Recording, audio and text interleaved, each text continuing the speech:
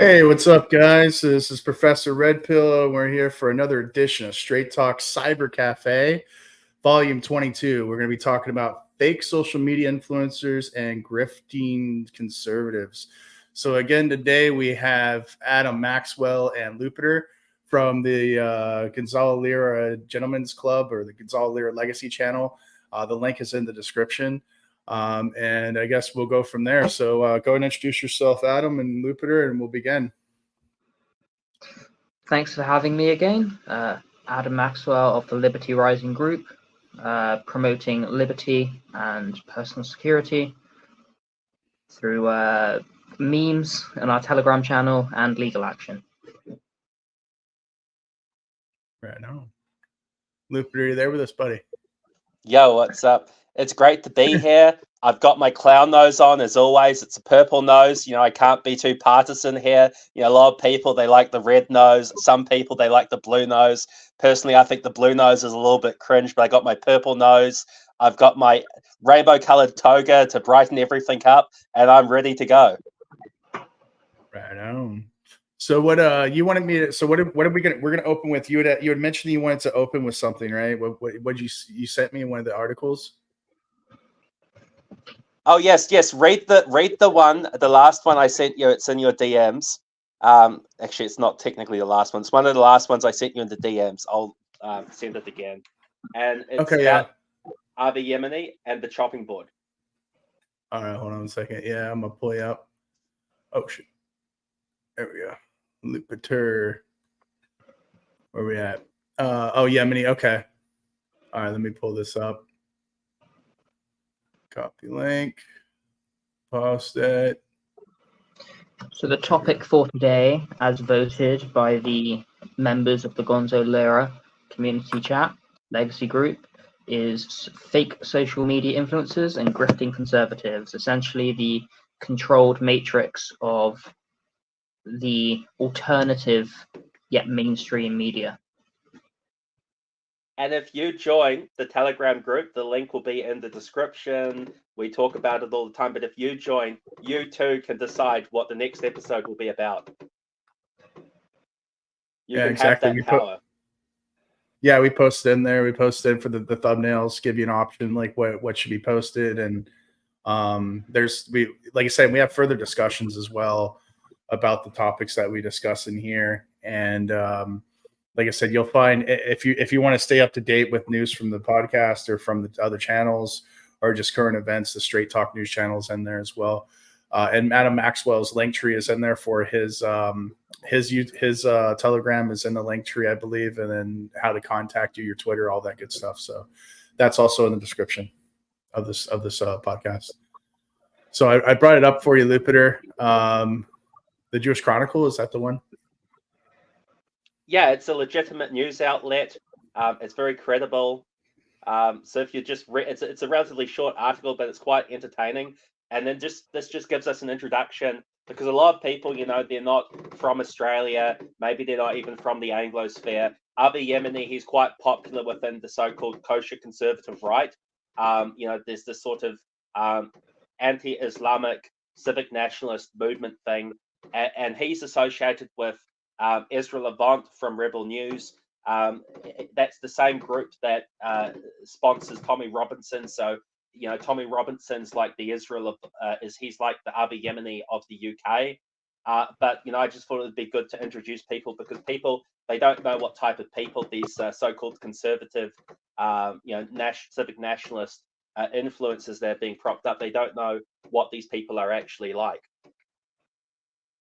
Yeah, that's true. Like I said, I mean, the thing is, if you follow a lot of these influencers, and regardless if they're moderate, if they're conservative, if they're liberal, you know, like Tim Pool, like Joe Rogan, whatever, you'll eventually kind of get their politics and kind of their interest in like what they're talking, you know, what their interests are eventually, because people often tell on themselves after you talk to them for a certain period of time. When you have people like me that are, you know, like legal educated and have worked in, you know, education and spheres that we deal with this type of sociology and sales and marketing, it's a lot easier to figure people out quicker than the average person. But yeah, it is what it is. So what was this? You want me to scroll down on this, Lupiter? On this Oh news yeah, article? it's a very, very short article. It'll only take like a minute to read. So if we could just read the article out. Yeah, okay. So who is this individual? This is this guy in the picture. This guy in the picture on the left, for those that aren't familiar, this is Tommy Robinson. This article is actually about Israel Levant, who's on the right of Tommy Robinson in the pink shirt with the grey overcoat. Avi Yemeni. Avi Yemeni, yes. Who worked for Ezra Levant of the Rebel Media. Yes, they both work for the same person. Rebel Media is a so-called dissident right-wing Jewish media outlet that's headquartered in Canada, and it's very big in Canada. And they have like correspondents, like they have a correspondent in the UK, and they have a correspondent in Australia, and these are their two correspondents that they have in each of these two countries. Right on. And they mainly do sort of so-called activist journalism, kind of like Vox, like how Vox News used to do, but they do it from like a kosher right perspective instead of like a kosher left Antifa perspective. Okay. Yeah, there's also there's Vox, and then there's another one I can't remember off the top of my head. They actually think they had a deal with HBO. I want to say it's that's also Canadian. I can't remember what that was, but that was who was that guy? He was also associated with the Proud Boys. Oh, Gavin McInnes. Gavin McInnes. Yeah, he was the co-founder of it. I'm blanking on what the outlet was called. Vice. And they got all their funding. Vice. They got all their funding from the Canadian government to start like basically a left-wing political magazine. Uh-huh. So I mean, this is how it works in Canada, guys. Like, if you believe in the free market, like it's not. There is no free market in Canada. No, of course not. I mean, the thing is too is Gavin Newsom. He apparently he created the Proud Boys, and McGinnis. I'm sorry, McGinnis. I'm sorry. I'm the California governor. I'm sorry. You obviously you would understand the pronunciation of the name, and yeah, I apologize, but yeah, I mean, the real question isn't how the name's pronounced. The real question is what type of beer he drinks. Yeah, exactly. Does he drink Guinness or does he drink? I think he does talk about that often, about beer and like that craft beers, and that he said that the beers in America are kind of crappy, and I don't know. He did talk about that one time. But anyway, the point that I'm getting to is that he co-created the Proud Boys. Is that right, Adam? I know he did. But anyway, he was the only Proud Boys like member, like top ranking member that didn't go to federal prison or wasn't indicted or investigated. And I thought that was kind of interesting. Yeah, he was even questioned. They didn't even bother him. I mean, he's good friends with Ben Chappelle too, right? That's what I believe. Like Ben Chappelle and him are really good. McGinnis or McKenna. What the hell? How do you pronounce his name? McInnes, but who's he friends with? He's friends with Ben Chappelle, Steven Crowder, Alex Jones, Ben Shapiro. Yeah, all of them. Ben Shapiro's friends with Steven Crowder. Who do you think? You're saying Ben Chappelle? No. No problem. I just Rebel Media. Rebel Media. He owns Rebel Media. Ezra Levant. Ezra Levant. It's a very Jewish name. I don't know. I mean, I'd have to go look at the early life history. I mean, you'd never know. Yeah, here he is. I'll share this tab instead. All right, so this guy, this is who I'm talking about. Rebel Media. McInnes. That's who I was talking about. Gavin McInnes. Do you think he was vaccinated? Because it says that he collapsed. Yeah, I possibly could, but the thing is he's really good friends with Ben Shapiro and Steven Crowder, and he was co-founder of Proud Boys, but he was never indicted, arrested, or ever investigated. Even after this, after the Charlottesville violence. I mean, isn't that funny? So all the other people involved in the Proud Boys and Proud Boy adjacent, and not necessarily Proud Boy adjacent, but like parallel or similar organizations. There's like the 3%ers. There's all sorts of like boomer bikie gangs and things like that. There's a whole. I'm not too familiar with the American conservative scene, but there's a whole group of organizations, not just the Proud Boys, and all of their leaders are now in prison on January 6th style charges, often without even having been to trial. Without even being charged in some cases. And these are prisons. These are like Soviet-style gulag prisoners. Some of these people, they had no blankets. They would not. Sometimes they would just not feed them. They'd be like, "We're not going to give you food this week." They were doing all sorts of stuff.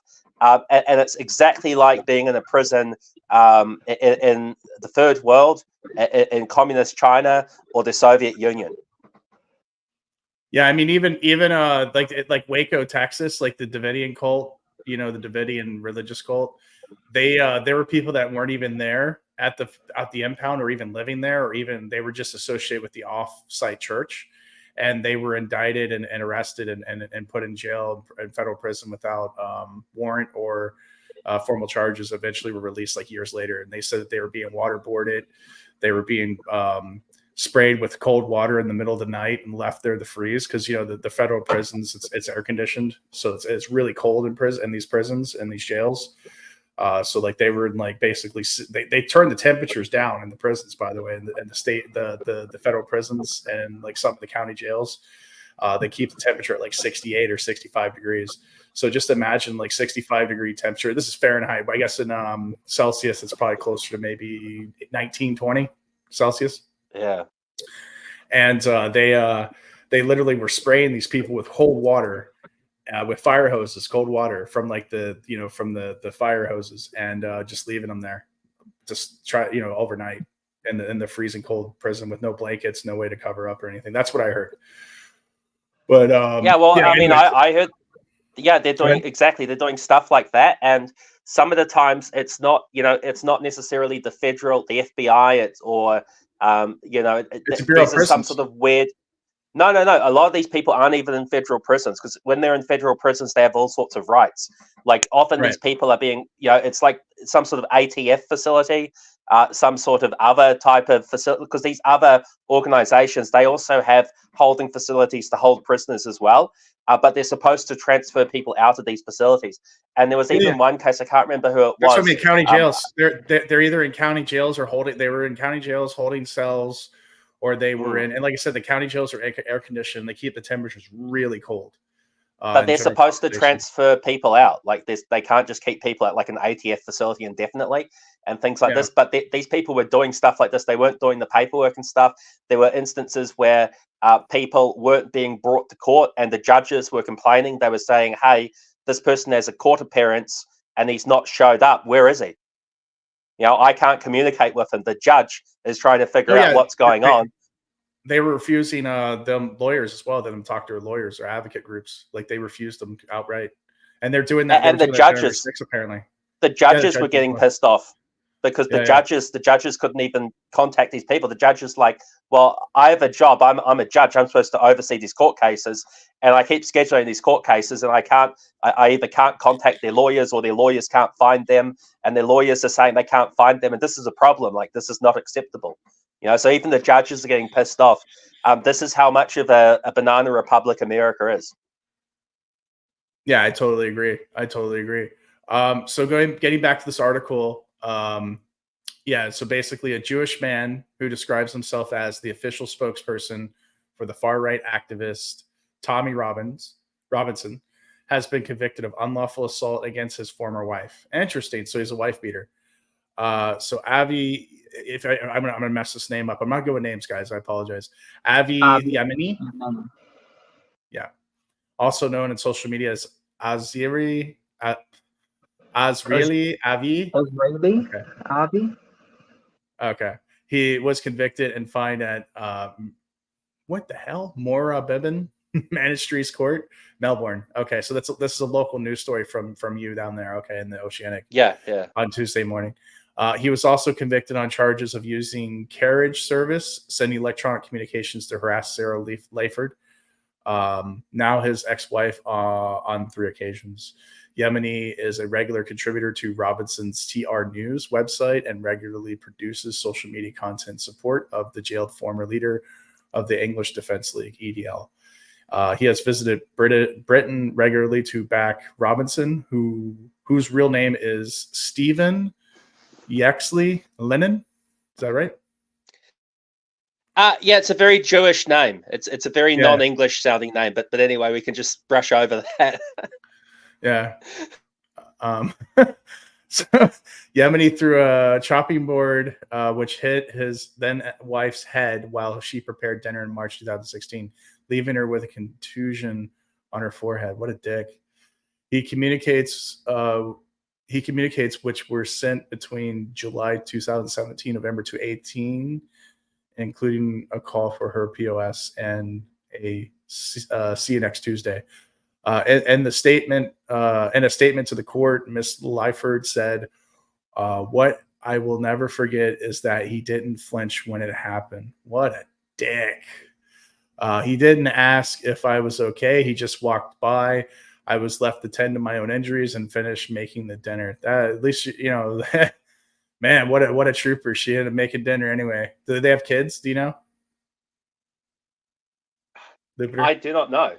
But Okay. I mean, we did kind of spoil the ending of this because it did say in the article, and I don't know if this is a surprise to anyone, but she did divorce him. So this is his ex-wife, and it's kind of hard to understand why she would leave such a great person like this. Yeah. He terrorized me. I can't imagine how it will be possible for me to have a relationship in the future. Wow. PTSD. What a dick.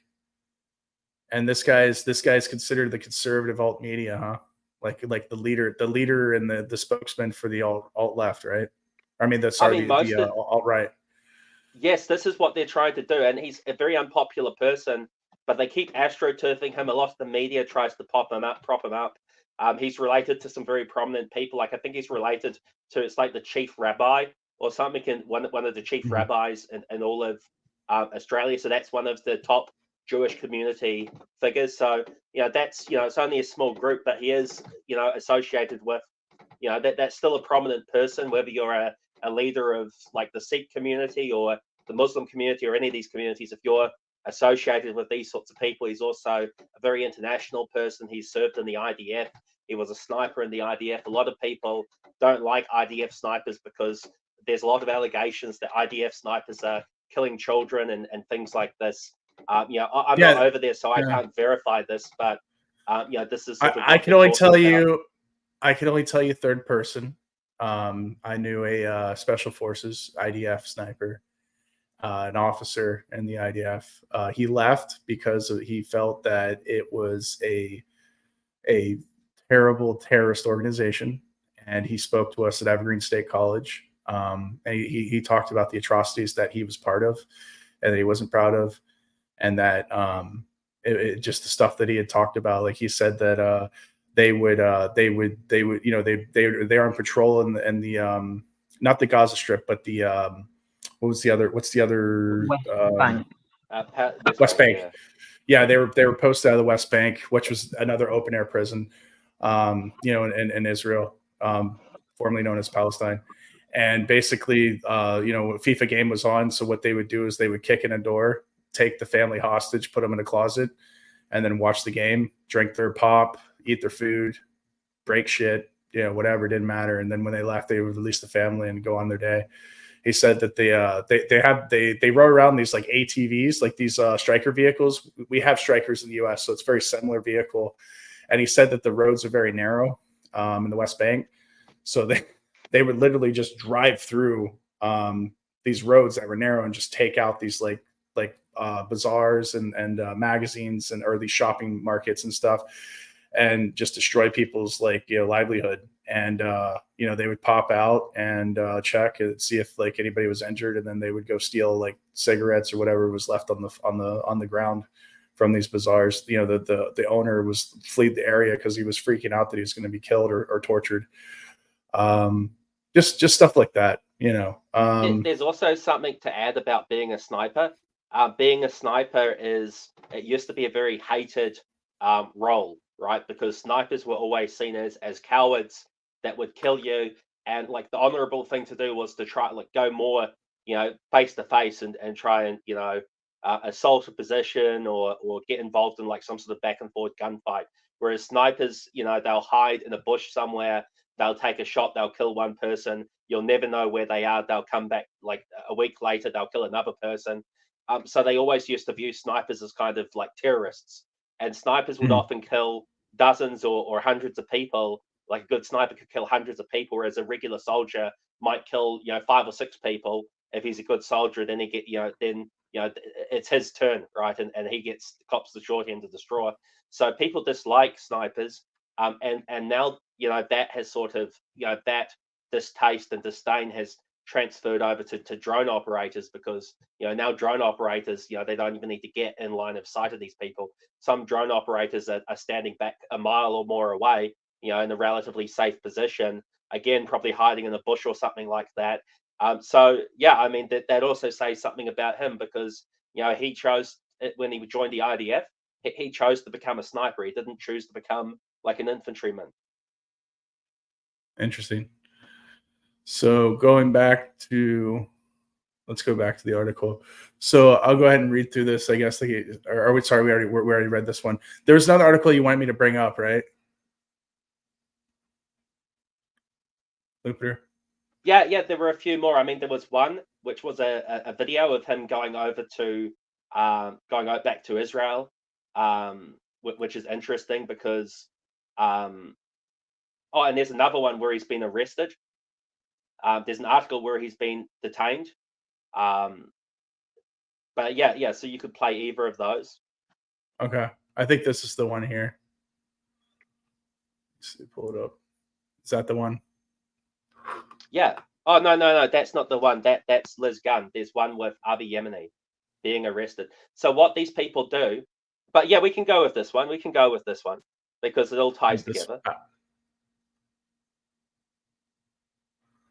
I got that one.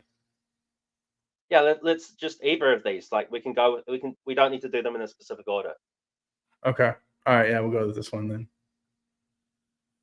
And we can just skim over what this article's about. Yeah, so this is the infamous far-right YouTube personality Avi Yemeni rants from police fan after being detained on Australian Day. Both cameramen had. I'm right now in the back of a police car. I've been arrested for what they allege is a breach of the peace. The breach was that I attended the so-called Invasion Day protest to report, to do my job. I came with my accredited the federal accreditation from the government. Both cameramen had the same accreditation by the federal government. We had 2 security guards who were here to protect us because last year they claimed they arrested me for my own protection. So, I heard you laughing. Well, I want to break that down because people are probably wondering, you're probably wondering, why am I laughing at this? I'm laughing at this because here's a guy who's gone up to a bunch of people that he disagrees with and to so-called document what's happening. He's confronting people and he has a bunch of thugs that he calls security. And now he's being accused of breaching the peace. Like, you see, I mean, I don't know, can anyone else put what's happening together here? Because it doesn't look good, does it? No, not at all. I guess we could put this one too. Play this video. It's the same one. I'm right now in the back of a police car. I've been arrested. It's the same one. Right. For what they allege. So he's yeah, exactly. So like he's basically just bullshitting, right, so to speak. Yeah. So he goes to an event with people who are there to fight. He says that they're there to fight because if he needs so-called protect, I mean, this is what he's saying. He's saying, I've got some people that are here to fight for me, and we're here to film it. We're here to film people fighting for me, if I need to protect myself. And so he's going up to people, putting himself in the position, by his own words, where he's going to need to fight, or people are going to need to fight. And then he's saying it's bullshit that he's being arrested for breaching the peace. Now, they don't just come and arrest you for breaching the peace. They say, hey, what are you doing? Why are you confronting these people? You can't be here.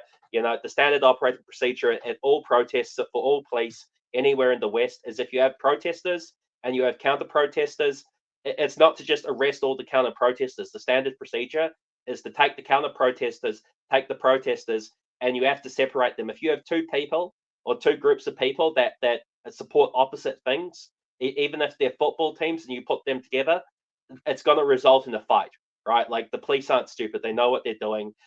Everyone knows what they're doing. Like, this is, you know,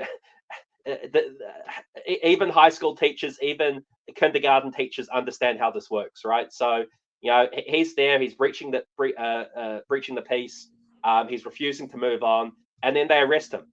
And these people do this because, like, at the end of the day, if you get arrested for breach of peace, like, I'm not a judge, I'm not a lawyer, I don't know, like, fully all the details, but at the end of the day, if you're arrested for something like breaching the peace, trespass, parking infringements, a lot of these things are just fines. You know, maybe it's like a day in prison or something like that. So what a lot of these influencers do, and this is why I want to cover, particularly people associated with Ezra Levant and Rebel News, but a lot of these so-called dissident, alt-right and civic nationalist, anti-Islamic people do, is they get themselves arrested, because once they're arrested for something, it doesn't matter what it is, but if they're arrested for something, even if it's just a $50 fine, then they can turn around to the audience. They can say, I'm being arrested, I'm being victimized, I'm being targeted for standing up, I'm an actual dissident. And this is how you know I'm a dissident, because I've been arrested, I'm the real thing. This other guy, he's not the real thing, he hasn't been arrested. Everyone does this, even Aussie Cossack does this. I'm just going to say something. Yeah, you say they don't just arrest you for, and then cited kind of general assumptions about protesters and counter-protesters. This is a personality. He has an elevated profile, and he faces targeted persecution or other acts by the state. No, he doesn't. If I was to go and do the same thing, let's say I turned up with a film camera, with 2 film crew, and 3 people that were for my security, and then I was confronting people I disagreed with at a protest, which is likely to create some sort of physical altercation. It's likely to disturb the peace. Was there a physical altercation? And then the police asked the police. Well, no, that's why they arrested him, to prevent that. But this is what the police do. This is how British law works. Like, I'm just explaining how it works. Is that when you have protests, the police's job is to keep the peace. You see what I'm saying? So what you want to do? Okay, well, you can disagree from a philosophical perspective, but I'm just telling you from a practical perspective what I they disagree do. philosophically, but I disagree empirically. I don't find that the British common law, Commonwealth law system just keeps peace. I find that it just maintains. I mean, I don't like the British common law system either. Like, I'm not arguing for that. I'm just saying this is what they do at protests. That you can't have if you have 2 groups of people meet and mingle that hate each other.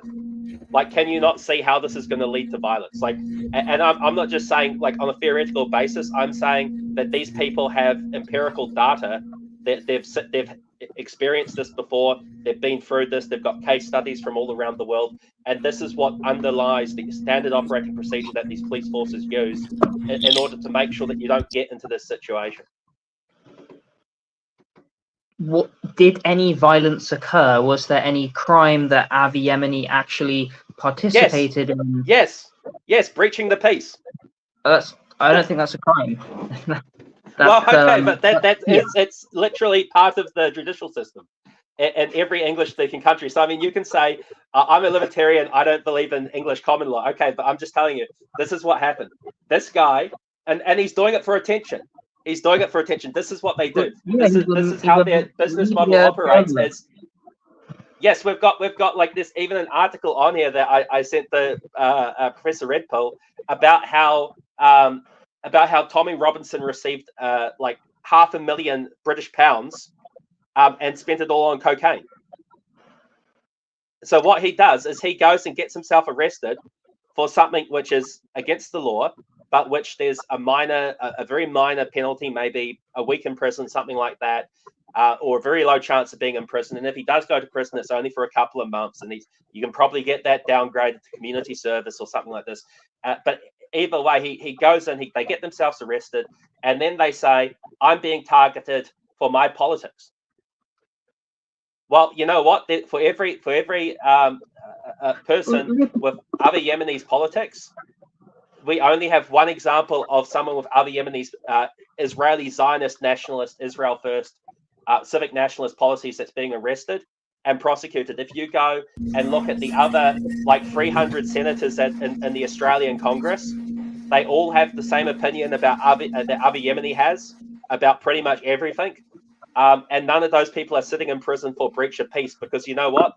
In order to be charged for breach of peace, you have to go down to a protest with a bunch of people who are there to fight, and then tell the police that we're here to fight protesters, and these are my protection, and I'm going to film it. And when you tell them that, they're going to arrest you for breach of peace. So my understanding of US breach of peace from a quick AI Google search is that you have to, the defendant's conduct was disorderly and disturbing to others. The conduct was intentional or reckless, and it caused or threatened to cause harm to individuals or property. What you're describing there, I don't think meets those. Okay, well, it sounds like he went. That's your opinion, but we also have the police. And the police have a different opinion than you. And so at the end of the day, it's not really up to you. You see what I'm saying? Because the police are there to enforce these rules. Can you, Lupiter, can you send me that article about the cocaine arrest or whatever, the money? Send that to me again. See if I can find it. The opinion of the police is the opinion of literal scum. So I don't care the opinion of the police, because what they'll do is they will take everything and anything and use it in the worst means possible whatsoever in order to achieve their objectives. Tommy Robinson was arrested maybe November for the March on the Cenotaph. In whatever the day was, he was pepper sprayed, put into a van for turning up, being peaceful, giving a speech. He did nothing. He was arrested for breach of the peace. He was pepper sprayed and put in the back of the van. I don't think he did anything wrong. Now, I agree. You can think he did nothing wrong, but that's your view of the legal system. I'm just saying what happened. Well, Lupita, I was attacked by the police on a political matter because it was more communism, marked on an ideological reasoning, where they said, well, we just want Adam to be disappeared. And they went and they made shit up and they justified whatever they wanted. I said, there's no evidence for this, but we're going to do it anyway. They put the pepper spray up to me. I'm like, please don't. I got tackled. I got roughed up. I got thrown in the back of a van. And when Tommy did the video saying, oh, fuck, I've been pepper sprayed, that I went, I was there 3 years ago. That happened to me. So, it's not just, it's just my opinion on this. I don't think Tommy did anything wrong. Maybe Avi's done something wrong in this example. Oh, he did lots of things wrong. We can go through all the things wrong he did. He's on cocaine. He's a cocaine user. He's barely functional. Are you talking about Avi or Robinson? You said Tommy Robinson. You said I don't think Tommy Robinson. Maybe you meant to say Avi Yemeni, but no. I said I don't think that Tommy Robinson on that day in question. I think November 11th of 2023. I don't think he did anything wrong. I thought you were talking about Avi Yemeni. And I don't think I don't know this example, but what you're describing about that day, that video we watched of Avi Yemeni, it doesn't sound like he did anything wrong. Well, okay. So at the end of the day, so what these people do, this is their business model.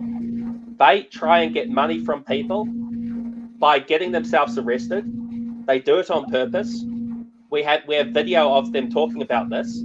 I can't remember the name of this person, but it was this conservative person from Canada that got fired. She leaked the videos.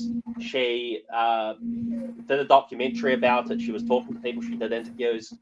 But what these people do is they get all of their money from donation campaigns for legal fees. This is what they do. This is the Israel Levant Rebel News business model. They don't actually get much money from subscribers or from live streaming or from donations or anything like that. What they do is they put people, they do this deliberately. So you can say, okay, I disagree with it, but when he went there to get arrested, he knew what he was doing, okay? When the police arrested him, they knew what they were doing. Like, you can say, oh, I don't like this law. Okay, I don't care. I mean, I don't need to like the law either. But whether or not we like the law, it doesn't matter, right? Because what's happening here is he knows what's happening. He knows what he's doing. When he's doing this, he's doing it on purpose. And they're doing it to get attention. They're doing it to get validity, to get sympathy, and then put themselves in a position. Then they talk it up and they say, I'm being targeted, I'm being persecuted, I need money because I'm fighting for this, I'm fighting for that. And oftentimes they'll say it's because of this, it's because of that. And it's not because of this, it's not because of that, it's because they did trespassing. It's because Aussie Cossack went through Melbourne waving a gun, through Melbourne or Sydney or wherever he was, waving a toy gun that looks exactly like a real gun, yelling at people from the side of his car with like Russian gangster mobster flags on his car, yelling at people in like Russian. He got arrested. He knew he'd be arrested. He knew he'd be charged. And then he went and cried to his public about how he's being persecuted for his political opinions. Now, it doesn't matter what political opinions you have. If you go through any of these cities in Australia, yelling at people in a foreign language with foreign flags on your car, waving a very accurate looking toy gun at them, you're going to be arrested. It doesn't matter what your political opinions are. If you go to a protest with people there to fight and you confront people, you're going to be arrested. It doesn't matter whether or not you support the law or not, you support these rules or not.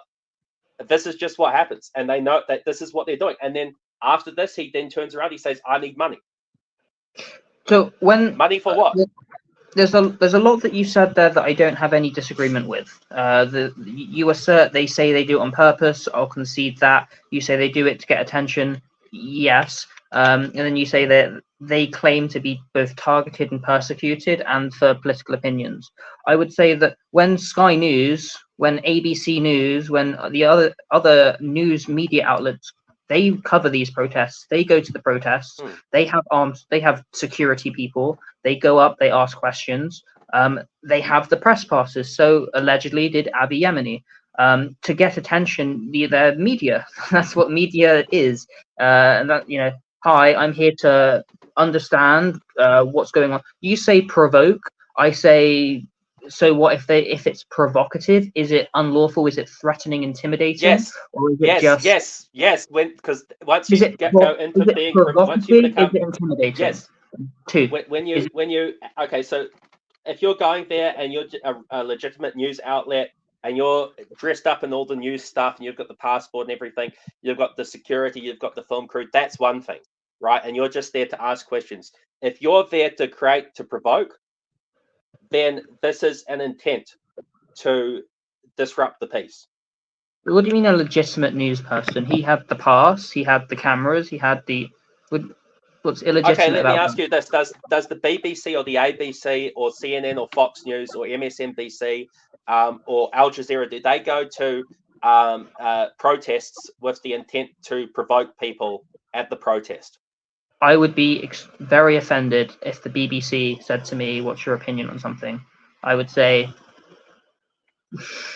some very unkind things. Yeah, forget about how you personally feel about the BBC, because that's, you know, that's a very personal relationship between you and the BBC. How about what the BBC's intention is? Because of course I could go somewhere as a legitimate news person. The intention is to get attention and report on things, and one may say if we have objective journalists to kind of understand what's going on or get the scoop, but we don't have like these establishment mainstream media. They are just there to spin a story and paint people in bad lights that aren't necessarily accurate. So I would argue that is provocative and not good. They're running some sort of disinformation campaign that is outside of the scope of disorderly conduct, right? We're talking about some sort of like civil or statutory offence where you're breaching the peace, right? Or you're doing something that's likely to breach the peace. So look, the way you're arguing makes it sound like it's unless you are part of the crowd, like you can't go to you can't go and ask questions to people who I'm not saying that at all. The BBC can go down there and they can ask them whatever they want, right? But if you go down, if the BBC was to go down, if the BBC was to go down there with the intention to provoke the audience, to provoke the protesters there, then that would be evidence of an intent to disrupt the peace. So listen, that's the issue. The issue isn't that they got a press pass and they're there to cover the event. The issue is that they went down there to provoke people so that they could get arrested for breach of peace, so they could raise funds by saying that they were dissidents who were being persecuted. So the BBC doesn't do that because the BBC is a legitimate business. They don't need to get arrested and run donation campaigns to fund their organisation. The BBC gets money from theft. Yes, through organised theft. It's funded by generous donations from the British taxpayer who choose to buy a TV license. It sounds like more of a grift, but again, I don't know what Avi Yemeni did at this event. I'm not running apologetics for him. I'm just saying, in principle, it doesn't, like, you haven't convinced. Like, maybe you see the footage and he says, "Hey, what's up? Fucking idiots! You're wrong. I'm right." Why don't, with all these guys that got up in their face and say, "What are you doing here?" Like, maybe he is intimidating people, through coercive. Well, I think again, I'm not like a super lawyer or anything like that, but I think it mainly comes down to intent. And that's the issue they have, is the idea that he's there to breach the peace. Issue is, and this is based on this will be based on what he said, what he was doing while he was there, and his past record. This is my understanding.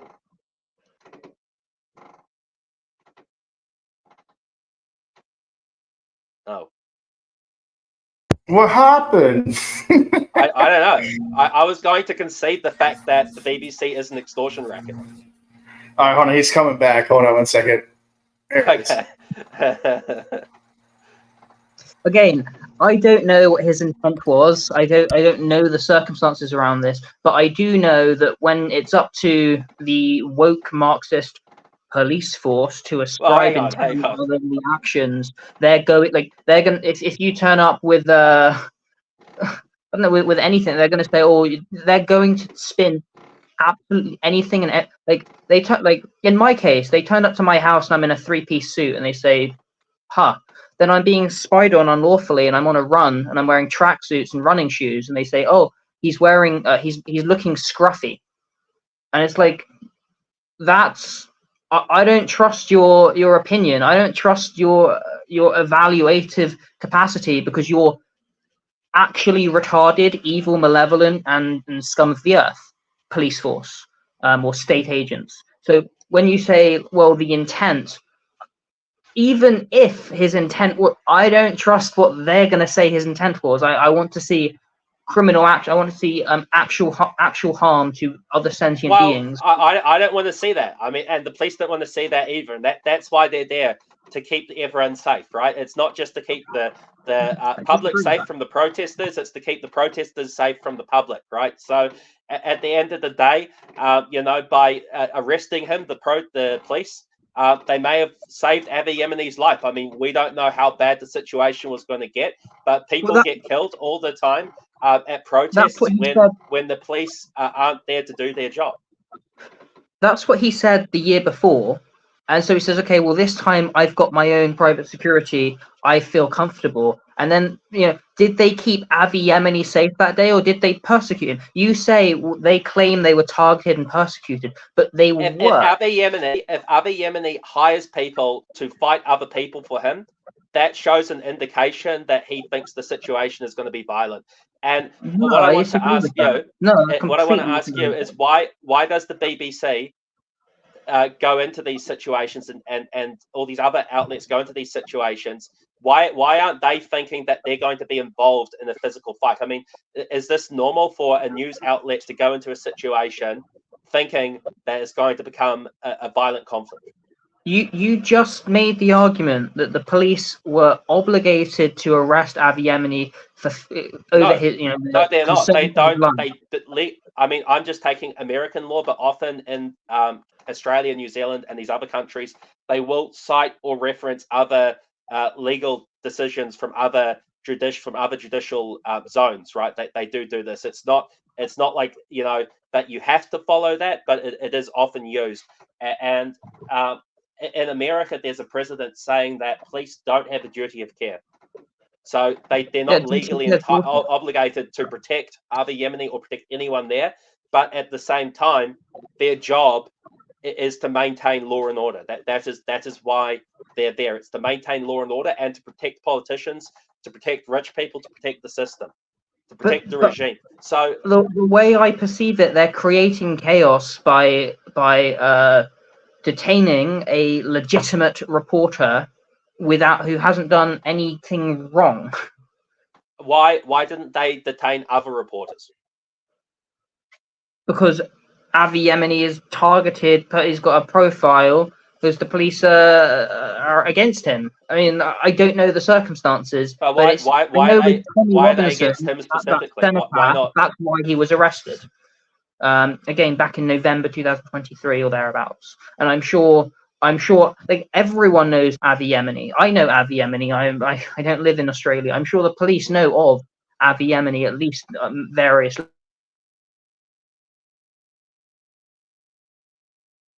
I think we've lost him. Goes and does these things. It could be that that's targeting. Like they're not treating him the same as you because you're not Avi Yemeni. Well, no, but I'm not going to a protest with security to fight people. And then telling police, no, it doesn't matter. It doesn't matter if I don't need your protection because I've hired people myself. It's like, okay, wait, so you're planning on a lot of it comes down to what your intent is. I carry weapons with me every day. Every day I have 2 or 3 weapons anytime I leave the house.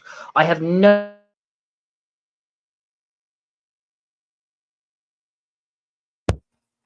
Adam, go ahead and shut your camera off, dude, because you might have bandwidth issues there. Yeah. Sorry. I'm going to see if my Wi-Fi is working again. This is the problem, guys, with living in developing economies sometimes. Like, the internet sucks. It's not like, I live in America and, my internet is really great, unfortunately, But sometimes. I'm supposed to have the best internet in the country, but I don't. Maybe you don't have the best Wi-Fi. My Wi-Fi just before we started stopped working, so I had to restart it, and then I had to go on my hotspot, and I'm back on the Wi-Fi now. So hopefully that's fixed my connection. Is it also like a concrete house, with concrete walls or metal in the walls? Yeah, but they set me up like a router outside on the windowsill, and I'm supposed to get satellite, whatever. So. Oh well. Yeah, I don't know if what I said there at the end was captured. I hope so. But if it let me know. We also have. We've got 3 hours, man. We got 4 hours of podcast to go, man. So go ahead and repeat it. It's fine. No, I forgot what I said. we also have some articles about Tommy Robinson. See if I can find. I thought I he was misusing his money. I'd be happy to move on to the next topic if we're also going to be talking about Steven Crowder being a homosexual and Jordan Peterson's daughter possibly becoming a cam whore with Andrew Tate, but that's to come. Okay, I relinked the article about Tommy Robinson. I sent it to your DMs.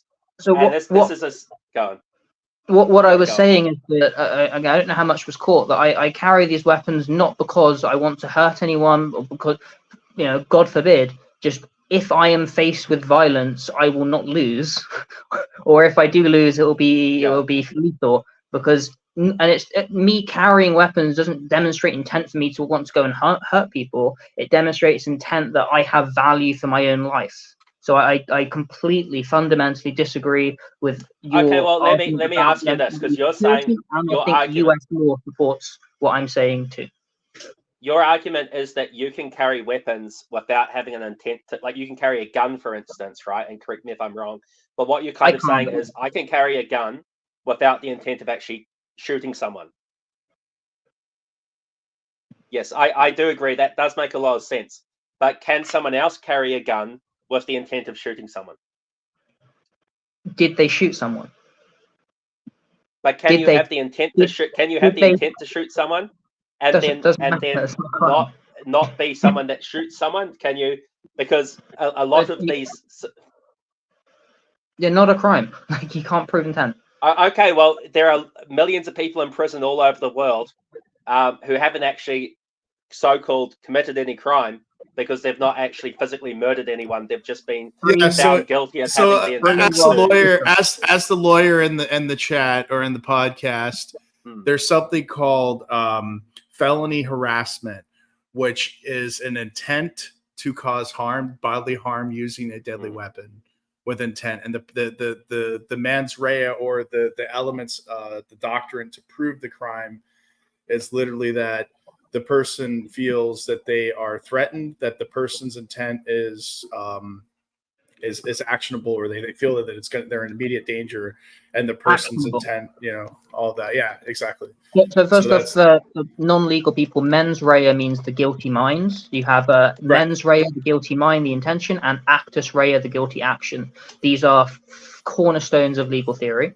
And when you have assault charges, for example, if the victim has a reasonable feeling of apprehension of possible harm, that is a crime, because that is that's felony harassment. In the United States, it's called felony harassment. I don't know what it is in the UK or overseas. It might be a different element. It's assault in the UK. Oh, okay. Right. Yeah. So what if we read? But this is based on Albert versus Lavin and Paddington versus Bates, 1961 and 1981, in New South Wales.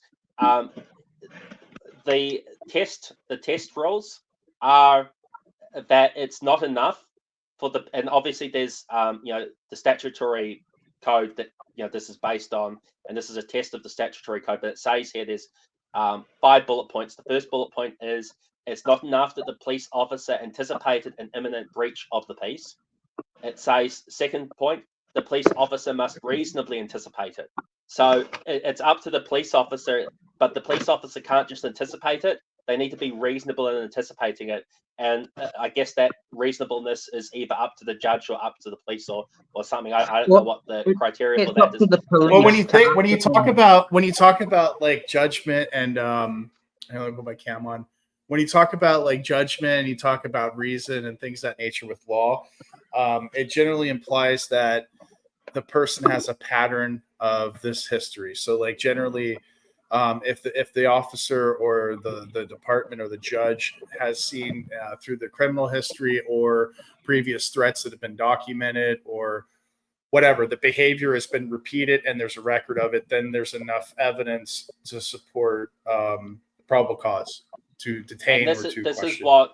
This is what Rebel News does. This is the type of journalism they do. They do a lot of confrontational journalism. Now, I'm not saying gotcha journalism, basically, is what they call it. That's like Alex Jones. Yeah, he does kind of gotcha stuff. Yeah. Do you have like it's like called 60 Minutes or something like that, where they confront people? Right. They do that sometimes. Except there's a political. It's a political thing. Right. It's basically what it is it's like a tabloid type journalism. It's garbage journalism. I don't believe in it. I believe in like Gonzalo Lira, like his type of journalism, where it's more he's what they call gonzo journalism, which was first implemented by I forget his name. I'm really sorry, guys, but he did Fear and Loathing in Las Vegas. He wrote that, and he Shackleton. I think so, yeah. he was very heavily influenced in the hippie era and Nixon, and he put himself in the news. So he went and he hung out with the hippies. He talked about Nixon as, you know, like this opposition force, and they didn't like him. And we know about the Nixon issue with the Watergate, and they actually did a really good recent short mini series on it with like the people that were involved in that and how they like hated hippies and all. It was interesting, but yeah, basically gonzo journalism. So like you put yourself within the news itself, and you actually become part of the news story, which I think is a very interesting form of journalism. And that's what you're starting to see in social media today, is those type of journalists. Go ahead, sorry, brother. It's not Shackleton. He was the explorer to Antarctica. It was Hunter S. Thompson.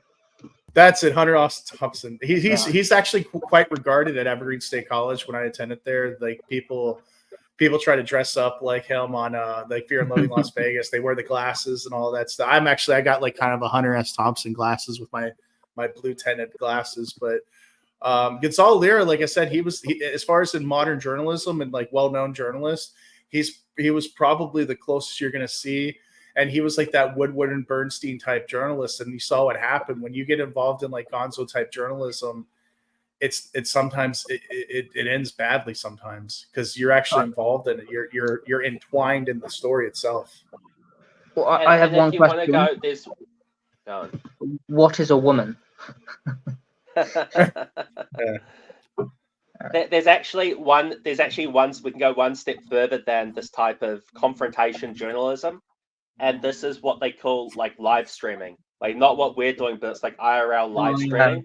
And that's American. That's what I was saying with that's the gonzo journalism. It's a difference. It's like gonzo journalism, but it's kind of it's a step back. It's not as like, you know, effective, because gonzo journalism requires you to actually be in the story and working with the people that are involved, kind of like going and, you know, I think Thompson actually, he joined the Hells Angels, or he joined a biker gang, and he was reporting on them or something, and then like a lot of stuff, man. This guy was freaking crazy. He lived the dream, man. IRL streaming is kind of like a combination of WWF and Jackass, and there's a bunch of other Jackass type, you know, TV/movie type things, and that's what it is, and it's everyone. It's just average normal people doing it for attention, for, you know, 5 seconds of fame. Yeah, I think it's among one of the worst cultural outputs of modern America. Yeah, and Rebel News is like one step removed from this. So I mean, I don't even know how they got a press pass. I think that's, you know, I don't think that was appropriate. But anyway, I'll just read the last 3 points of this, and then we can move on to the Tommy Robinson or misusing the funds or something else. But yeah, it just says there must be a real or remote possibility of an imminent breach of peace. And again, this isn't up to the person being accused of this. This is up to, I don't know who this is up to. It's probably up to the police. It's probably up to the interpretation of the officer. There'll be like a test case for this specific part of the test. Maybe it's up to the judge. No, it's up to the police. It's up to the police, and then the state, the judge, everyone will support them no matter what. Okay, so that's how the legal system works. So then it says the restraining may continue as long as it is necessary to prevent the imminent breach of peace, but the citizen must then be released or arrested. And then it says the force used to restrain the citizen must only be such as is reasonable. So what happens a lot of the time is that they will try and move you on, and they'll say, you'll say, well, this is bullshit. Why am I being moved on? And they'll say, well, in my professional opinion, as a policeman with so many years of training, and based on the New South Wales like code of whatever for policing, and based on our like research and stuff, the type of behavior that you're engaging in is likely to lead to like reasonably based on like reasonable assumptions to an imminent disruption of the peace. And this is going to cause disorderly behavior. So you have to move on. If they don't move on, then they say, well, if you don't move on, we have to arrest you. And if you don't comply, then they arrest you for maybe not even that. They'll also arrest you for resisting arrest. And then you'll get like a resisting arrest charge. and then they'll say I'm being persecuted, and it's like, well, but anyway, we can move on. There's the whole Tommy Robinson, because this is relevant too. Tommy Robinson collecting donations. I've got them. I've got an article that you recently sent me on Tommy Robinson's misuse of donations. I don't know if that's the one you want me to go to or not. Yes, please read that one. Okay, hold on 1 second. All right, so Tommy Robinson misuse donations from the far right. Supporters claim former allies. Wow, so he basically threw his donors and his followers under the bus, basically, right? Yes. Basically, he would get into situations where he would have to move on because it would be a breach of the peace because of his disorder, or he would be doing disorderly conduct. And it's very easy to do disorderly conduct. Like, you can just act in an obnoxious way and then get a disorderly conduct charge. So then if you resist arrest, then you get another charge. And then you basically then also get charged for trespassing because you're told to leave. So I mean, these are how you stack all these charges up. And then he's like, look at me, all of a sudden I've got 15 different charges going, because he goes out to 3 or 4 places. He gets 5 charges in each of these places. And all of these charges are a $50 fine here, or a $200 fine for trespass. You know what I mean? And you add all these up. And then he's like, look, I'm being, I'm trying to fight the child molesters. I'm trying to fight the female rapers and all this stuff. And donate to me to stop females being raped, and the government's evil and stuff. And it's if you actually look into it. But yeah, anyway, if you want to read this article.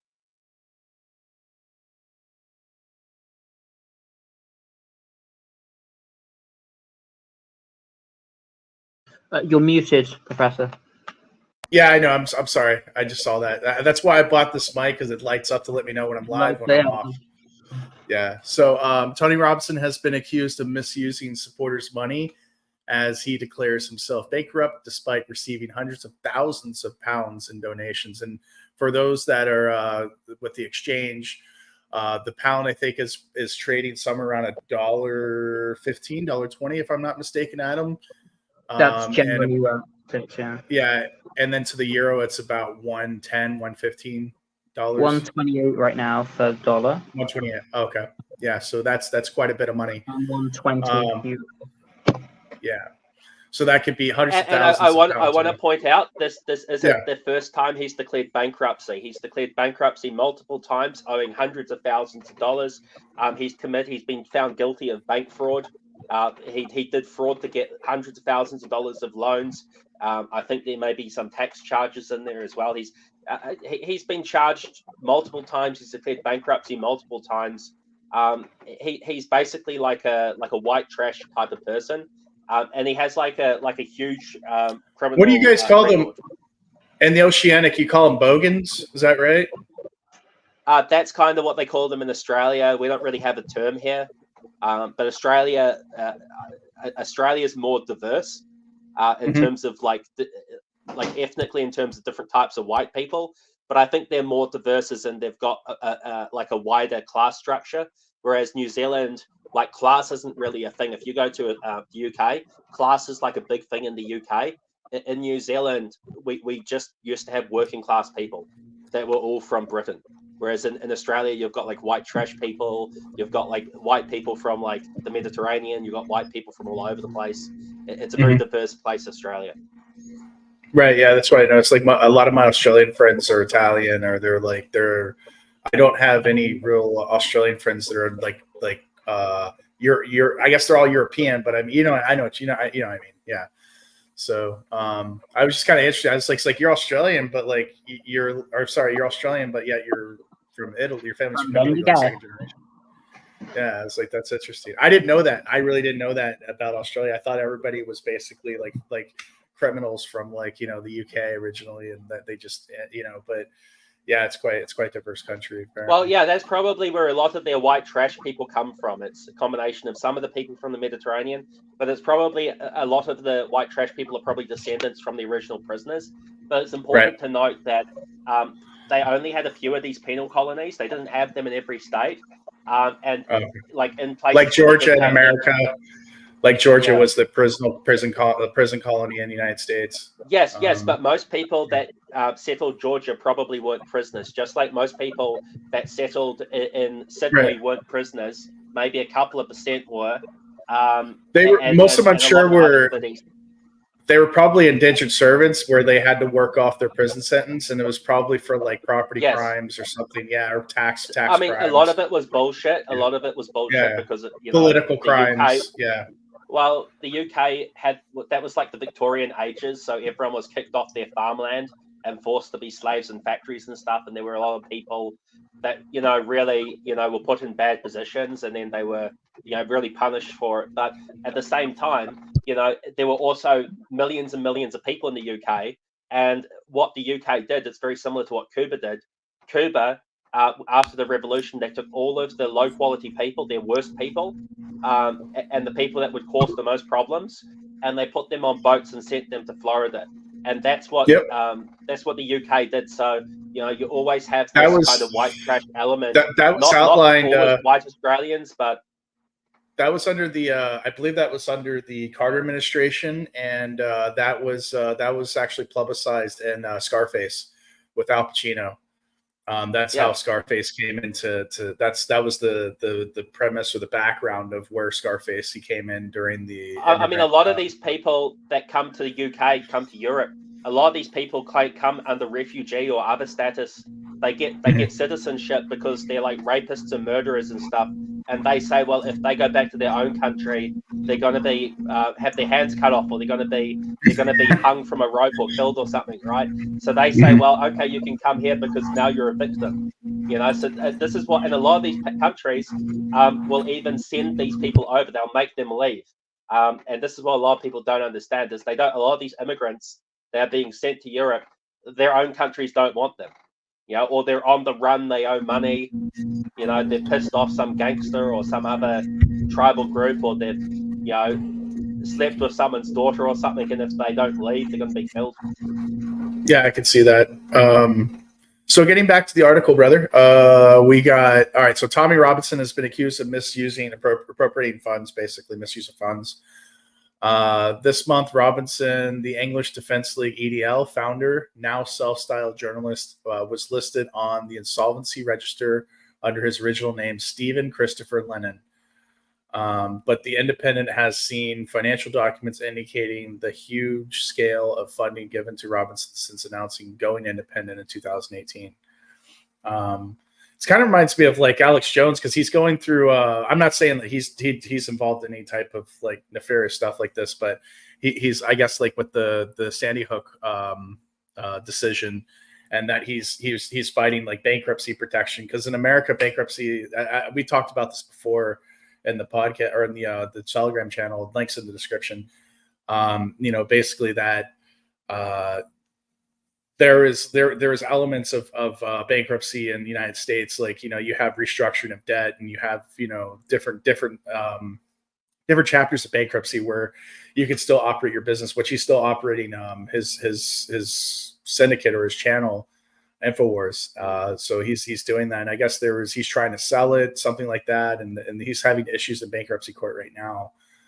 But yeah, I mean, it's interesting. Like that's generally how if you're someone that either the government or mainstream media or you piss somebody off, that's one way that they're going to get you is financially, like they did with Trump, like they did with Alex Jones. If they can't do it through that, they'll do smear campaigns, and if that doesn't work, then they'll go through the courts, like they did with what's his name, Julian Assange. You know what I mean? And like I said, I don't want to bring him. Go ahead. That's a bit different because with Alex Jones, he's not doing this confrontational street journalism. He's just covering the news. Now, when they got him on some sort of speech offense, for libel or something like this, for hurting people's feelings by saying that the Sandy Hook thing didn't happen, and all sorts of things like this. This is how they're getting these people.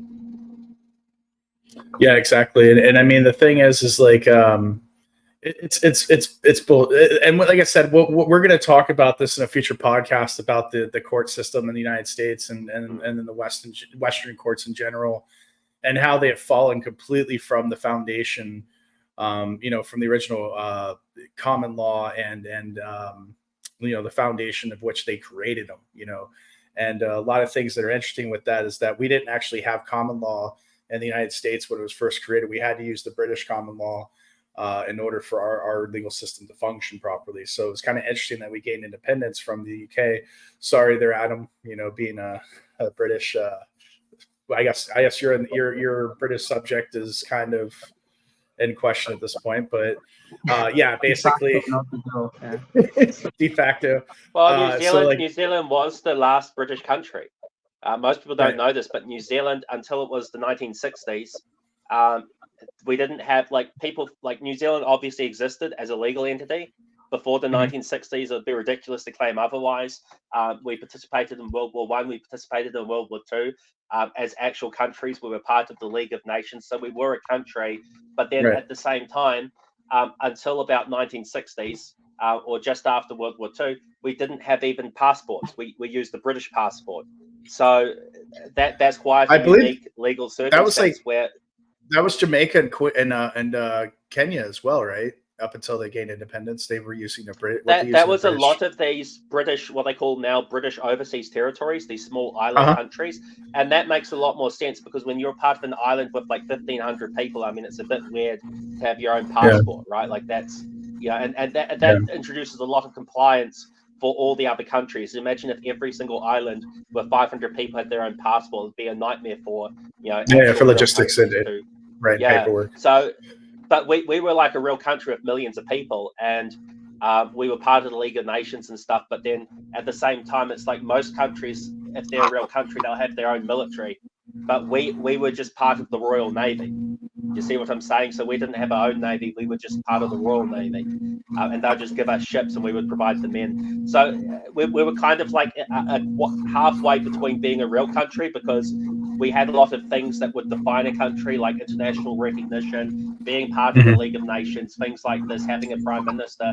But at the same time, there were a lot of things we didn't have, like we had British passports. We served in the British Army and the British Navy and things like this. And it was only when the EU, when the UK joined the EU, that we were forced to be an independent country. But we were the last European country, last country, I think, maybe Canada. I don't know if Canada ratified after us, but I think we were the last country to ratify independence because the UK passed a law. It was called something like the Statute of Westminster or something like that, and it gave independence to all of the British dominions and said that British laws are no longer laws and British judicial settlements are no longer judicial settlements in these countries. But in order for it to be legally binding, you had to ratify it, and New Zealand was the last country to ratify it. Interesting. I mean, it is what it is. It's just interesting with the crown, because like I said, there was what a lot of people don't realize. Like in America, we have no clue about what British politics and history. A lot of times, even our own history for that matter, you can see that from the RNC, how it was like idiocracy with President Camacho coming out to cheer everybody on. So they don't even know what conservatism is, do they? No, we'll get into that too. We're going to get into that too later in the podcast. But basically the British crown under Queen Elizabeth, is there former now it's King Charles. King Charles. So Queen Elizabeth, she lost all the territories under her reign.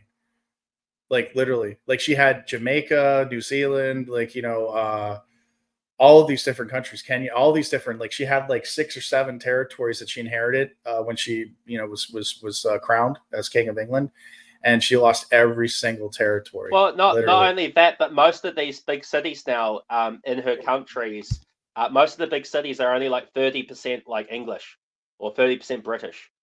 Like most of the big cities in Canada, they're 30% British. The big cities in Australia, they're 30% British. So even cities even London, London is maybe 20% British or something. Yeah, London, Manchester, Birmingham, less than 30% for sure. So I mean, objectively, at least we're not all I can say. Look, at least we don't speak German, and hopefully soon we won't even speak a Germanic language. We'll just speak some combination of Arabic and Indian and Chinese. Oh, wow. Yeah, this is true. Yeah, yeah, that makes sense. That's like in America, we don't speak English anymore.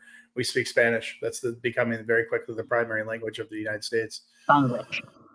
Spanglish, yeah. Well, they don't even speak Spanglish. They were speaking Spanglish like the natives, the Puerto Ricans who are U.S. They're U.S.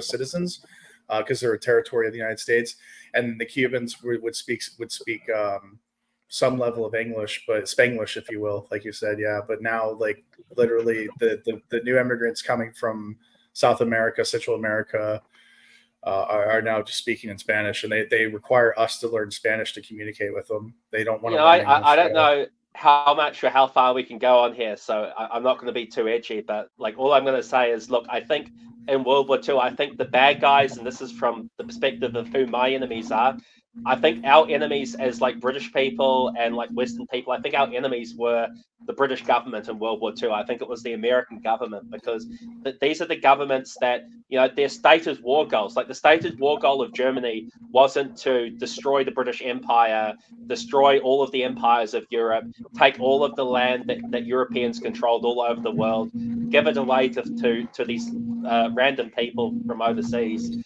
and then like replace everyone in every like European city with like woke DEI people, like have like pride parades on every street, like, you know, paint over all of the street crossings with rainbow flags. Like that was never like, I don't know anywhere, I've never seen any propaganda that says that was the German war goal, but you know, it certainly seems to be the public policy of the West and the collective West for the last, like, you know, ever since, like, you know, basically the end of World War One, and that was, you know, and I don't think as a Westerner or as a British person that losing all of our international territory, losing all of our international investments, losing all of our territory within our own country, having all of our industry shipped over to the third world because, you know, we need to help them out. Like I don't think that's certainly not in my interest, and I don't think that's a positive thing. I think that's worse than any sort of peace agreement. I don't think we would have even had a peace agreement as bad as that if we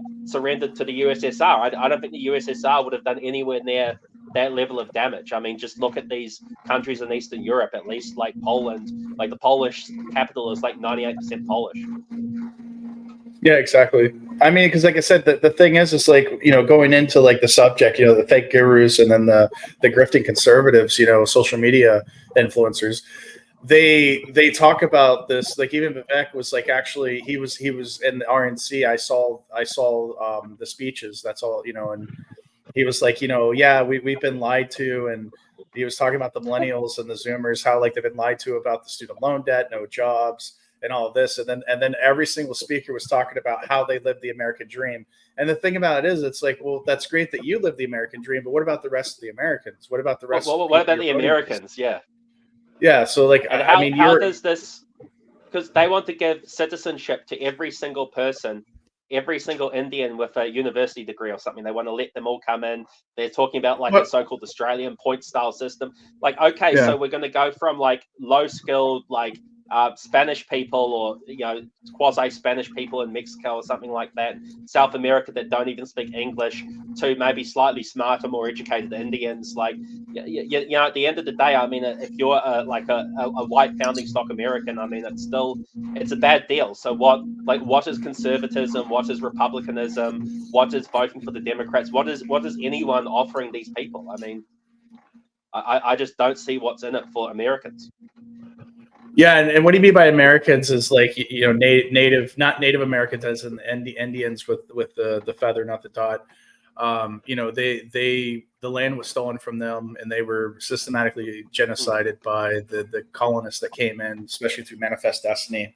And then we took the Mexicans' land, we took the French's land, we took, you know, anybody that was colonized here, and the Dutch. British.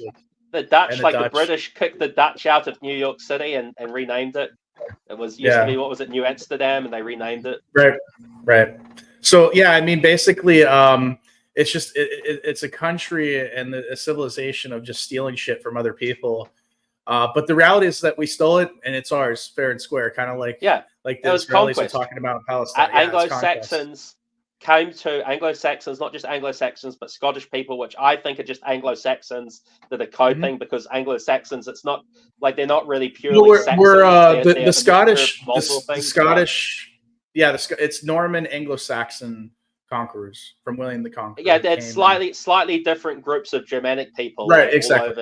all over England and Scotland, that all used to speak the same language, like with the exception of the Normans, like 500 years ago, they all used to speak some random dialectic of German, and like most people don't know that. But yeah, these people came to America and they kicked everyone else out. They killed a lot of people. They took the land. The people that are coming in today, I mean, I wish that they were coming in and they were like, okay, we're going to fight you. And they're going to fight us fairly for the land, because then we would. They did. I mean, the Native Americans, they did fight. They fought. You look and they at lost.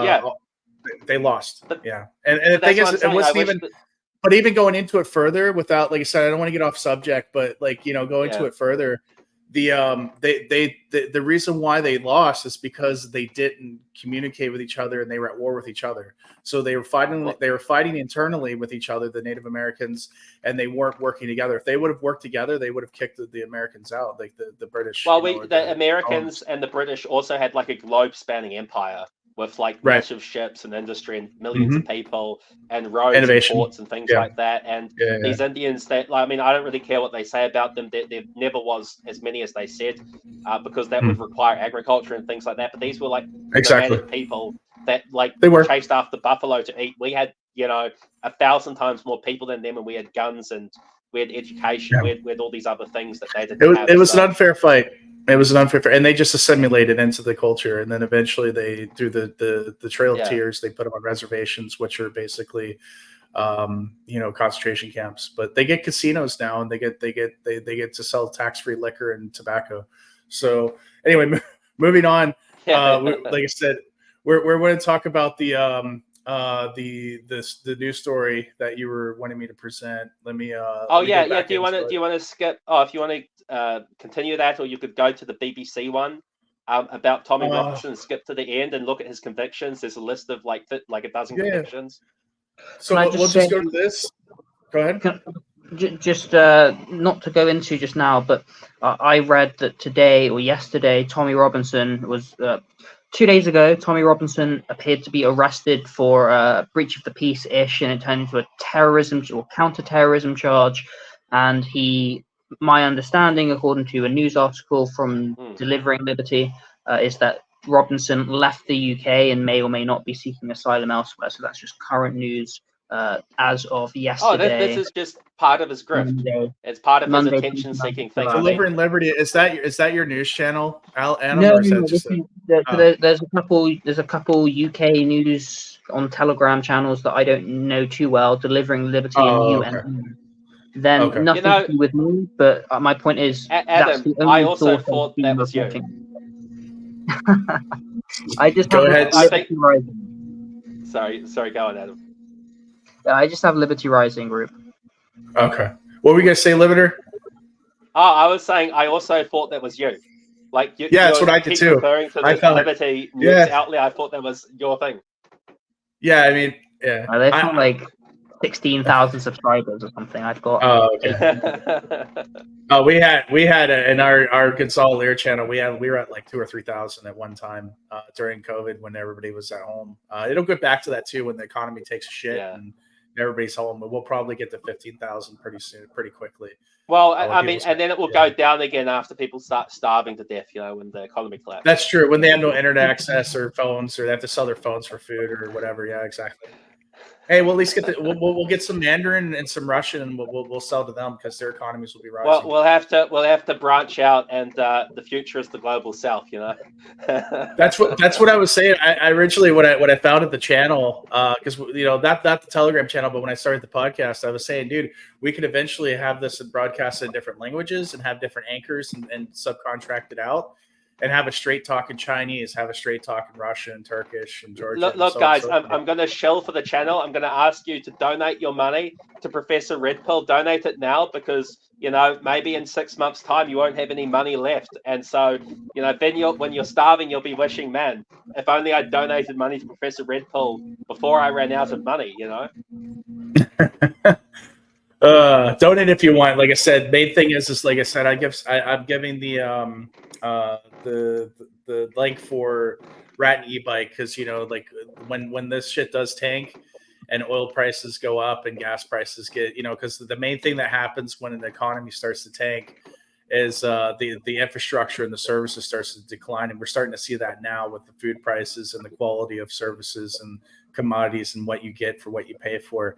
So at least with an e-bike, if you buy it now, it'll last 10, 15 years if you take care of it. Just got to replace the battery pack once in a while, the cells every like 5 years. But at least you have it, in case you're paying $20 at the pump for a gallon of gas, you can use an e-bike. And I'm starting to see more of them being used in my area, more prevalently used for working class and very, people basically on need-based benefits and whatnot. I want to get into this article, guys. Okay, go ahead, Jupiter. Okay, I'll right. just say one quick thing. I'll say one quick thing go ahead. before we get back on topic. Not investment advice, of course. Disclaimers, so on and so forth. But what you could do if you're looking for an investment. I don't know like whether or not this is going to happen, but last time we had a big crisis, toilet paper went through the roof, and a lot of people made a lot of money. Some people made hundreds of thousands of dollars on toilet paper, and people might go out next when everything crashes. The first thing they buy might be toilet paper. It might be out of stock again. So, you could buy the toilet paper now. And of course, when money's not worth anything and they're using it for toilet paper, you could trade maybe like a couple of rolls of toilet paper for a wheelbarrow full of money. And so that's one way you could grow your investments and, grow your US dollar. Yeah. I mean, keeping on to like, not necessarily electronics, but yeah, like clothes, certain things like clothes and things that require like a supply chain. Like I held on to some stuff and I was like, oh, I guess I could donate this or just throw it away. There's a good thing I held on to it because I needed some money recently because of the economy shitting, taking nosedive. I've had an unemployment issue or cash flow issue for a couple of months, but I sold some of the stuff on eBay and I was able to pay some bills with it. So it was good. That was a smart choice. And when things turn around and you've got money again, and if you're still in the area and you want to buy the stuff back again when everyone's poorer, you'll be able to buy it at an even lower price. In fact, you'll probably be able to buy better stuff at a lower price than the amount of money you got for selling the stuff you've already sold. That's like homes. Like eventually homes are going to be crashing. I don't know about automobiles, like I said, because automobiles, they talk about, they're going down in price. I see all these YouTube videos from these fake gurus who push these what is it, the crown titles or whatever the hell, I'm talking about, Adam, with the be a lord of like some fucking Scottish like land or whatever, that little gimmick that I think but what is it, Joseph Watson or whatever is pushing that shit, the title scam. And then they were pushing buy a percentage of this art, like these art collectibles, and you can have a percentage like an EFT. I was like, I stopped following people like that. Like anybody who's pushing that kind of junk on their influencers, I'm like, this guy is full of shit. I would not listen to a word this guy's saying. And eventually I only listen to a couple of influencers now because most of them are just con men, which is what we're talking about right now. So I'm going to get to this article and then we'll move on to the other article you're talking about. And I think we're going to move on with some explaining the left and right. And then I want to get into Jordan Peterson and Steven Crowder. Those are the big names that people know in the United States, and talk about the hypocrisy of these influencers, these so-called conservative influencers. So let me go into it. I'm going to pop the thing here. So we were talking about that Robinson, like I said, he misappropriated funds. He filed personal bankruptcy. In a little over 2 months, he received almost £425,000 in donations from his supporters. That's messed up, documents suggest. So he is also believed to have raised a significant larger amount after being jailed for contempt of court in May 2018, though an American group called the Middle East Forum said it had funded his defense. Interesting. Former employees have now raised questions about where the money from the fundraising campaigns went. However, Robinson strongly denies misusing any funds. So his stance is that he didn't misappropriate funds, yet he's filing bankruptcy, and that doesn't make any sense. Any other things you want to cover on this, Lupiter, or we move on? Just go on to the next article, the BBC article, and scroll down to the bottom because there's a couple of bullet points about some of his convictions. I think this is only a small sampling of his convictions. He's been convicted and charged and prosecuted as well for so many different types of things. And of course, this is just the things that I think he's been found guilty of, not many of the things he's been charged with. Hold on, I got the BBC. It's Tommy Robinson leaves UK on eve of court case. That what you're talking about? Yes. And just scroll down, and bring it up, and there's a bunch of different key points there. Okay. All right. So again, this is 12 hours ago, so dated to the 29th of July, 2024. Yeah, 12 hours. So this is recent. Today. Today, okay. Awesome that it's current events. Yeah, awesome. This isn't the first time. I mean, he's just recycling content at this point because he previously, like a month or two ago, left the UK. He entered into Canada on like another person's passport or something like this, and then obviously you can't do that shit, so he got arrested for it. And then he's like, "Look at me, I'm being persecuted again." But if we just that could be deep human trafficking almost. My understanding of this charge is he was ordered by a court not to show a documentary exposing corruption in the British establishment.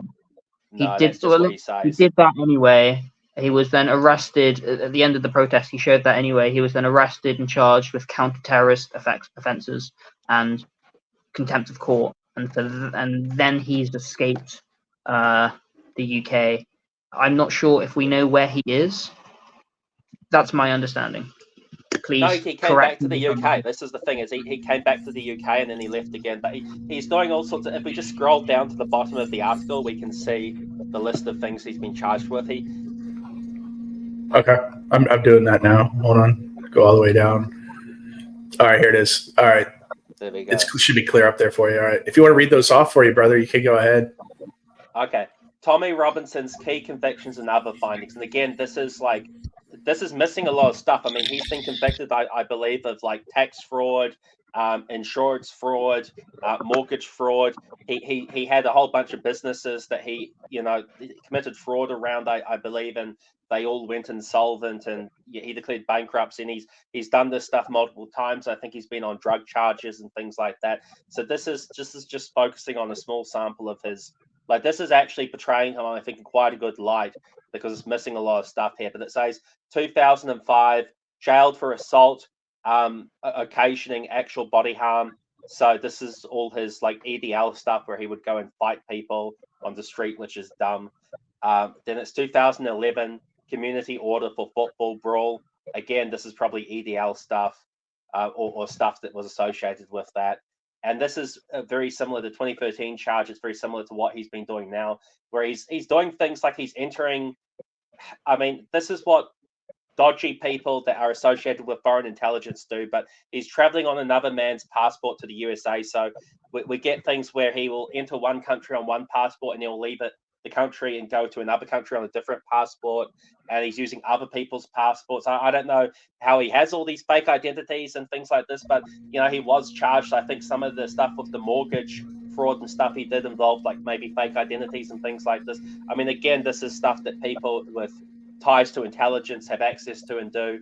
2014 mortgage fraud. Okay, so there we go, jailed for 18 months. So this is probably also tied into his whole thing. So yeah, we can see right here he was charged a year after using fake passports to get into other countries. He was using fake passports to get into mortgage fraud and things like this. Now, you can't go into the US if you've got a criminal track record. So this is why he's using other people's passports and things like this, or fake passports.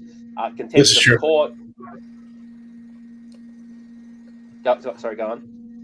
No, continue. I'm highlighting. I got an update for the podcast. Let people know what we're talking about. Go ahead. Oh, okay. May 2017, contempt of court finding, 3 months jail, suspended for 18 months. 2019, jailed for 9 months for interfering with a grooming trial in Leeds. So what this refers to is, so there's a very big difference for our American and international viewers and our other Anglosphere viewers. So with the American system, it's up to the, and maybe Professor Red Bull can talk on this, but in the American system, it's up to the jury to remain unbiased, right? And they're supposed to say not watch the news and not consume content that will make them biased, right? Whereas in the other Anglo countries, it's up to the people, the public, not to try and bias the jury in some way, shape, or form. So when he goes and starts covering things that are currently under trial, no matter what that trial is related to, that's illegal. It's illegal in every English-speaking country other than America. Yeah, exactly. Yeah, America. Well, like it says when you apply for a visa to the United States, if you're applying as an immigrant or if you're applying for a tourist visa, one of the questions that comes up is, have you ever had a felony conviction or been arrested of a crime? And you have to disclose otherwise, and they will find it out.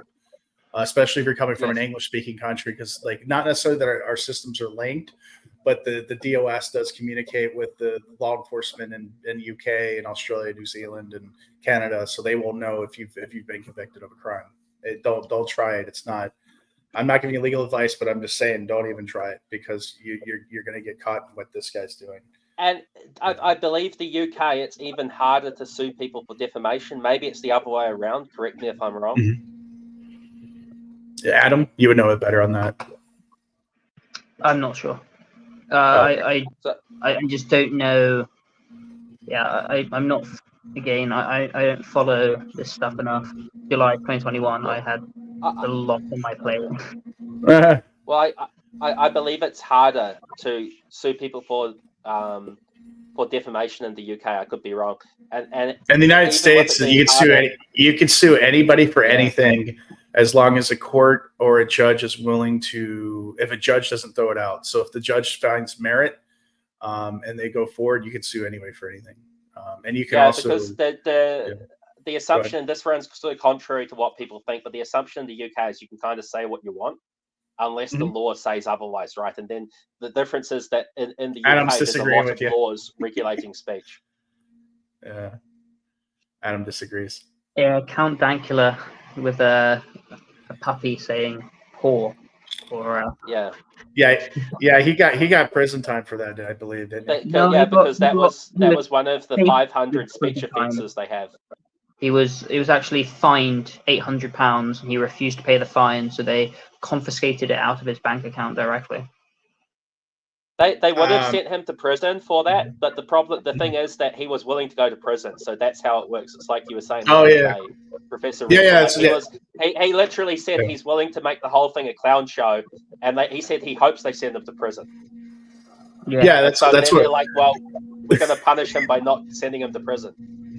Yeah, that's what I say. Like if they're on a witch hunt, we call it a fishing expedition in the legal, in like the non-official way, but like in a lax way, we call it a fishing expedition, where the government or the court is trying to find something on you. And if you give them the middle finger and you say, let's do it, a lot of times they look at the cost benefit analysis, and is it worth the investment for them to pursue? And that's with criminal or civil. A lot of times, it's not legal advice, but just a lot of times, we've talked about this many times in the Telegram channel, Gonzalo Lira Legacy channel. The link is in the description below. That basically, if you're willing to fight something in court, it really comes down to money and time. And the more time it takes for a case to get settled, the less likely they're going to pursue it. Either side, plaintiff or defendant, criminal law as well, a lot of times, because it costs money. It really costs money in the court's time. They have to have in the civil law system, they have to have a solid case, or at least they have to have enough providing evidence in order to really move forward. Otherwise, they just stop pursuing it. Same thing with defense as well. There's different defense strategies you can use.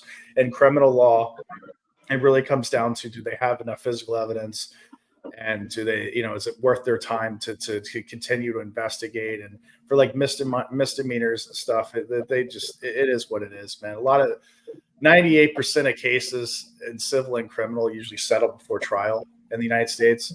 And like with convictions, like especially with like capital crime conviction, I believe like 90% usually confess the crime that they are accused of. So they make it quite easy for the court, in that regard. They usually just get to a plea agreement, because it's easier to, especially with capital crimes, because they will put the money and they will invest in actually pursuing those, because those are serious crimes.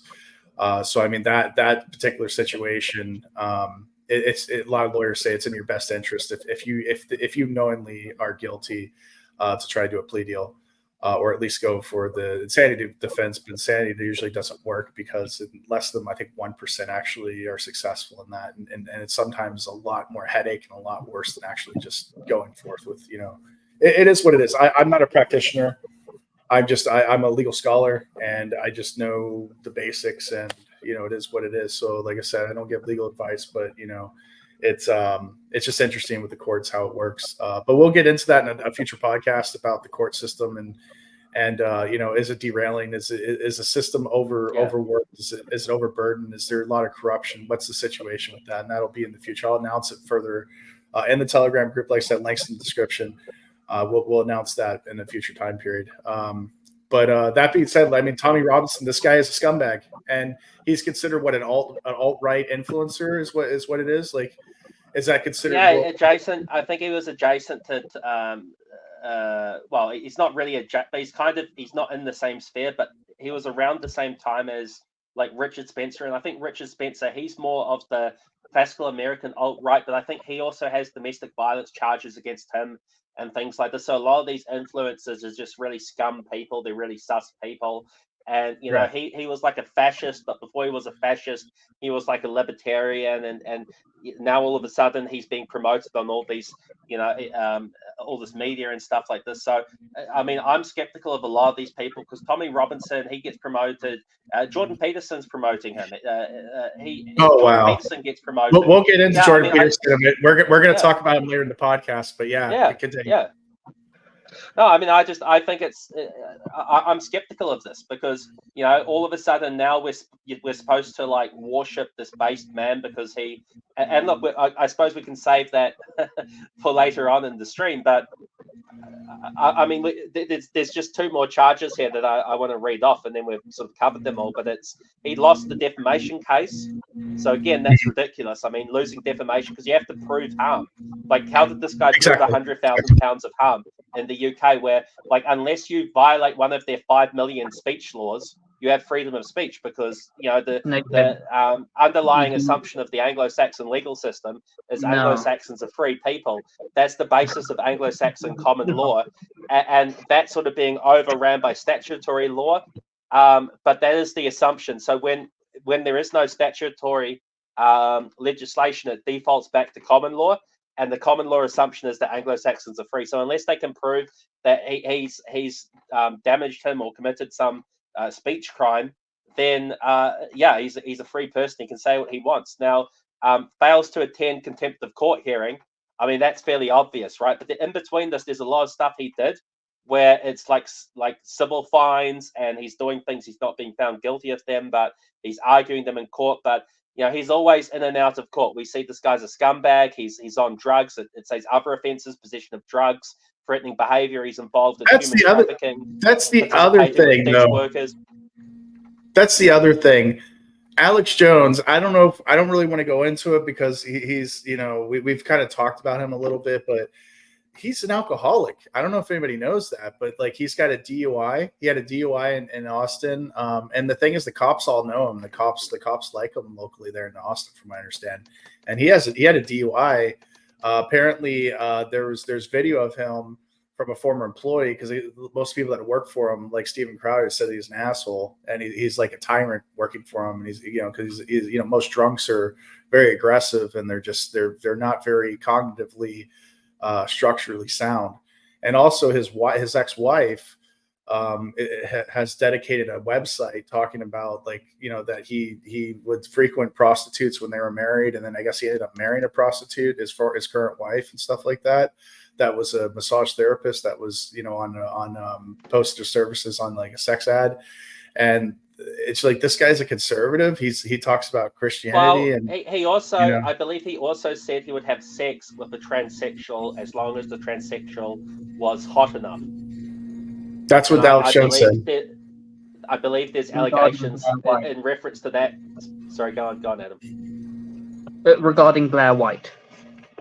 Yes. Now, I believe there's also accusations that he had sex with that person, but that it wasn't homosexual or gay because the transsexual was very hot. And that was I his do argument. remember there was a video of Alex Jones on there that I saw, and he was like, "Hey, look at my wife over there.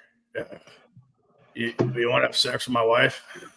And the guy was just looking at him like, "What the hell is up with this guy?" And it was recorded. It was live on camera, I guess. Like this was circulating. You can look for it. You can Google it. I'm sure. I don't want to play it, but it is what it is. Holy shit, man! The guy's nuts. But yeah, go ahead. Yeah, I'm not gonna take any heed to rumors of alleged sexual conduct or not between him and Blair White. But if I can, I would love to challenge the statist propagandist position that you have any sorts of freedom in under British Commonwealth or Anglo-Saxon jurisdictions. You do not have freedom of speech in the UK. You do not even have the freedom of silence. If you are silent, they will hurt you. You will be arrested for praying inside your head. Common law is not real. They do not have any constitutional protection, and there is no enforcement mechanisms. You cannot have pepper spray. You cannot have any means to defend yourself. You can own a crossbow, but if you ever even mention that you have a crossbow, you are classified as a highly dangerous, armed and dangerous, a threat to yourself, a threat to others, and all sorts of various other kind of red flag laws for America. You do not have freedom of speech in the UK. The government will persecute you for anything you say or even what you don't say, including having stickers from the 1960s on your van of a very popular jam brand. Well, that's what I dislike about liberalism, which is this like mid to like early 1800s sort of thing that happened, and the recent history from like the mid 1800s to today. This is all an aberration. This is an aberration in the history of Anglo-Saxons. This idea that we have to live amongst foreigners or allow foreigners to live amongst us. The idea that we have this big government, we have this tyrannical police force, this private military, this private army, and things like this. This is the aberration, okay? Not the other way around. I got a quick question. Can you, Adam, do you have those glasses that you had before? Can you put them on for me? All right, hold on 1 second. I got something I want to show.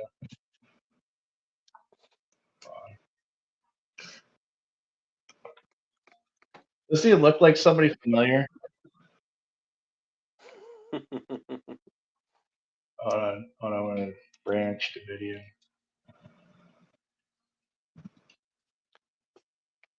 This is undercover agent Adam. Is it? Where? So is that? Are those prescription? Yes. Oh, they are. Yes. All right, hold on 1 second. Let me. I wonder if there's someone that you remind me of quite well. I'm gonna go ahead and share it. While you look that up, at the core of liberalism is the spoiled child, miserable as all spoiled children are, unsatisfied, demanding, ill-disciplined, despotic, and useless. Liberalism is a philosophy of sniveling brats, according to a PJ O'Rourke. Yeah, I don't like classical liberalism either. Yes. Damn. And does it look like him a little bit? Alright, is that I like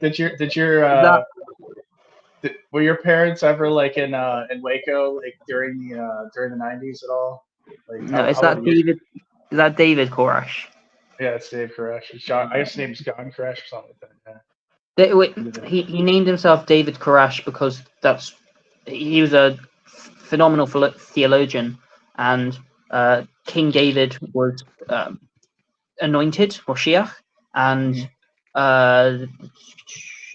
Isaiah 45, I think, verse 1, Cyrus Koresh was also called Moshiach.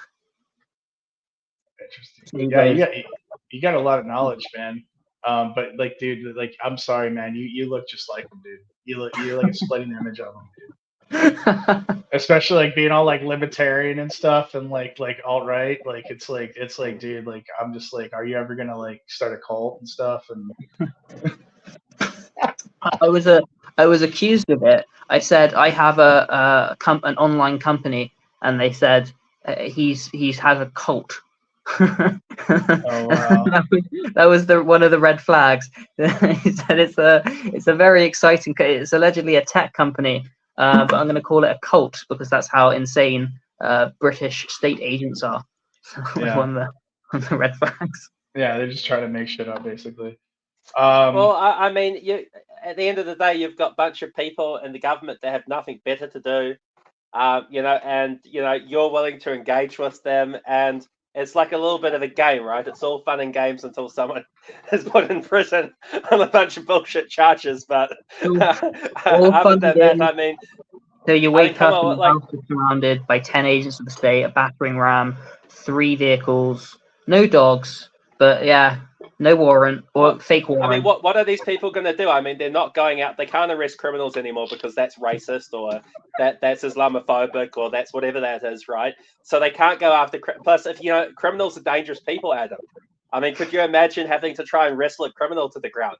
So it's better to go after some random person and like ambush him like 15 people on one in his house. Like, just think about it. It makes more sense, right? It genuinely is. They are self-righteous, virtue signaling professional retards, with an ideology of Marxism, socialism, failure, liberalism, etc. I got a question, Lupiter. There's another article you sent me with a Simon, who is it? Simon some another. Oh, is this the Aussie Cossack one? Is this Simon Biokov? Simeon Biokov. I don't know who this was. 32-year-old defense lawyer for Mark Davis. I can't see that. I can pull it up real quick. Hold on. I don't know if it's relevant or not. He sent it to me. This should be it right here. There you go. I don't know if you remember this. Can you scroll up? I think that's, oh yeah, this is the Aussie Cossack. Yeah, this is Aussie Cossack.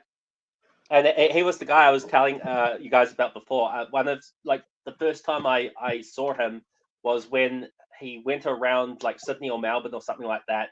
As I said, he had like a really gangster style car.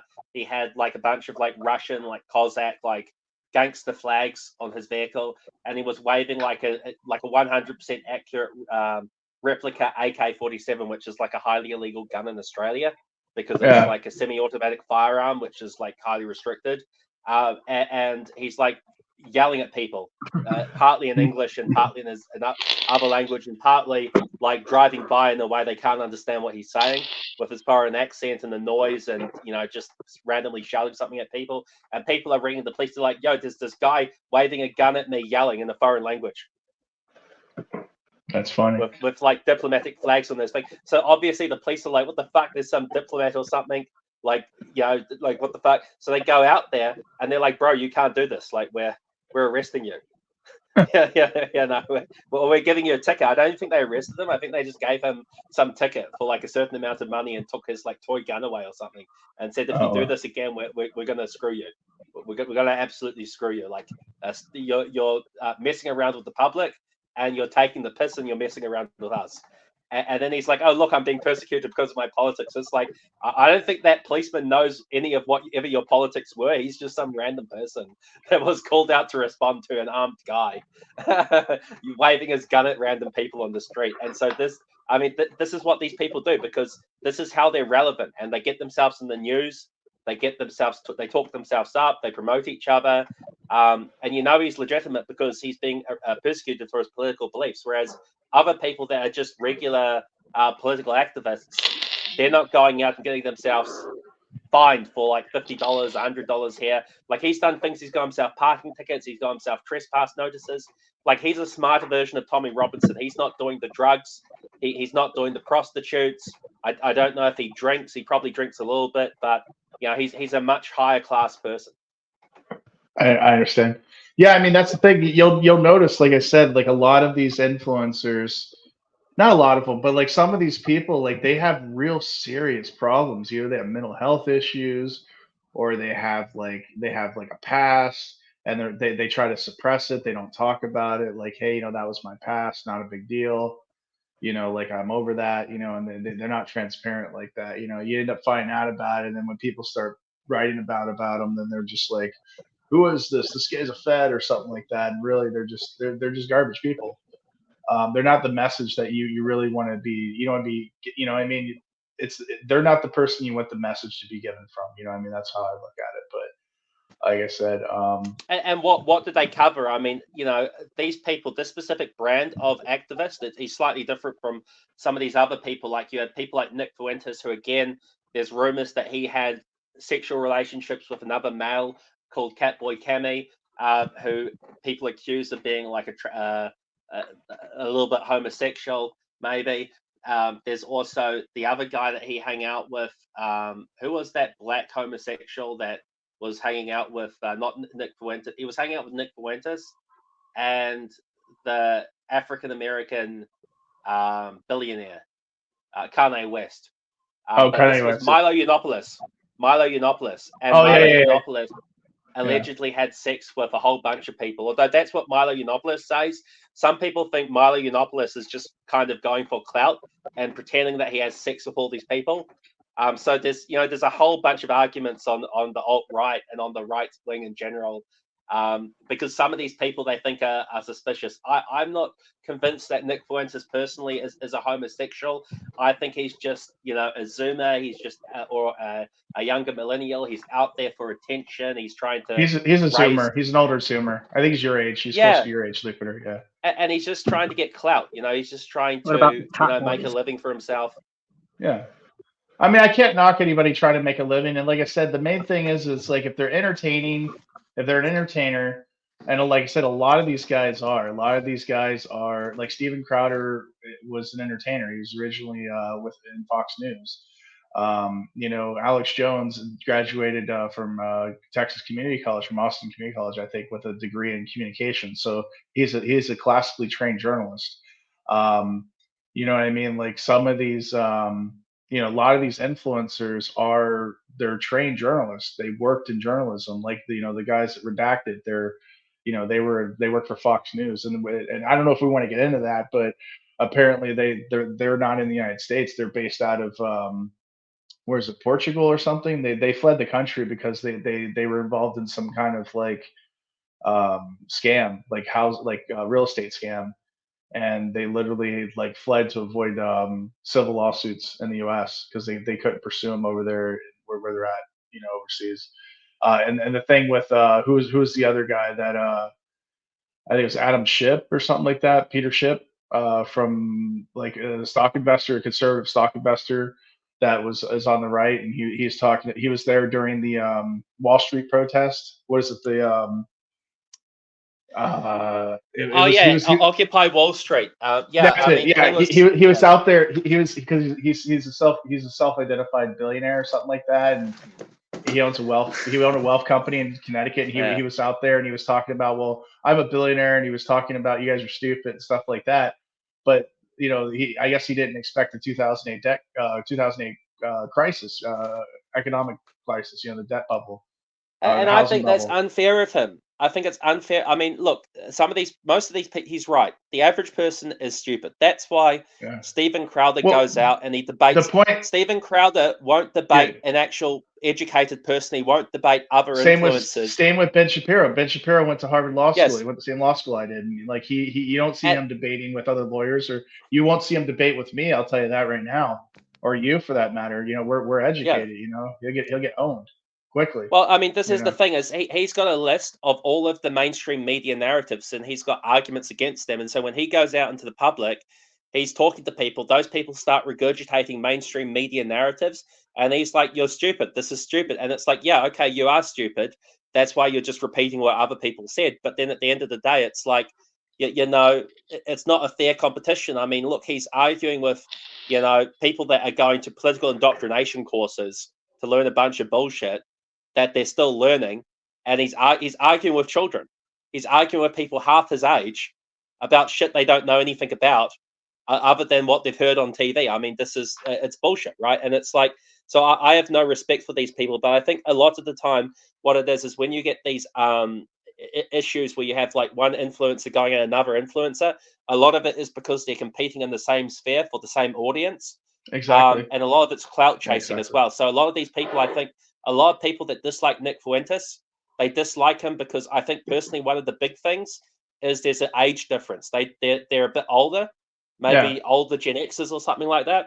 They don't understand Zoomers, and they hate Zoomers, and they think like I thought that when Netanyahu, not Netanyahu, when Kanye West went up and did his whole thing with a net and a Yahoo bottle, and it was a Netanyahu skit. That was hilarious. I mean, that was hilarious. I did. I thought it was hilarious, but a lot of boomers and Gen X people were like, "This discredits my retard autism," and it's like, okay, but and it's like, and they're jealous because Nick Fuentes is popular and they're not. Okay, well maybe Nick Fuentes tailors to a different demographic. Maybe he tailors to people on a different end of the bell curve or something. I don't know, but Nick Fuentes is popular. He has a lot of popularity, and like they can hate it, but the younger demographics of America is mostly non-white. I would prefer America to be American, but that's not the America we live in. And so the majority of the younger influencers in his age group that he's interacting with are going to also be non-white. They're going to be representative of the country he's in. And a lot of people are upset that he's talking to other people that are popular. And it's like, I don't know how you're supposed to be a popular influencer and not engage with other popular people and not talk with other people. And like, what's he supposed to do? Like, have a sign outside when he starts his live stream, whites only? Like, I just don't know what these people like. And they have a problem with him because he's like part Mexican or something like that. It's like, okay, like he's white Mexican. Like, I'm not super anti like white Spanish people, but like, I get where they're coming from. But at the end of the day, I mean, man, this is just America the way it is. Like, it's not my preference, but like these people, they're just, I don't know. I think they're just really salty and butthurt.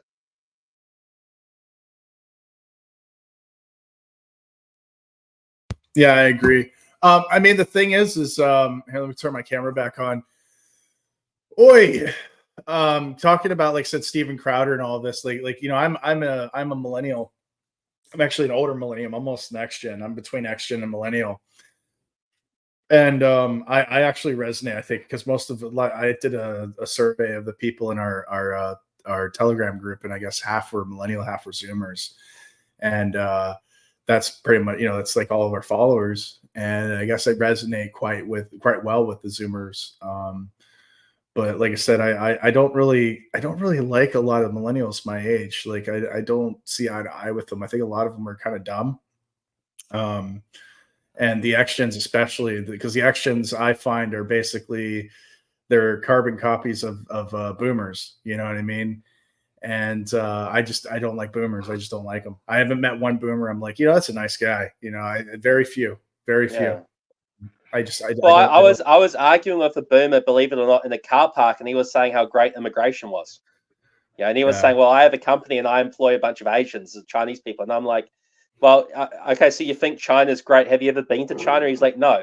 I'm like, okay, well, in China, they don't have toilet paper in the toilets because people will steal it. So, yeah, exactly. Like, I've my Chinese people don't do that. It's like, okay, well, why don't you just hire like local people?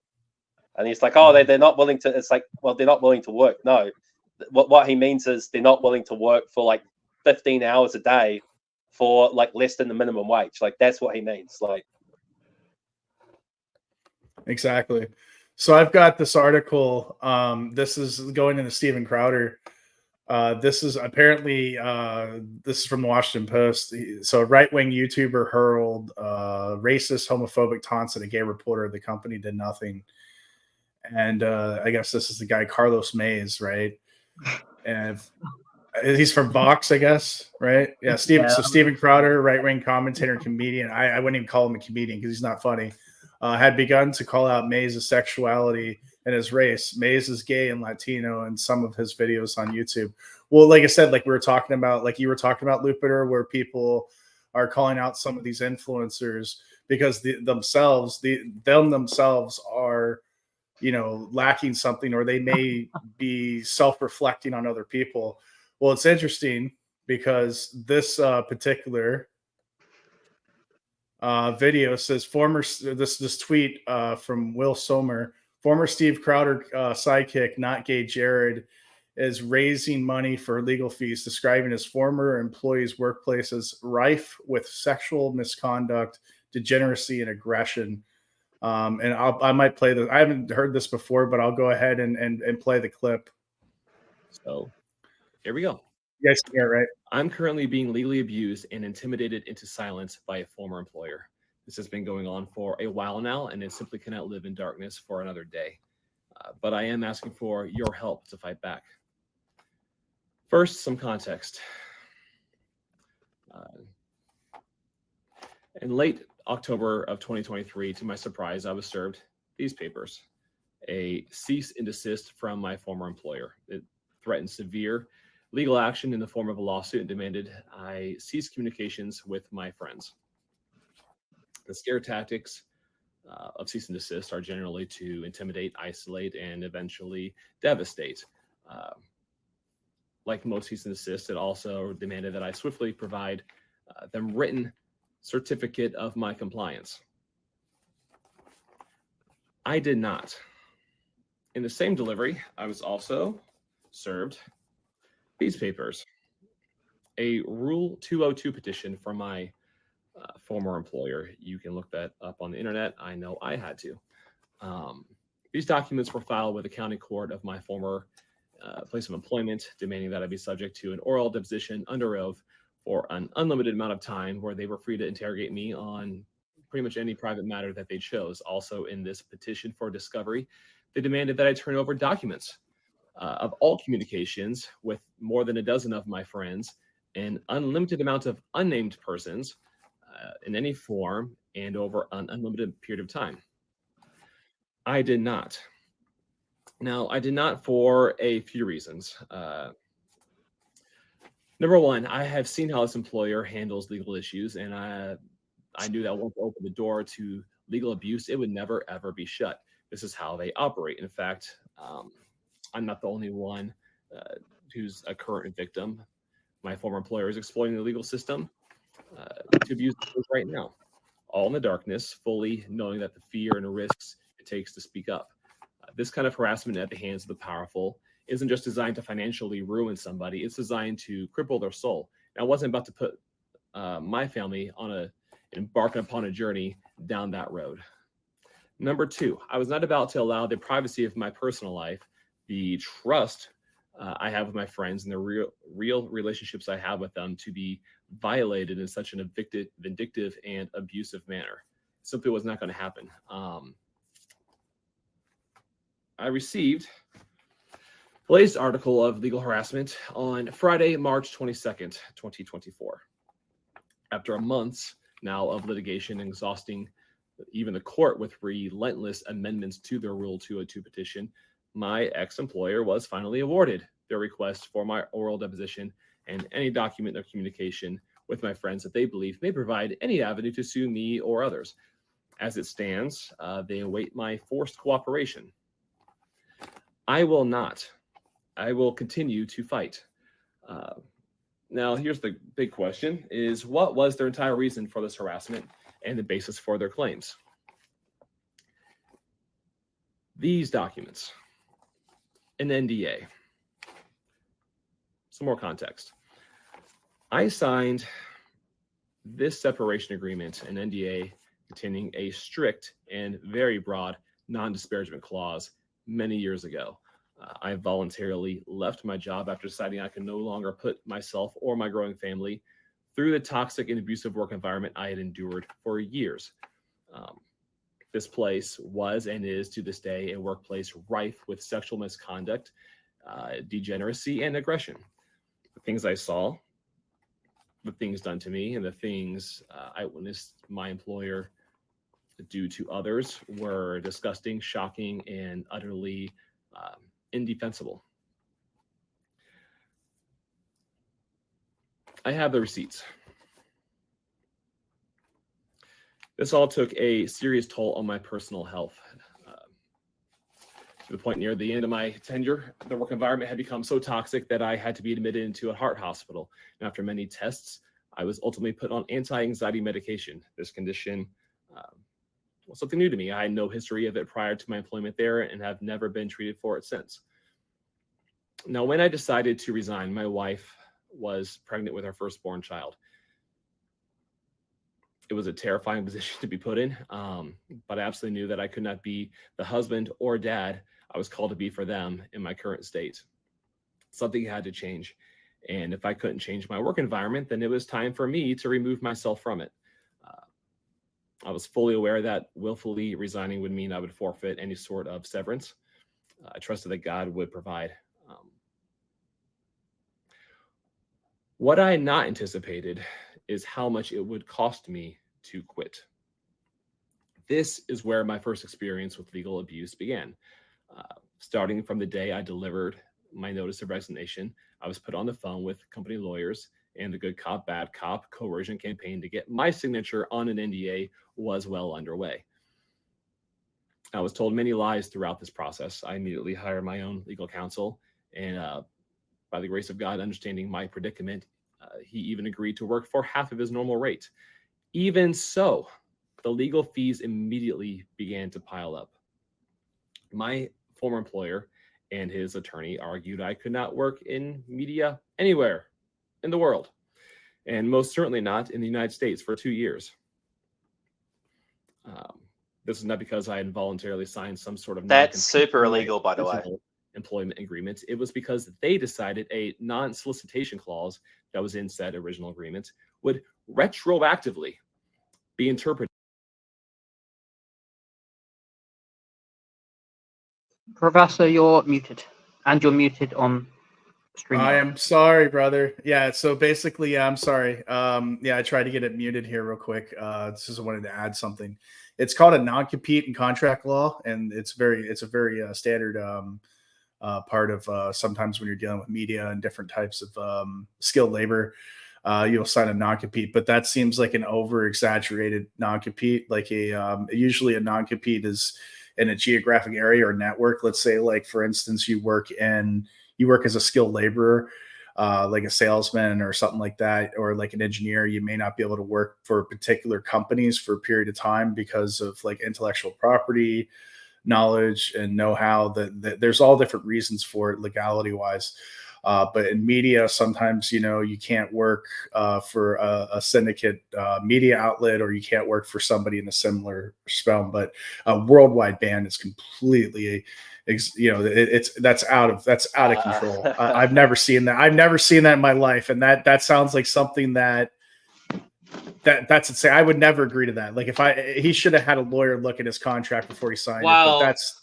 I mean, it's going to depend on your jurisdiction, but it may be more or less permissive depending on your jurisdiction. But I don't think any jurisdiction would accept that. And generally, you're right. Generally, it's limited to a specific industry, like not just within an industry or within a profession. It's limited to a specific type of activity, and normally it's only pertaining to like companies like, say, indirect competition or within a certain area or something like this. So, for instance, if you're a farmer, of some kind, they couldn't sign some sort of skilled farm laborer. They couldn't sign like a non-compete clause where you can't do any farming.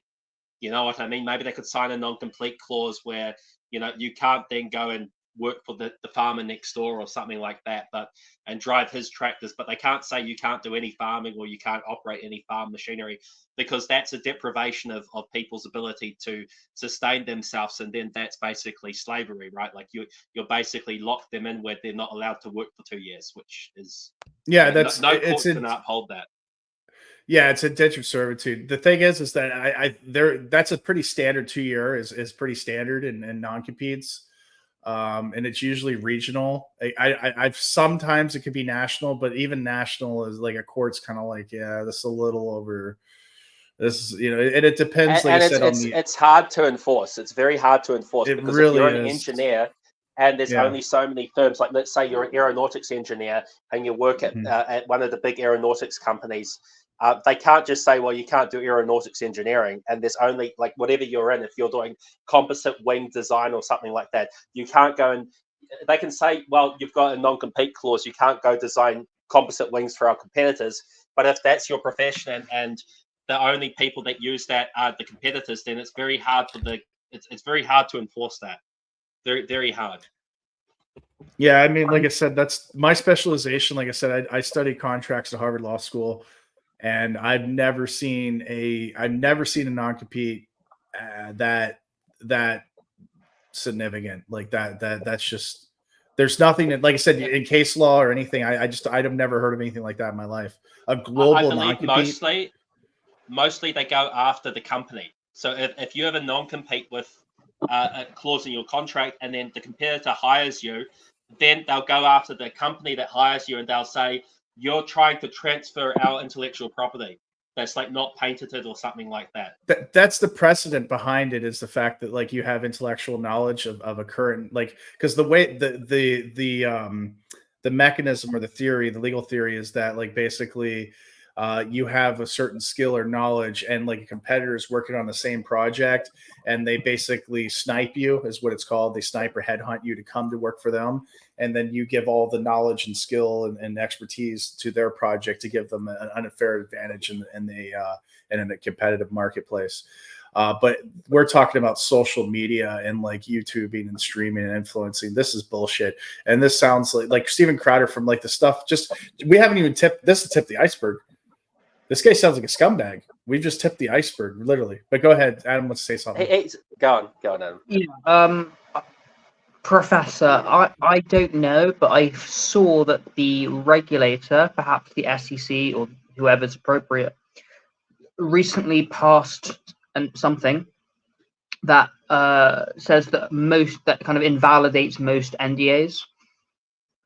Like, I'm talking about the past 6 months or so. NDA, no, an NDA and a non-compete are a little bit different. Non-compete that invalidates most non-competes. It says they're unlawful. Yeah, they are. Especially in this marketplace, because there's so many monopolies right now. Like literally, Boeing is a monopoly of itself. All they have is Airbus, and Airbus is a foreign company. So there's like, if you get laid off from Boeing and you have a non-compete, you can't find a job in the industry. You're done. I mean, you can still go work for like Northrop Grumman and some of these programs that make like light passenger planes and other things like even that. Then, the non-compete, there's very few jobs, and yeah. But the non-compete wouldn't allow you to work for them. They wouldn't be, like you'd be done. This is why they've become increasingly less enforced over time. And as I said, I mean, as Adam's saying, I mean, they've basically ruled that they're kind of bullshit. Like the Federal Trade Commission issued its final rule prohibiting all non-compete agreements for all employees at all levels, with only extremely limited exceptions. This was on the April 23rd, 2024. What are the limited exceptions? Like military probably, and like anything dealing with probably military, or like something that's classified, or like some very high skilled. Because like when I worked at Microsoft in security, we had non-competes and stuff, and I signed NDA. When I was playing Bob Sapp, he's a boxer. He was fighting for Pride, and he's a friend of a friend. And I was told that he was trying to go to WCW. I don't know if I can disclose this online, but fuck it. So like he was trying to go work for WCW, and apparently he couldn't sign a contract with WCW because of he had a non-compete, a global non-compete with Pride, and because they were considered similar entertainment organizations, he wasn't allowed to work it out or something like that. That's what I heard. That's what my friend said. I don't know. Well, I mean, they tried to do a similar thing. Remember, I don't know, have you guys watched Top Gear? I have.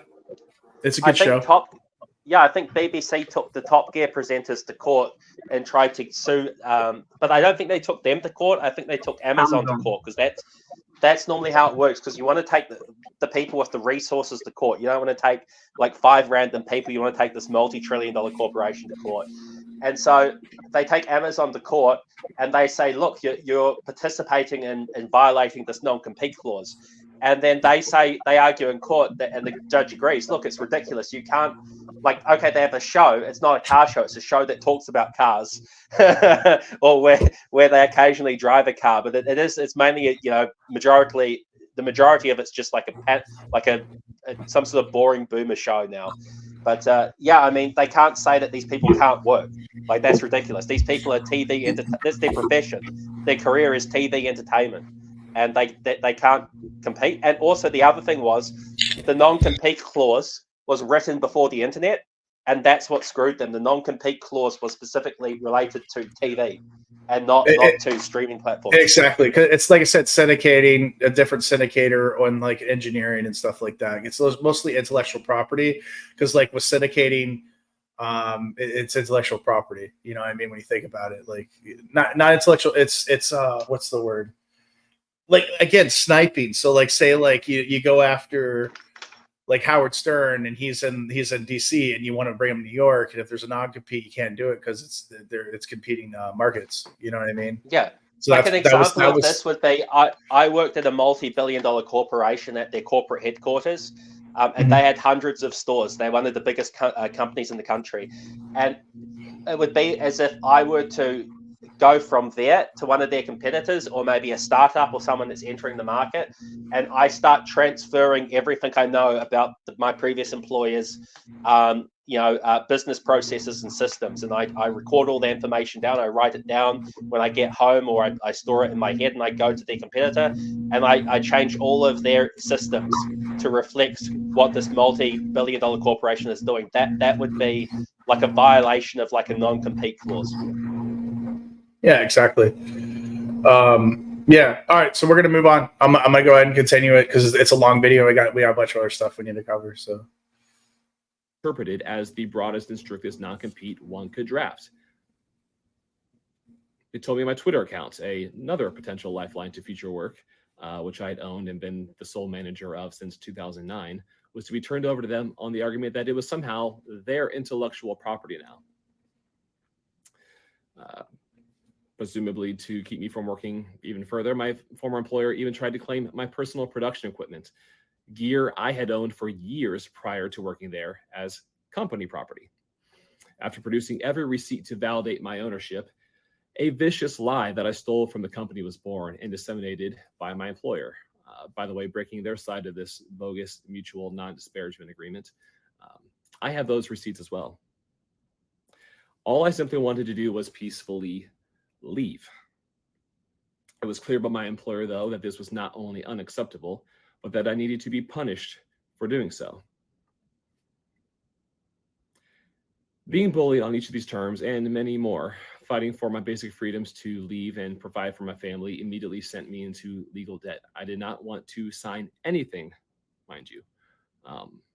But the negotiations with my former employer left no question that without a signed NDA, my guaranteed silence, I would undoubtedly be harassed well into the future.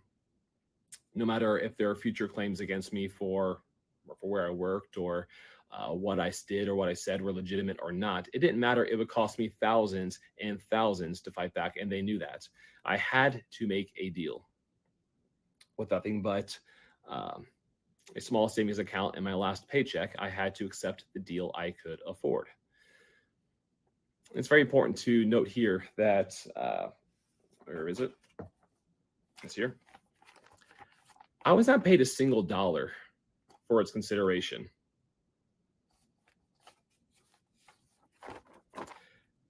Which brings me to what you might be asking next. What was the reason I did sign this? And again, as a man with his first child on the way, the small victory I got from it. The primary reason I signed the NDA was for a small carve-out in the non-compete clause, which allowed me to freely seek employment using some of my skill sets at another specific company. At least I could feed my family. That provision, however, was a lie. And upon starting my new job at the new said company, I was giving another one of these, a cease and desist, and was promptly unlawfully terminated from that position. I added thousands more to my legal debt trying to fight back, My wife was very pregnant by this time, and without a financial safety net for groceries and a baby crib, much less a legal fund to file a countersuit, I simply had to let it go, trusting God had a plan. To that point, I want to say that I'm happy to report that he did have a plan, and what was intended for evil, God used for good. And it took me years to pay off my legal debt. But the story of God's faithfulness in my life became a very large part of my testimony. And I'm just so grateful for the opportunities that he gave me. And yeah, it's a story for another day. But back to this. While my supposed non-compete expired after 2 years, unfortunately, the most egregious part of my NDA, the part that silences my free speech, has no expiration. While NDAs are classically used to protect trade secrets, unfortunately, in the entertainment industry, they are too often used to protect disgusting, unlawful activity and many forms of abuse. We see examples of this all the time. Powerful people and their attorneys routinely use NDAs to silence victims in order to remain powerful people. Free speech matters. Matters a lot to me, and that's not just a t-shirt slogan.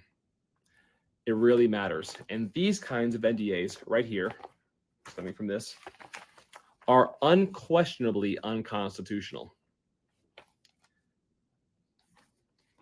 I will not live with the burden of this unconstitutional NDA over my head for the rest of my life, especially when information I have can be used to aid other victims escape their own abusive situations, which is the context for which this former employer feels they caught me breaking my agreement.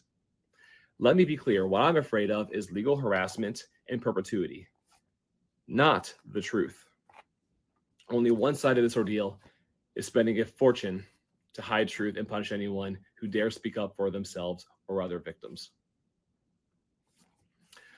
While I will not give in to the harassment by my former employer, I have to recognize that this process has already become unbearably expensive, not only because of the general expense of the legal process, but because my former employer has seemingly unlimited wealth and resources to gleefully spend punishing powerless people.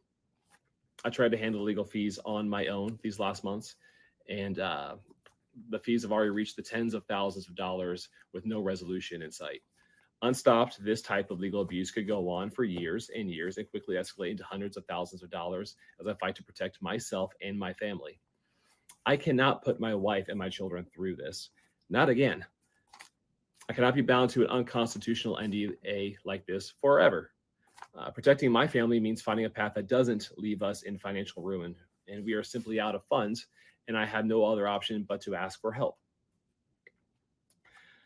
I'm asking for donations for two reasons. Number one, obviously to help with the financial burden I've already accrued with this legal matter right here. That's taking care of.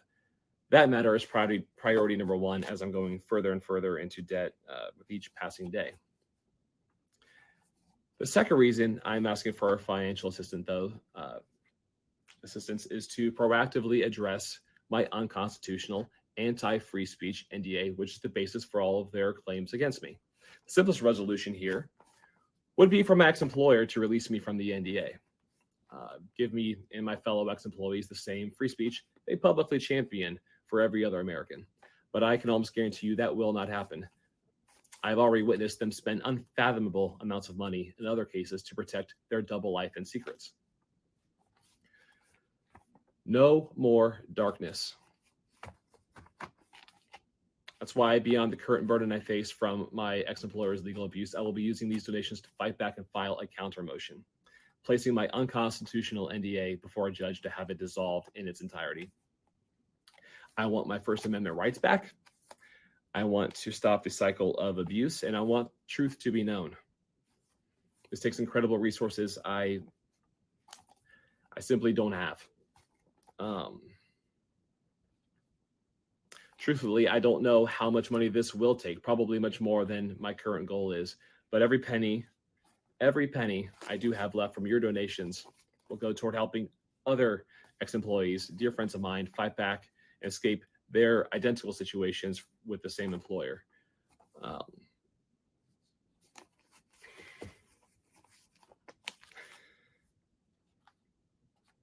to accept donations, I've set up a GoFundMe.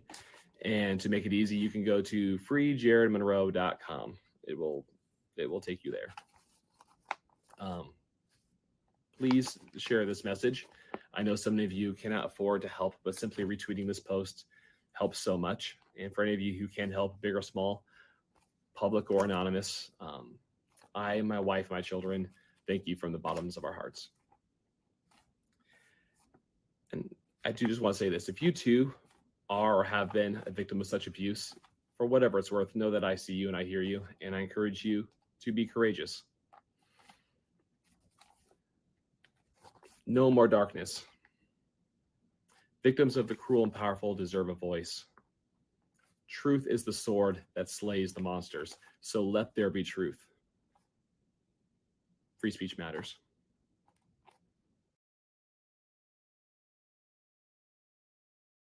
Yeah, so that's just sad, man. Really sad. Really sad. I mean, like I said, the thing is like this guy. I remember watching him, and like I talked to Dave Landau when he was in Florida in Cape Coral, and the stuff he was telling me before the fallout with him and Crowder. You know, he was like, yeah, you know, they got to pre-tape my show. Like he said they were going to bring him on and pre-tape the show because they didn't trust him. And, you know, he was telling me about like basically stuff that he had said publicly.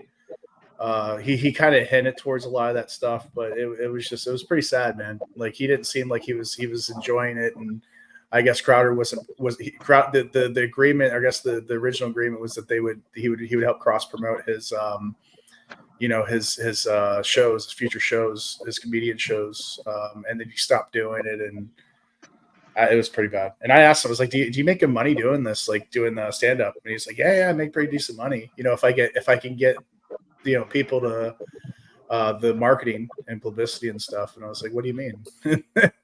But you know, it is what it is. Anything you want to add, Lupiter? Adam? I'm gonna bring something else up afterwards. Yeah, I'll let Adam go first.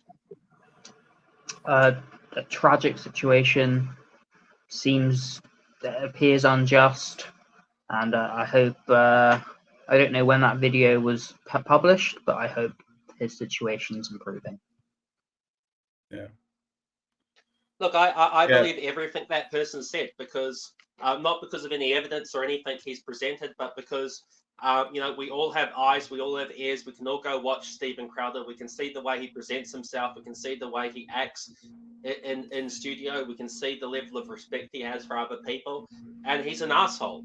And I'm not saying that to disparage him, because his marketing, his selling point is he's an asshole.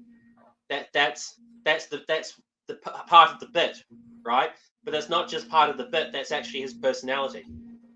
And you know, I mean, we all know people like that. There are conservative, so-called conservative people like that, and they think that they own their employees. You know, this is the type of person. It's an archetype. They exist, and you know, we know that these legally abusive people exist, but we also know this is how he portrays himself. He's going after a certain market, and you know, we've got the general factors of the 5 factors of personality, and we can see what type of political persuasion people have based on that. And it's based on like a moral compass. You know, conservatives have one type of belief, have one set of scores. Liberals have another set of scores. Libertarians have another set of scores. Fascists have a different set of scores on this, and it's fairly accurate. And I don't even think Steven Crowder is a conservative. He's just an asshole, right? Like I don't think there's anything conservative about him. And like I think there's nothing British about him either, because it's not like a British or a Northwestern European thing to do, to want some sort of slave wife. And that was one of the things that came out recently, is he was unhappy because he had this like literalist interpretation of the Bible, where the woman should just be like a domestic household slave. Right now, you know, I'm not disparaging the Bible or people that want to live like that, but at the end of the day, the woman's also a human person, right? So why are you treating your wife, like why are you in a relationship with someone that you only value or see as like a type of like private property, in the same way that you view like your employees as like personally belonging to you? Exactly. I mean, the other thing too is like there's I'm gonna pull up a video here. You know, the fact that like Steven Crowder consider himself a conservative, and the fact that he got divorced, and his wife, the allegations his wife had said, and a lot of this stuff has happened. And then like Ben Shapiro dropped him, like he had a conflict with Ben Shapiro. That's totally totally relevant to like what we're talking about. But I mean, he was offered like what, $10 million or $15 million, and like he was complaining that he wasn't making Was it enough. not- Tens was it of not millions. 50? Tens of I millions, believe yeah. so. And he was complaining. He was saying, because I remember when I followed him at first. I don't follow him anymore, but he was always late, in Mug Club and all that. Like he'd be an hour late, and we're late. Like we've been late a couple of times here, but it's we're still getting used to the format of our software, and like obviously Looper and Adam. We also aren't being paid $50 million, but if there's anyone in the audience with $50 million that wants to sign a contract with us, well, we have to show up every time, and if we don't show up at the exact right time, we don't get paid for that episode. Then you know what? We're not going to create like a video on this platform disparaging you, slandering you, talking shit about you. We're just going to sign the contract and take the money. Yeah, exactly. And show up on time. Exactly. So the main thing is that he's like like Looper, you had talked about with the RNC with the trannies and stuff like that. Well, it just so happens that one of the things that was going on there is I remember he was exposing his testicles to Ben Shapiro, his boss, and he was a little uncomfortable. And then I guess that was kind of a running meme there in the studio with him exposing himself to male members in the studio. That's what was alleged. But I mean, it doesn't even matter if it's alleged, because I saw the odd video where he's like bringing these shorts and he's like making Ben Shapiro feel like uncomfortable in his underwear and doing weird stuff, weird homosexual stuff. But I've got I'm gonna go ahead and present this new one. But before we go to the next topic, I just want to bring up like the animal abuse, or what I consider animal abuse from, and this is legal disclaimers and everything. This is just my personal opinion, but I don't like the way he was treating he had some dogs, and I got the sense from the video that I saw that those dogs were just kind of show dogs that he had. And I don't think people should have dogs or children or anything else like that, or pets, if they don't really care about them and they're just like some sort of social thing. Like a lot of politicians will get like a show wife and some children, even if they're homosexual, just to sort of, or they'll adopt some children or something just to sort of look the bit, right? And he wants to look the bit, but he doesn't want to walk his dogs. And there was the whole big argument over there. He doesn't want to take care of his dogs. Yeah, with his wife. That's pay someone to look after his dogs. Yeah, his wife was complaining. Dogs? I mean, he was sitting there on his patio with a cigar, enjoing life. Doing nothing. His wife's his wife's like, you got to give him medication. She was pregnant. Yeah, she was pregnant, and the vet told her that she shouldn't be touching it, or because it could cause harm to the baby. And the argument was over the fact that he would rather her do it because he's a busy man smoking a cigar. And it's because he wants to be the alpha male and so-called dominate the wife or something like that. And it's like, oh no, this is because you're an asshole and you want to get one up on this. You want to like. It's not even. It's just about him being an asshole. Like that's all that is. It's like, I'm the asshole, and you're going to do what I say because of this. It's not. I don't think it was anything more than that. But I don't think he likes those dogs. I mean, why the fuck doesn't? If he has dogs, why does he have? They aren't her dogs. Like, okay, she agreed to marry him. She didn't agree to marry the fucking dogs. The dogs came with the man, and now she's looking after what the fuck? And he doesn't want to walk them. He doesn't want to spend time with them. He doesn't want to spend time with her. He doesn't want to. I mean, even his kid. Because it's the Bible. It's like, okay, well, what about doing one thing once a week for your wife? Like, why can't you do that? It's like, but the Bible. It's like, no, I think you just don't like her. I think, she entered into a relationship probably with the idea that he also likes her. And then he's like, fuck you. And I'm like, what the fuck? Yeah, I mean, that's usually how it is, though. The homosexuals end up getting married because they at a show, and either family pressure or society pressure, or in his case, he's a conservative influencer that's grifting off of the red pill and mega and like, you know, they considered modern conservatives, which I don't consider modern conservatives, honestly. And he's got to put show. He's got to put the clown makeup on and play. I mean, how many videos? He loves to be in drag. And Unchained, remember, came on here before. He was one of the founding members of the podcast and members of the channel, early members of the channel, like you, Lupiter. And he was talking about he's dragged like 4 or 5 times. I mean, this guy loves to dress up in women's clothes, man. And one time's a funny gag. Second time is like, third or fourth is like, dude, you got a problem, man. I think you're gay, dude. I think he also has, I could be wrong, but I think he has some homosexuals and stuff, like some transgender people or something. Maybe I'm confusing it because I think there's other people like, not Paul Joseph Watson. Was it the other one? We were talking about this the other day. You're talking about the same guy, right? Earlier in the podcast, the Melanie. No. There was another one. There's Tim Paul. Tim Paul, I think also is, I can't remember. I get them muddled up, but I think both of them have like homosexuals and transsexuals and things like that in their staff, and that's not very conservative. Like I'm just going to say that's not conservative. No.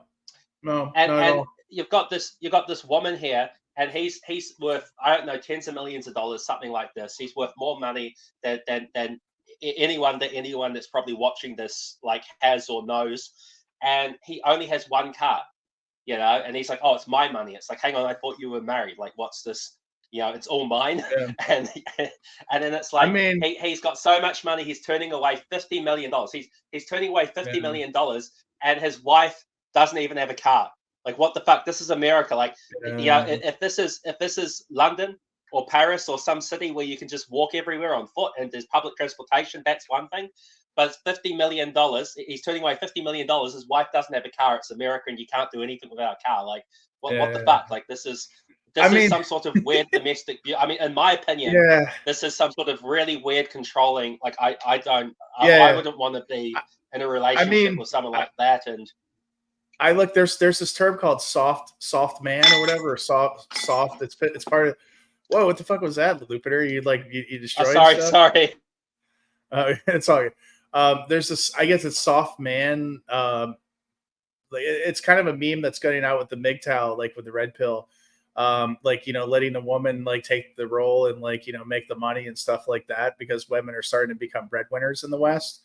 And that's kind of my situation. I mean, I've been married for going on 13, 14 years. My wife's an opera singer and stuff, you know, former opera singer. And she makes more money than I do. And like I play that kind of soft man role. But the thing is I have my place, she has her place, you know, kind of thing. Like I do my own, we have separate accounts, and like I do my own thing and she does her own thing. And, you know, it is what it is. Like I play that soft man kind of role, but at the same time, I'm still like, you know, alpha in the relationship. So generally she makes the decisions in the household and like with our child and stuff. But I have the ultimate say at the end of the day. But most of the time, she knows what she's doing, and I usually don't question it. But let me. The less headaches I have for both you and Adam. Well, I would say that the less headaches I have, it's better for me. And the fact that I married a woman that's fairly competent and's got her shit together makes it easy. It makes my life easier, and I can focus on other things that are important to me. So I become more of a stoic type person, I guess, in that regard. I think like a Sigma is kind of a guy that really has his shit together and his emotions in check, and the people around him are competent, and he doesn't have to control anybody or like, you know, tell people what to do, because they already know the roles. And, you know, he's just basically just making decisions and collectively making decisions, and everybody contributes, you know, and that's part of being stoic in a lot of ways in red pill, in my mind. But like these conservatives, these fake grifting conservatives and like fake red pillars, they're just grifting off of like basically beta or like men that are lost, or Zoomer generation that's you know, has an identity crisis with, you know, gender roles, modern gender roles. And, you know, some of them grew up in single family household, ex-gen single family households, you know, and the father's not around, or the father's been pushed out due to divorce. And they're just looking for an influencer, looking for like you know, a brother, older brother, or like uncle, you know, or even a fatherly role to just say, hey, look, this is just how you got to do it, man. You know, just focus on yourself, get your shit done. You know, focus on your education. You know what I mean? Like, do what you got to do, man, you know, to make your stuff, make your life a lot easier. You know, don't stress out over small stuff. You know, let women chase you. Don't chase after women. I generally, in my past, I never had to really, I've never even really asked out that many women in my life. You know, like I remember when I was like, okay, I'm going to ask out some women. I'd be kind of nervous when I was younger. We all were, you know, but when I became more focused on myself, I got into athletics, I got into studying and education. That became my priority. Women just typically came and asked me out. You know, they were like, I would say 9 out of 10 dates or 9 out of 10 women I dated, they asked me out. I didn't ask them. And I wouldn't necessarily call myself a chat or any type of like, you know, super chat or super giga chat or anything like that. But like, it just, yeah. And some of these women were pretty attractive. So, I mean, they were obviously over what you would call a 7 or 8 or 9 or whatever. But for the most part, I just don't worry about it. I just put the women are the least of my worries. My primary concern is to be, you know, is to focus on my career, my education, and you know, my hobbies, and then, you know, my friendships, you know, with my other like-minded male friends, especially from the Telegram group, like I said, links in the description. If you want to be with like-minded, red pill, stoic, you know, like conservative type people that aren't nut jobs and, you know, closet homosexuals and stuff like that, you know, that aren't going to like, you know, that aren't going to basically, you know, waste your time, and that are fairly educated and, you know, truly stoic people, like, yeah, go to the Gonzalo Lira Legacy group and you will meet those people. They're in our chat. We got 500-600 followers. You know, we had 2,000 or 3,000 at one time. And like I said, the group grows, it goes down, but we've had at least 500 of the followers have been there from the beginning, and they've stayed for a reason, because our channel is pretty, it's pretty hardcore, man. We have fun, we laugh, you know, we don't do weird stuff. You won't see like pornography posted all over it and weird beta male type behavior, you know, or tranny porn or anything like that. Or people promoting conservative black sex workers. Yeah. I mean, any of that stuff, like just weird, wild stuff, man. So anyway, if you want to add anything, Adam or Looper, we'll go into, I want to show this video. Okay.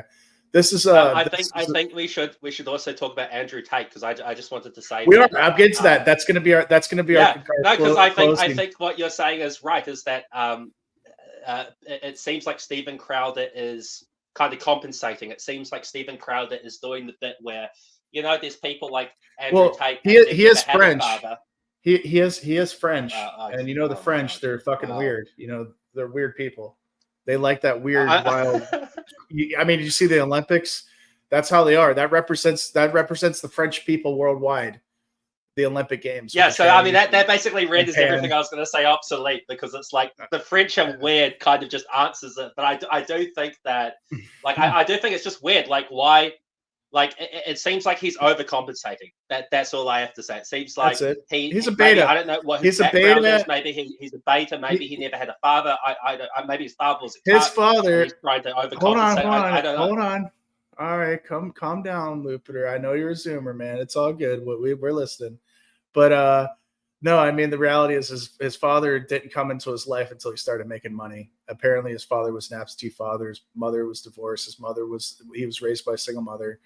She worked in entertainment industry, I guess. And go ahead, madam. Yeah, who are you talking about specifically? Just clarify. Steven Crowder, brother. We've been talking about the last last hour, actually. Shit. Yeah, but then you bring up Shapiro and Tate, and then you just say his. So I just thought it's important to clarify. No, I got you. Yeah, Steven Crowder. All right, so no, Steven Crowder, like I said, his mom he was raised by a single mommy. You know, he was typical millennial. You know, they grew up with a broken family and single mom raising them and all that stuff, and he never learned the stoic nature of like what a man's role is supposed to be in the relationship, and the fact that, you know, he doesn't, you know, like I said, I don't blame them. I don't blame the Zoomers. I don't blame millennials for like not knowing how to be in a relationship, or how to keep a relationship, or how to even get in a relationship. I don't blame the women. And the reason why is because the boomers have failed us. The boomers were more worried about fucking and, like living this gluttonous, like, money grubbing, like crazy hippie lifestyle that just, this hedonistic lifestyle, didn't give a shit about their children or the future of their country or their communities or any of that shit. They didn't care. It was all about feelings and free love, man. Free love, man. Because you see in the churches too. I go to the boomer. I went to a boomer church for 2 or 3 years. Shit, probably longer than that. And it was the same shit. They were fake conservatives. They were just talking about, oh, look, praise the Lord. And like when you talk about Armageddon and you talk about like, hey, you need even more stoic and like conservative values and shit, they were like, oh no, man, free love, man. Like we're hippies, do that, man. I was like, dude, we need to volunteer in the community. We need to go out and do outreach. We need to go and like, do soup kitchens. We need to like, try to get people off drugs and try to help our community in some way or fashion. No, man. Free love, man. Peace, love, man. I was like, well, basically, the study was that 60% of boomers either don't believe in God or don't believe in hell. That's what the study was, recent study. I'll post that in Telegram channel. But yeah, 60% of boomers. I think I did post that one time. 60% of boomers that's very don't believe in convenient hell. for boomers, isn't it? Yeah, very convenient. So yeah, I'm sorry. We're going. I want to show this. I just want to get to this, and then we'll go to Jordan Peterson, Andrew Tate to conclude, because it looks like Adam's getting antsy. He's getting that attention span. He's like, oh man, this get boring for me, man. Nah, I don't know. I'm just busting your balls. Don't have much to add on this point. No, it's fine. You just like anything, because you're very knowledgeable and like and economics and some stuff. So cute. So I took a few pictures of him. Well, grab your kitty. Show your cat off, man. He's so show your pussy off, comfortable. please. He's underneath the clothes that are drying, just like Okay. adorable. I'm not gonna disturb him. Yeah, no, I'm also after we talk about this topic, I think maybe some of the images that I showed you, just kind of the big picture, like this is tying into why all this is important that we have. Like I feel like it really clarifies the scope of the discussion. Yeah, like I said, like a lot of our followers, they pop in, they pop out. Some people are going to view the whole podcast. Some people will just watch what they want to watch. What's interesting, they'll fast forward, all that good stuff. So we've been going 3 hours. Good. Like I said, it's going to be probably a 4 or 5 hour podcast. So no big deal. I'm sure Lupert will stay with me, but I'm ready to go. I got my coffee. I've been drinking. Remember 1775 coffee, and we're ready to go. So yeah, let me show this. Let me get this thing up. I've got it up, so I'm gonna go ahead and post it. I'm gonna put the small window so that you can see our little faces, because I'm sure everybody likes to see our little faces. All right, I got the volume up, so you can hear it, right? No, I'm afraid. Right. All right. Good. Let me see where I see if I got it started. This is Hanson reaction. So there we go. Hassan Piker. These are from a year ago, chat. This is a video from 4 years ago, and these are comments from a year ago. No, I'm afraid of getting angry, afraid of being too emotional, afraid of being obsessive. Because that I'm afraid of alienating friends, family, people who I care about most. Something I think about a lot. Sometimes with a lot of pressure, sometimes with a lot of compression comes hyper volatility emotionally, and I'm afraid of pushing people away, especially when you have people who you love who. This is like supposed to be his talking about all of his vulnerabilities. In a very personal, Crowder closes. Steven Crowder opens up about what he fears most and how all of us can help each other combat our own fears. That sounds like homosexual to me. Crowder be like, help, I can't stop thinking about cock. Dude, what the fuck? Either work with you or in close proximity. The moment's passed. I'm afraid of. I wanted This is to why add you might that have the seen way there that was we a can pause all help at U of M. Stephen Crowder I'm afraid with of his having emotional children. issues is to subscribe to the Mug Club. I'm really afraid of having children. Oh, hold on, say it again, Lupiter. I said the moment's passed, but I just wanted to add when Hassan Piker was talking about how he was, talking about his emotional vulnerability and stuff, and he was saying how we can all help each other. The way we can all help each other, if you listen to Stephen Crowder, is to subscribe to the Mug Club, and make sure you subscribe every month. Don't cancel it; just stay on the program. Well, yeah, subscribe to the Ben Shapiro owned Mug Club to make Ben Shapiro more money. Yeah, and exactly. Or you could do both because apparently he came out and he was like, "Oh no, I have a new Mug Club, which is better than the old Mug Club," but he didn't tell his followers that the old Mug Club was owned by Ben Shapiro and not by him, and that was the reason for the new Mug Club. And then I guess he joined forces with Alex Jones, who's another weirdo sort kind of thing, I guess. Oh well, yeah. I mean, the main thing that we're getting to, the point I'm getting to, is that I'm a subscriber to the Red Pill leadership style, which is based off of Stoicism and authentic or servant leadership style, which basically the pillars is to be transparent and self-aware, and as well as you know um, communicative, effective communication skills. And this is basically the Red Pill leadership style that I've coined and created, those three pillars. And if obviously, I guess Stephen Crowder coming out as homosexual, I mean, maybe coming out as homosexual, is self-awareness in a sense, but he wasn't transparent about the fact of the Mug Club and all that stuff. And especially when we see Not Gay Jared talk about what he was talking about, that he got screwed over. So it's not a very stoic guy. It's not a very red pill leadership style, if you ask me. I'm gonna continue. Want to say something, Adam? You want to say something, Adam? Hey, I think he's dealing with what. Go ahead and tell the subscribers what's going on with your arm. What happened? You were you had an issue with your hand or something. You had surgery, right? Yeah, that is a scar. So what happened? There were some complications relating to an outrageous incident of post-traumatic stress disorder, and covering the meticulous forensic analysis of the evidences that covered when I was the day I was kidnapped. So the government fucked you up, tortured, and I got up to about the point where I was almost being released, and it kind of built up in my psyche, I guess, and some things happened, and I lost a finger, but they surged it back together. But I lost this tendon, the FDS. I've got this tendon, the FDP, but there's a lot of scar tissue right now in my. You see that? I had 4 surgeries on that. Broken. Yeah, it kind of looks like you smashed it with a hammer. Wow. No, that was from smashing against someone's face. I think, I don't remember. So how do you know all this stuff? Because in my country, I mean, I'm in a first world country, and that means when I need medical assistance, I go to an emergency clinic and no one speaks English, and they're all Indian, and I don't know what they're saying. And then they send me home, and then I still have issues, and I'm like, what the fuck do I do? I mean, I do a lot I could go back, but they don't speak English. Like, that's the problem, right? I do a lot of independent research. Like, I do too.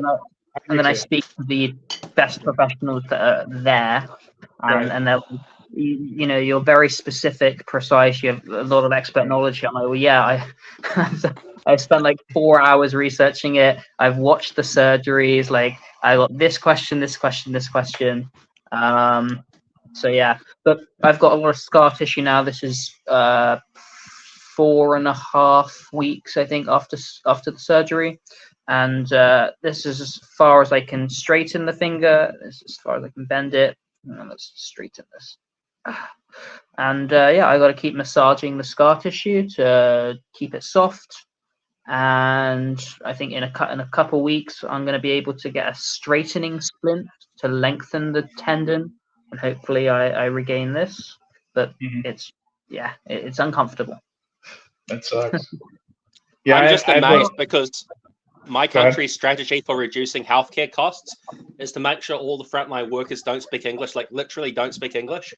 And it's the same thing they're doing with like the welfare system. They're making sure that, let's say they need 200 people or 500 people on the number to call them, or they need so many people to caseworkers and stuff. They're like, well, let's just put like 25% of what we need on.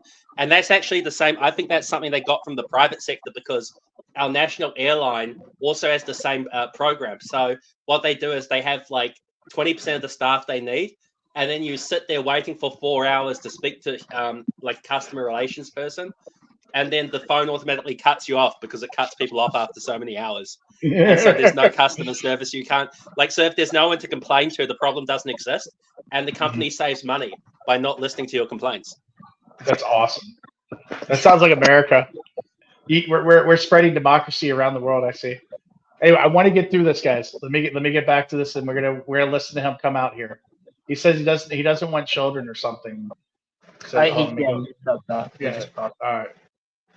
I'm gonna play it real. Hold on. Let me go ahead and put it back in. I'm afraid of, and this is why you might have seen that there was a pause at U of M. I'm afraid of having children. I'm really afraid of having children. I said I don't like kids. That's not true. I like kids. That's a smokescreen. I kind of don't like sticky kids. But I'm afraid of having children. Definitely because of thrusting them into a life that they didn't choose. He's like an antinatalist. What the fuck? Can people not always reduce being gay to genitals? What? That's like not fun to just wait. I'm so confused by this. I don't know.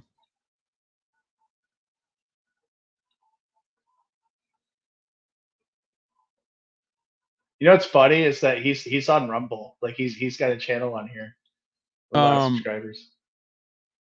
This is wait, what? Santos is quite the Hitler fan? Stop.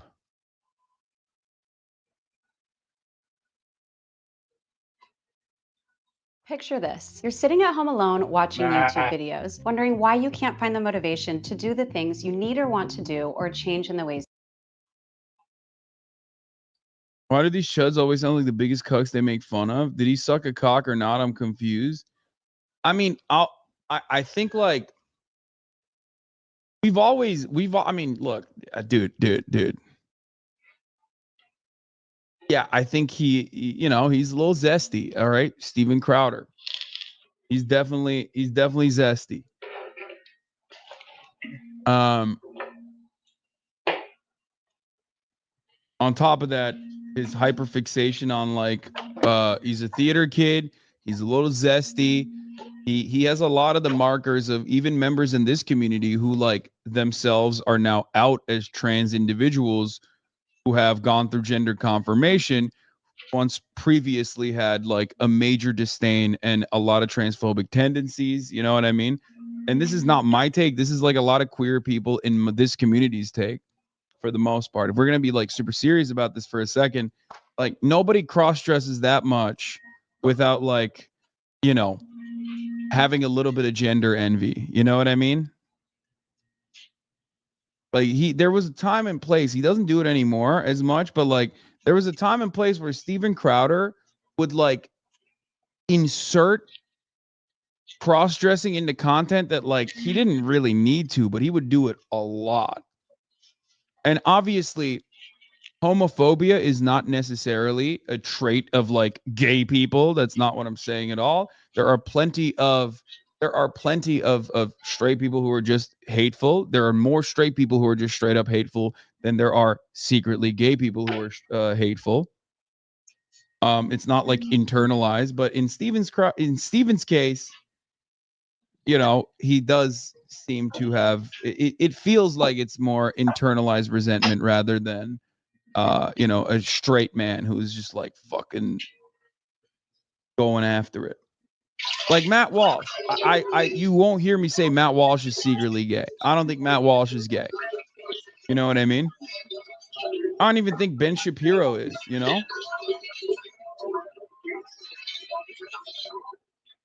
I don't think Ben Shapiro is. But I do think Steven Crowder, he's got that dog in him. If anything, Ben is ace. I don't think Trump is gay. I've talked about that before. I think Trump is like way more. I think Trump is ace. I don't think Trump is gay. I think he's ace. Like I think he has like I think he's disgusted by the act of sex, but also simultaneously likes the power that comes from it. So that's why he has like those weird, creepy, allegations and shit like that. I don't think Trump is.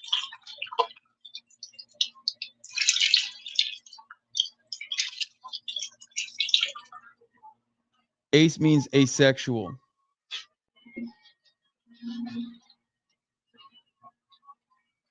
But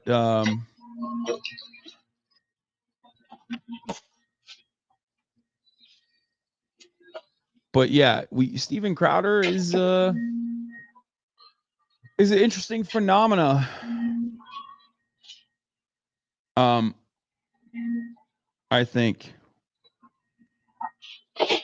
this part of the video is odd. I mean, this is a very serious video. I'm afraid of. If you have any gay friends, including even like Austin himself has like talked about this before, they'll tell you something that they do before coming out is like trying to get themselves comfortable with that reality by making jokes, like over the top jokes that like are slipped in. You know what I mean? This seems like one of those things where it's like a super serious video that's 14 minutes long about his biggest insecurities. And in between, he's like, oh, yeah, I had a bi phase, short lived. I'm afraid of that Mr. Hyde rearing his ugly head.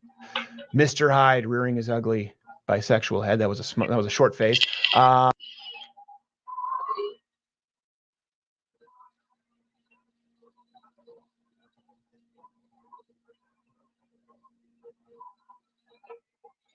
Yeah, it's going to get good here for a second. He's going to come out as bisexual. Like Jekyll and Hyde. He's saying that that's like the monster in him.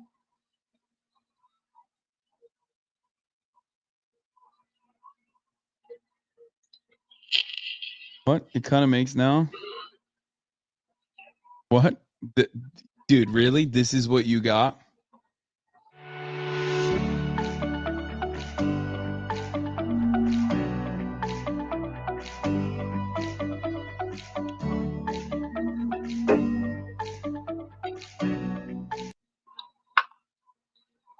I'm too empathetic. I feel bad for him. He's a fucking monster, dude. Don't feel bad for him. Get the fuck out of here.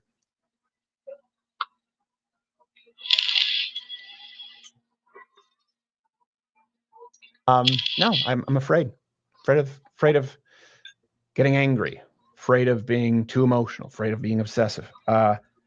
Because that I'm afraid.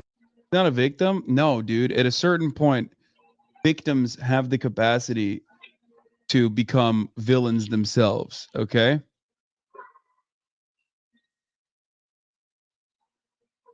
You're out of your fucking mind if you think that he is like still very much a victim of society or anything. When you are one of the main villains, when you are one of the people that is like actively normalizing hatred against queer people, actively normalizing violence against queer people and every other marginalized group, you're fucking bananas to think like, oh, he's a victim still. He's a victim still. Come on, dude. Fuck him. He has never demonstrated remorse. And like, as much as I am a firm believer in redemption and rehabilitation, the first step is acknowledgement. Okay. Acknowledgement and restitution. Like, and then demonstrating that you fucking changed. You're out of your fucking mind if you think that this man is even remotely on that path. Like, someone on Reddit was onto this 2 years ago. How did we miss this? Holy fuck, this chat is about to do it. This chat is about to CIA this shit. You guys are crazy. Uh-oh.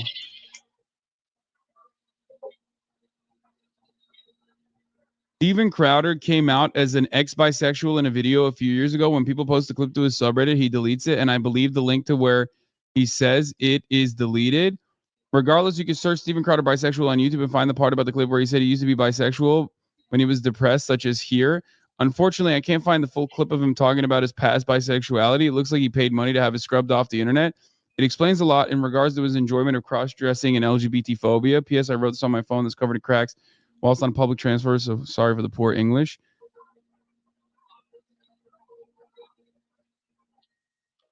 Oh, this tweet is gone. He deleted it. Okay. The full clip is right here on Crowder's. I'm afraid, frankly, that he used to have a bad temper. I'm afraid of it coming back. I'm afraid of Mr. Hyde rearing his ugly bisexual head. That was a. When a woman claims she's bisexual, she's often trying to be cool. When a guy claims it, he's gay. Hashtag bi visibility day.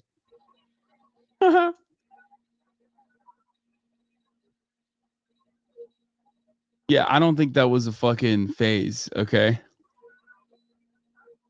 I think it's normal for people to empathize, feel bad as he's being pretty vulnerable here. This was very much 4 years ago. He's still contributing to the problem big time. I feel like he's only gotten worse as time has gone by. Yeah. I mean, it's crazy that Ethan just sent me this video. I've never seen this before. Earlier in the struggle for queer liberation, there was a huge fight for outing prominent homophobes. I'm a cishet man, so I'm not the person to adjudicate this, but I do think that when they are someone like Crowder, they should be exposed. He's trying to get trans and queer people killed. Oh, 100%. But again, I too am a cishet man, so what the fuck do I know? But yeah, from my perspective, albeit one shaped by privilege, I still think, yeah, what do you mean? Hassan Absolutely. is so fucking insufferable.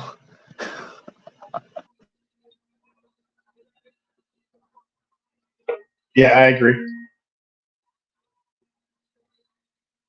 What? Dude, I mean, I don't care about Owen Benjamin. Yeah, I mean, fuck him. Did you lick your palms? I plead the fifth. What is this? Effort to help save the semiconductor chips. What?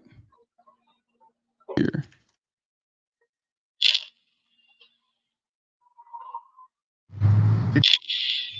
Did you lick your palms? I plead the fifth. We all are. Okay. We're all special little snowflakes.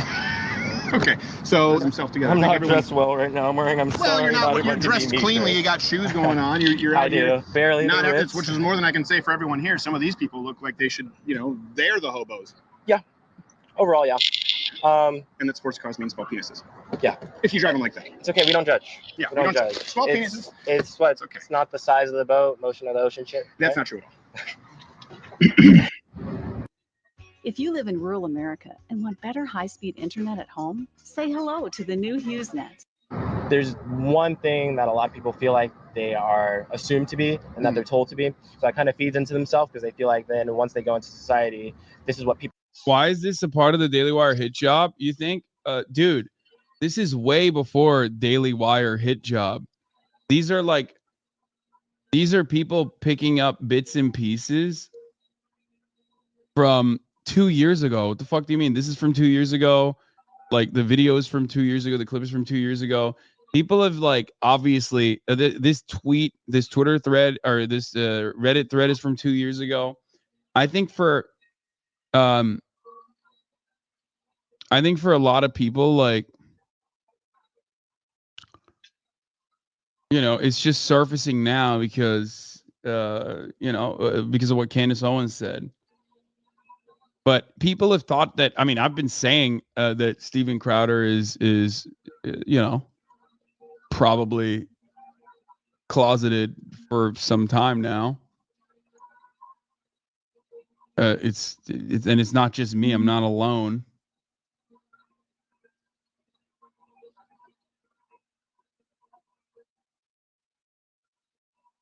I've gotten about 20 seconds of insight from this whole Hassan. Yeah, I know. r/Dave Rubin is dedicated to making fun of Dave Rubin. It originally started as a pro Dave Rubin subreddit, and then it became one that What are you saying? I've gotten about 20 seconds of insight from this whole clip we've watched of Hassan, and the rest of it has been wholly vapid. I mean, I'm pretty impressed myself because, you know, seeing how like our production quality compared to his production quality, and he's doing all the same stuff. Like we're taking like 2 hours to cover like a 5-minute video, and he's doing the same thing. So when you think about it, we're just like Hussein Piker. It's just we don't have millions of viewers and subscribers. Yeah, pretty much.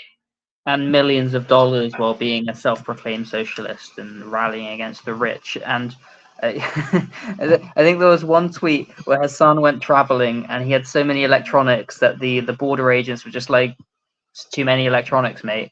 He's like, what do you mean? It's tax. Give us, pay us money. You've got too many electronics. Maybe Mexico or something. Wow. I mean, if you show a business license and that you need it for your job in media, like if you go to like some countries, they like you got a press pass or something, or you like I'm social media influencer. This is the main thing is if it's in case and it's not in like a box that's like new with like tags and shit on it, I don't think you have a problem. But I didn't, when I travel with my electronics because it's stored in an actual case and there's no. Like I said, there's no tags or it's not in a box. If it's in a box, they're gonna be like, "What the hell, dude? Are you importing stuff to sell?" I'm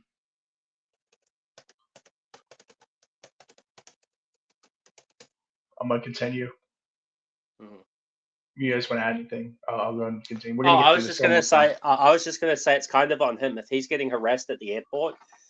It's because he's not got the right credentials. If you're like an important person, you're going to have like an APEC business card, or you're going to have like whatever the South American version of that is. You're going to have some credentials, right? And you're going to be pre-approved.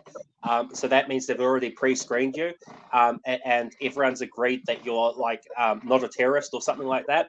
And then you just go through like you go through the same line that all the rich people go through. You go through the same line that the pilots and the air hostesses go through. Yeah, exactly. I'm not saying he got arrested. I'm saying there was a tweet he made that said, yes, so this is the tweet, September 6th, 2023, from Hassan, the Hun. Landed in Mexico and immediately got detained by customs for having too many pieces of electronic equipment, for which they made up a number and forced me to pay taxes on. And then Dude, if you have a the community knows business, that there is a tax on bringing in too many equipment, and there's no reason to believe the number was made up. if you have a business travel card, quite often because you've been pre-approved, particularly in America, if you're pre-approved, you literally go through the same line that the pilots go through, and they don't make you take off your shoes, they don't make you take off your belt, just like they don't make the pilots and the air hostesses undress. And sometimes they won't even check your bag. They'll just run it through the scanner. They're not going to open it up and unpack and repack everything. Like Yeah, it's optional, It's you pay for that service in America. I think it's I forget what the program is, but you pay for it. They do all the background and everything, and it's for like business people and like I said, media people that are frequently traveling, and you pay for a premium for that, and you just go through. It's all a fucking scam, dude. At the end of the day, it's all about money. You pay enough money, like they just don't give a shit anymore. It's hilarious. Rules for thee, and none for you and me, that kind of thing. All right, I'm gonna continue. Where we at? Let me get back to the screen here.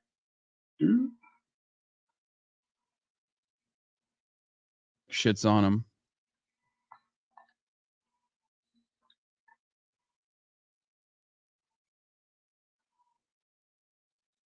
Crowder with Crowder. Living in WeHo probably helps with gaydar detector. I mean, look. Being aggressively homophobic, even if you are gay or straight, closeted or not, still has a lot to do with insecurity. It has a lot to do with social conditioning, but it certainly has a lot to do with insecurity about your own sexuality. Even if you're fucking straight, like there's still an element of like insecurity there that forces you to be over the top hateful towards gay people. This is how I used to dress 6 months ago, and this is me now, and it's all thanks.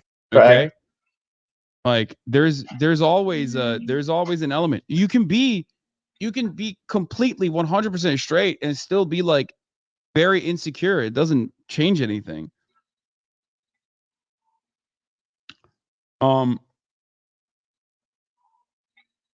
was a fan of Ben and Steven for years. When I was in high school, I was extremely transphobic and homophobic. Now I'm a trans woman 3 months post-op, and my life has been changed for the better in every way. There's hope for everyone. Love y'all.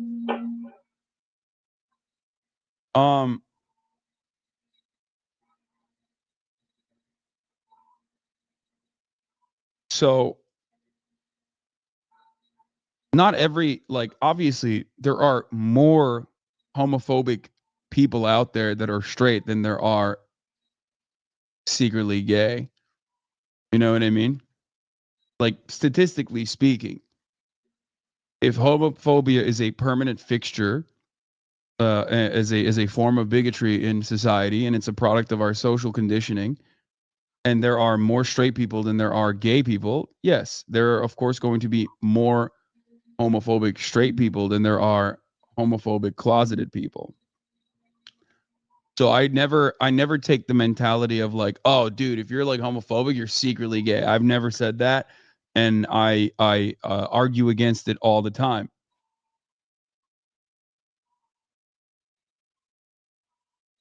Having said that, however,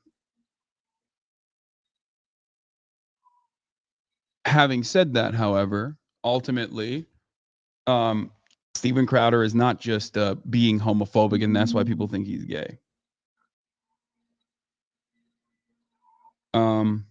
Yeah.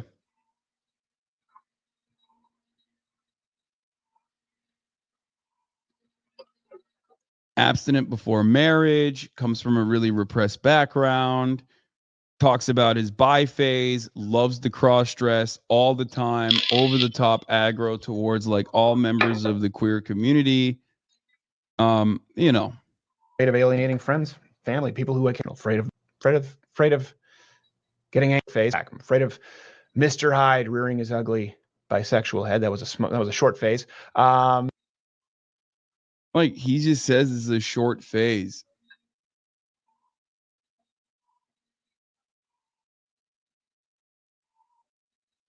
If he is bi, what would it take for him to come out and openly admit it? I don't think so. I don't think that'll, like, I think he'll probably deny it. There's no fucking shot. People expect me to be, so I can't deviate too far from that because they already have these preconceptions. So yeah, it's hard to change preconceptions oftentimes, especially like on a first impression based view. Yeah, but you're probably pretty athletic, right? You know, I'm fit, but I'm not athletic. I'm bad. I appreciate you taking the time. Oh no, I'm really enjoying the conversation. Oh, thank you. Continue. And I appreciate it that you're sitting there. I think it's been pretty good. Neither one of us have been interrupting, but or yelling at each other, or hitting each other. But not yet. We'll get there. Oh no! It progresses. Come on. You don't have to live up to that stereotype just because people are rioting right now. You're right, a lot of Antifa people are rioting. Right. Hey, I didn't say I was the one who's going to get aggressive. What the fuck? Dude, he is so insanely racist, dude. What an unhinged thing to say. You don't have to live up to the stereotype right now to like a black person. What the fuck? You never know. That's true. I've been known. Take it for granted. And I don't think you're one of them. I think people like you can... Yeah, he's one of the good ones, right? Jesus fucking Christ, dude. This is like, this is literally, this is literally civil rights era racist Riz, okay? And by people like you, I mean sharp, young, yes, black men can hold people like that accountable, because it'll take people like you. It'll take people like you who think critically. It'll take people like you who sit there racism and have a classic. conversation, and neither one of us get mad. I think that it only changes from guys or Z's like yourself. Yeah. Okay. I really enjoyed the conversation, man. Yeah, it's been fun. You seem mad. I'm not mad. Right. I have RBF. Do you? I apologize. You know, I went to couples therapy, and literally my therapist was like, yeah, she looks pissed. My therapist said, just call it RBF. don't think she's mad at you. She just has. My wife has the worst RBF. It's a struggle. It really is. It's a struggle. We have a power fist for RBF. Honestly. Yeah. Well. Stop discriminating against RBF, please. All right. Well, thank you, man. I appreciate it. So what was it? I forgot your name again. It was Cole. Kendall Cole. Kendall Cole. That's my Twitter. All right. Thank you. Kendall Cole is your Twitter. I really appreciate it, man. Hopefully we talk some other time. Why does this feel like a date? Oh, I thought Steven Crowder said that. What the fuck? This doesn't feel like a date at all. They're just like, God damn it, dude. I fucking hate dumbasses. RBF is resting bitch face.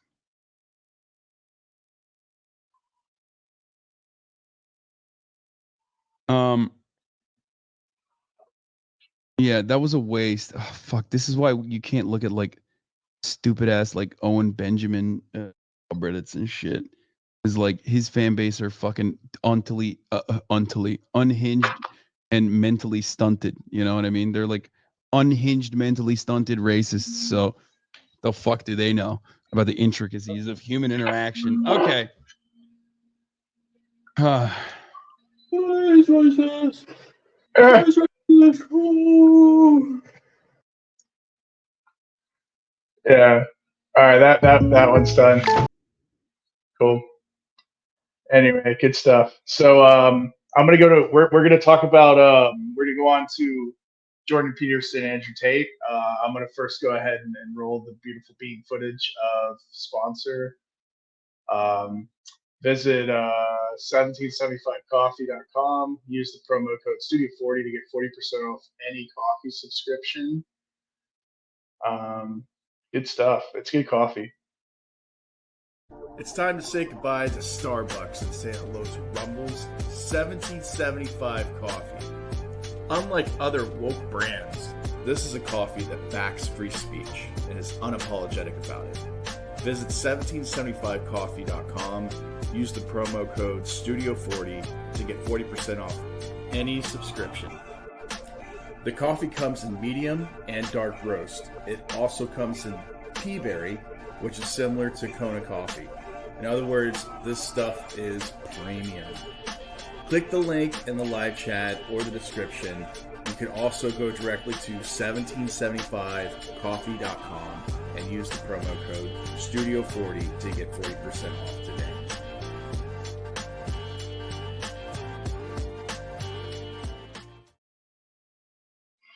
Yeah, like I said, visit www.1775coffee.com. Use the promo code Studio40 to get 40% off any coffee subscription. And like I said, we're going to be going to talk about Jordan Peterson and Andrew Tate next on our podcast. Would you like to add anything, Lupiter, Adam, before we continue? No, not particularly. I mean, I just didn't know. I just didn't know that guy was a homosexual. That's all. Oh, you did? You didn't know that? You didn't know that Steven Crowder was bisexual in his past, and I guess he currently is, and possibly might be the reason why his wife divorced him, other than the fact that he's an asshole. Oh, I didn't know that. I didn't know that was why she had signed a non-disclosure agreement about his him being a homosexual.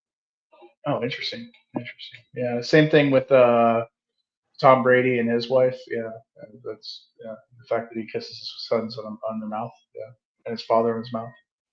Very interesting. Very interesting people that we have in these conservatives that we have in our society in America.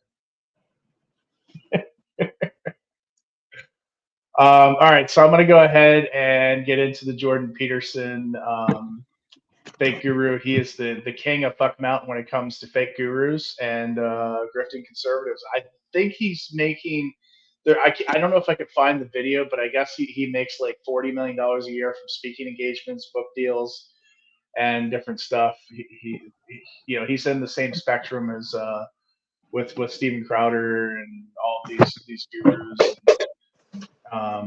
He's constantly he's consistently on Joe Rogan's podcast. I believe he was on there recently, if I'm not mistaken. He's wearing a blasphemy sports coat with like Virgin Mary and all kinds of stuff, some religious, and he was talking about I might actually pull it up just a little bit, but he first started talking about Christianity and all this good stuff and about conservatism and stuff like, and it's just that guy's not conservative, dude. Not at all. Not at all.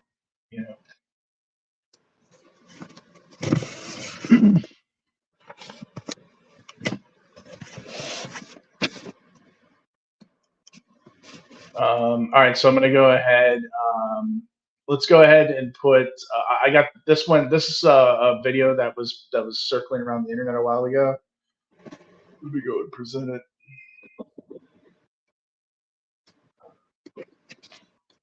Good stuff. I'll put this as. We can leave it like that. That's fine. That's fine. Okay, oh. Because I don't know that. I hesitate to talk about Andrew Tate because I don't know that much about Andrew Tate. There's a rumor online that we hooked up. That didn't happen. He drove me around in his Bugatti and we saw castles. And the reason I went was because he came up as a millionaire kickboxer. I remember he was very, very, very smart person. And I remember telling him, you kind of remind me of a human shark. Once I was there, he told me about the webcams. What did he tell you? Not women who want to do webcam stuff. I help them make way more money and I take a percentage. The first question is, why is he so popular? And the answer is, well, if you have to choose between being timid and never going out, or, listening to someone who says, like, get the hell out there and take the world, that's better. The first thing you got to say about him is that he's genuinely tough. He's a fighter. Tate's intelligent, and what that means as well is that some of the things he says are going to be of value. The thing that disturbs me is that from what I've watched is he would enter into relationships, tilt them in the direction of generating like an OnlyFans following. There isn't anything about that I think is acceptable. Yeah, interesting, right? I don't know. Interesting. I got another article here. You think you just fell out of a coconut tree? Oh. That was. Yeah. I don't know, man. This is a weird guy, man. Jordan Peterson. Talks about Pinocchio, and he's getting him out of a whale, and this is how. I mean, seriously, like as a professor, like myself, like if I sat there and grifted like this guy is the king of grifters, dude. I mean, literally, like he's a sociologist or a psychiatrist or something in nature, and he teaches about Pinocchio to his class, and they watch movies and shit, and that's his lectures, and he gets paid hundreds of thousands of Canadian dollars a year to do that. And I mean, I wish I could just show movies to my students all day and like get paid, grift $100,000 from a top university. That would be the coolest job ever. And then you get to go on like social media and just spew out a bunch of bullshit that like really isn't, and say you're conservative and try to talk about Christianity from like a new age like level. And clean your room. Remember to clean your room. Anyway, so I'm gonna where are we at? Let's get this article up. Truth about Jordan Peterson's daughter. All right. Yeah. You still with us, Lupiter? You fall asleep? Yeah, no, I think it cut out for a second for me. Although I don't know, maybe that was everyone, but I'm still here. I'm just listening.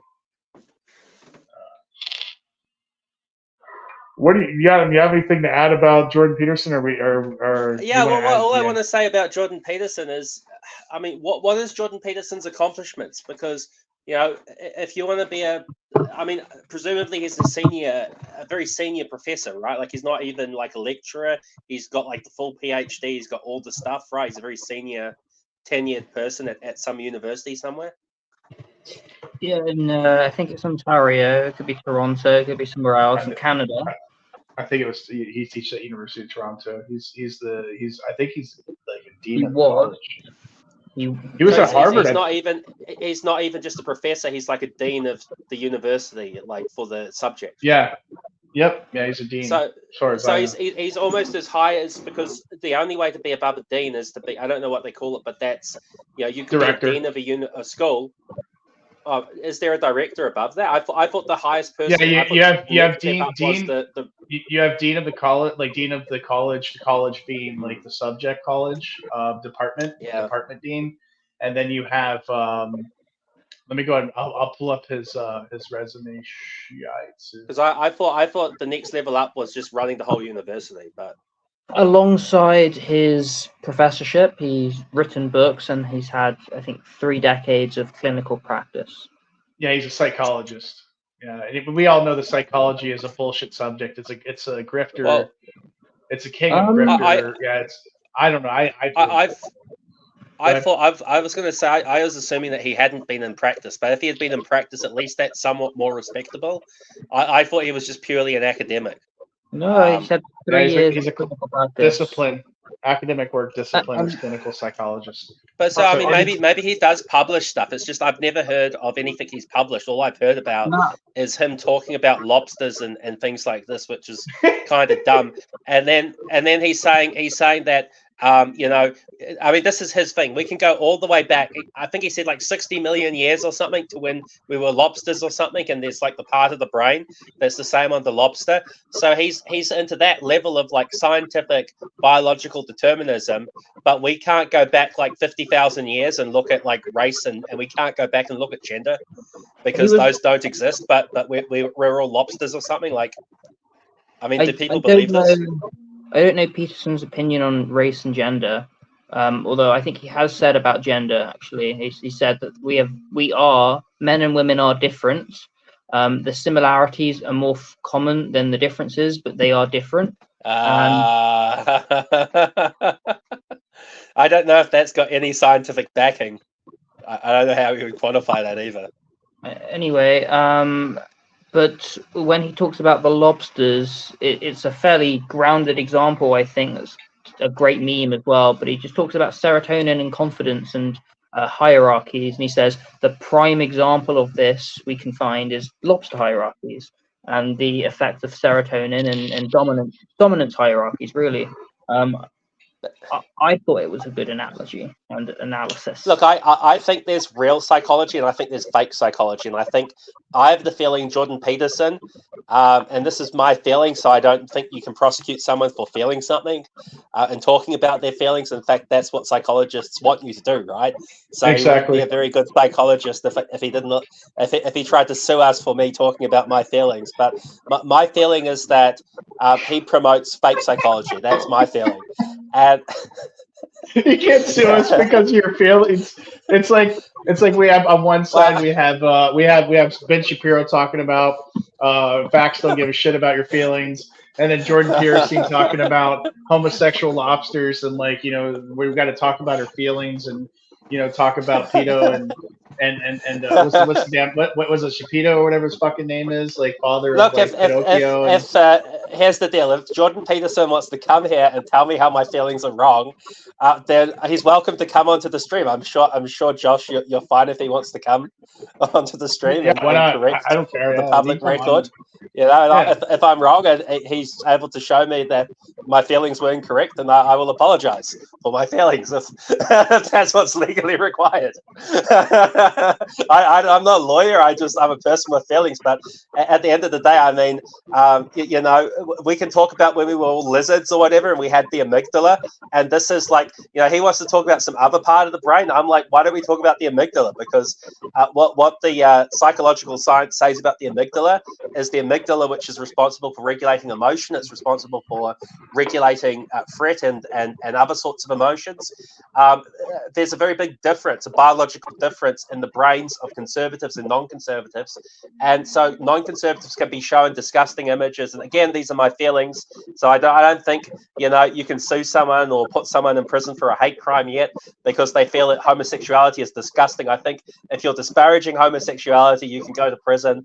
I'm not sure, like, I know there's a lot of people in my country in prison because they have all the wrong feelings and ideas. So maybe, but at the end of the day, look, you can show a normal person, a healthy person, a conservative, like two homosexuals kissing or something, and there's like a disgust response that's caused by the amygdala. You can show two liberals this, and there's no response. So, like, we know from like scientific studies and things like that, non-conservatives have a defective brain. They have a lack of response in the amygdala. If you actually treat that medically and stimulate the amygdala, give them drugs or use magnets, and there's other experiments where they've done crazy stuff like this. It sounds like science fiction, but they're able to alter people's opinions. They're able to make people more conservative or less conservative by retarding or exciting the amygdala. So this is actual science, but he doesn't want to talk about this. He doesn't want to talk about like any of the decent stuff about race and IQ or gender. He doesn't want to talk about how women's and men's brains are wired completely differently, and we can see these in MRI scans based on brain activity. He doesn't want to talk about differences in like chemistry that people have in their bodies, whether they're a female or a male, and all these different things that strongly affect people's behavior. He wants to take the woke position that men and women are mostly the same. They're more same than they're different, but whilst not sounding completely retarded and insane by saying that there's no difference between men and women. He's saying, oh yeah, no, men and women are 95, they're not exactly the same. They're only 98% the same. They're only 95% the same. They're only 99% the same. It's like, no, dude, this isn't a credible position. Like this is, and he always does this. This is, I don't like these people. I think that's a misrepresentation of his views. I don't know his views, but he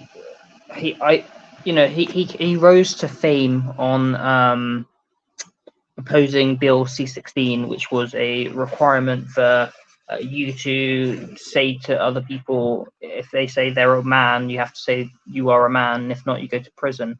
I'm just looking up the Jordan B. Peterson podcast on Spotify, and I see episode 459, Texas Children's Hospital exposed for illegal gender-affirming care. Episode 464, The Devouring Mother, War on Human Aggression. I think he very clearly, again, I haven't listened to these, but I would infer that he does believe men and women are distinctive, different, and doesn't necessarily hold these woke opinions that you claim.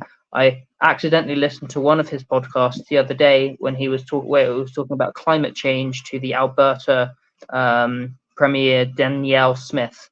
I watched listened to a bit of it by accident after it auto played when I was listening to something else, and he made a very coherent argument that carbon dioxide is a good thing. Okay, well, I don't base whether or not someone's conservative over arguments about man-made global warming or whether or not transgender people are actually men or females. I think if you have the opinion if that someone biological gender exists, I think that's the same opinion that everyone's had forever, and I think that only like 1% of people like have some sort of confusion about this. So this to me isn't like conservatism. But all I'm doing is I'm basing my opinion largely from what you said, that you think that he thinks that gender is mostly the same. There's mostly more similarities than differences, but also based on the fact that if we look at the peer-reviewed literature shows that in Western academia, most people are left-leaning. They're very strongly left-leaning. In fact, most departments, especially social study departments, are almost exclusively left-leaning. And it's kind of like those statistics you see about Silicon Valley, where you look at donations to parties, political party affiliation in America, and it's like a lot of these Silicon Valley companies, it's like 99% Democrat. I mean, this is a person that is a university professor in a very woke country, and he's someone that worked at the UN. And what I can tell you is that from my experience, everyone that I know that I've interacted with personally that's worked at like a policy level or at some sort of level like that, and that doesn't necessarily mean that they have to be a very high level person, because there's you got to understand that the UN works for a lot of people. They work for a lot of NGOs, they work for a lot of universities, so there's a lot of people. So if you go to your local university, there's probably people there that work with the UN, but my experience with interacting with people that work with the UN is that they're very liberal people, and he worked at a very high policy level at the UN, so that was probably why he got his position at that university at such a prominent level as a dean, because of his experience with writing policy papers for the UN.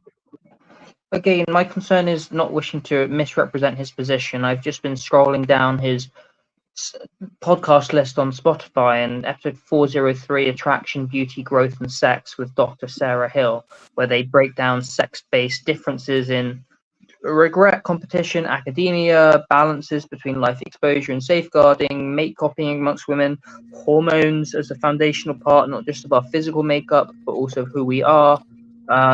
It sounds like again, I feel like I don't know enough about Jordan Peterson's positions and whatnot, but I would suggest that the way you've described it is likely a misrepresentation.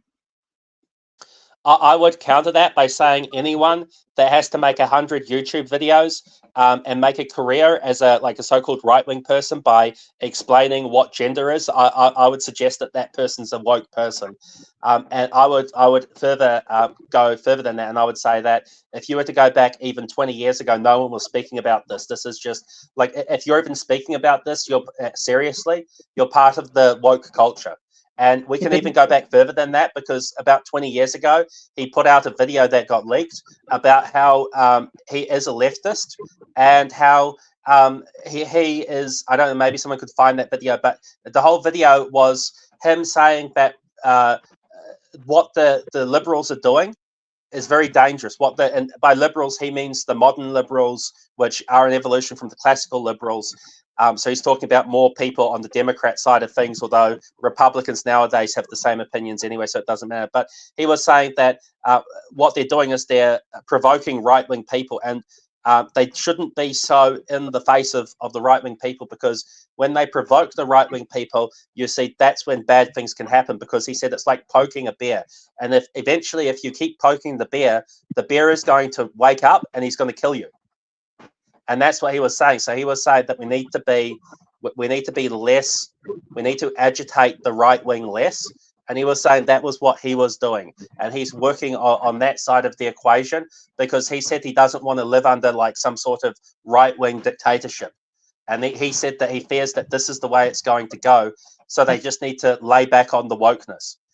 And so this is why he's taking this centrist position. I have that video. I'm gonna go ahead and play it. If you guys hold on, Adam, hold your questions, and I'm gonna play it. What he was talking about, what Lupiter was talking about.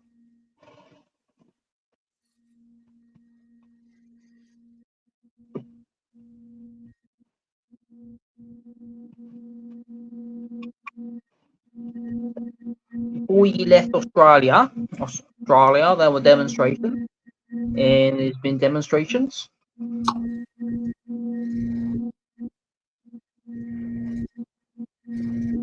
What he trans misogyny on our campus?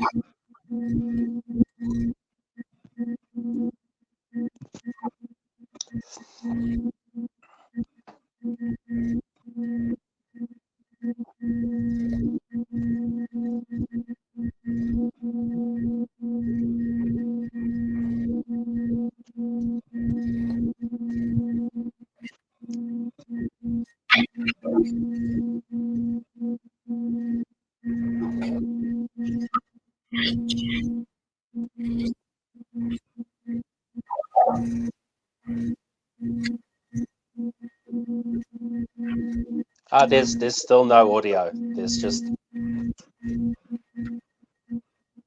Yeah, there's no audio here for us. We can't hear anything besides maybe a little bit of static. Guys, you're not going to be able to hear the audio. It's being played through the Rumble channel. So unless you're listening to it on Rumble, you'll be able to. Yeah. All good. All right.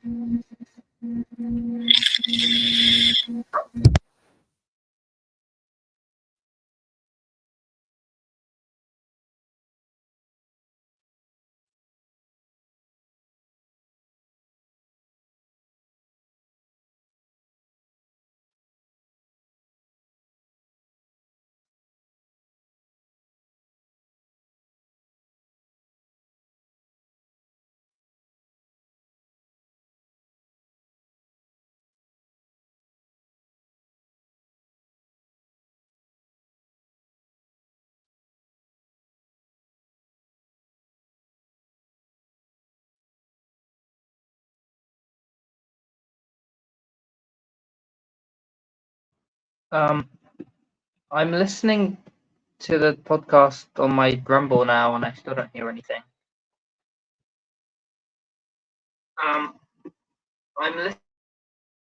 What's going on? You're listening and you can't what?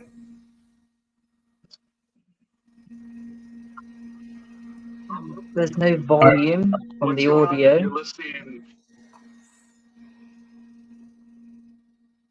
Okay.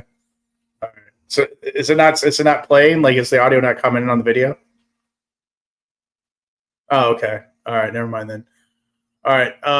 Anyway, going back to what we were talking about, I'll bring up another video. It's fine. I don't know why it's not working.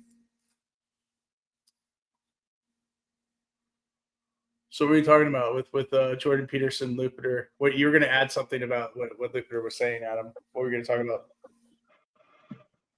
Yes, Lupiter alleged that there was footage of Jordan Peterson saying that he wants to agitate the right wing on a more subtle, subversive level.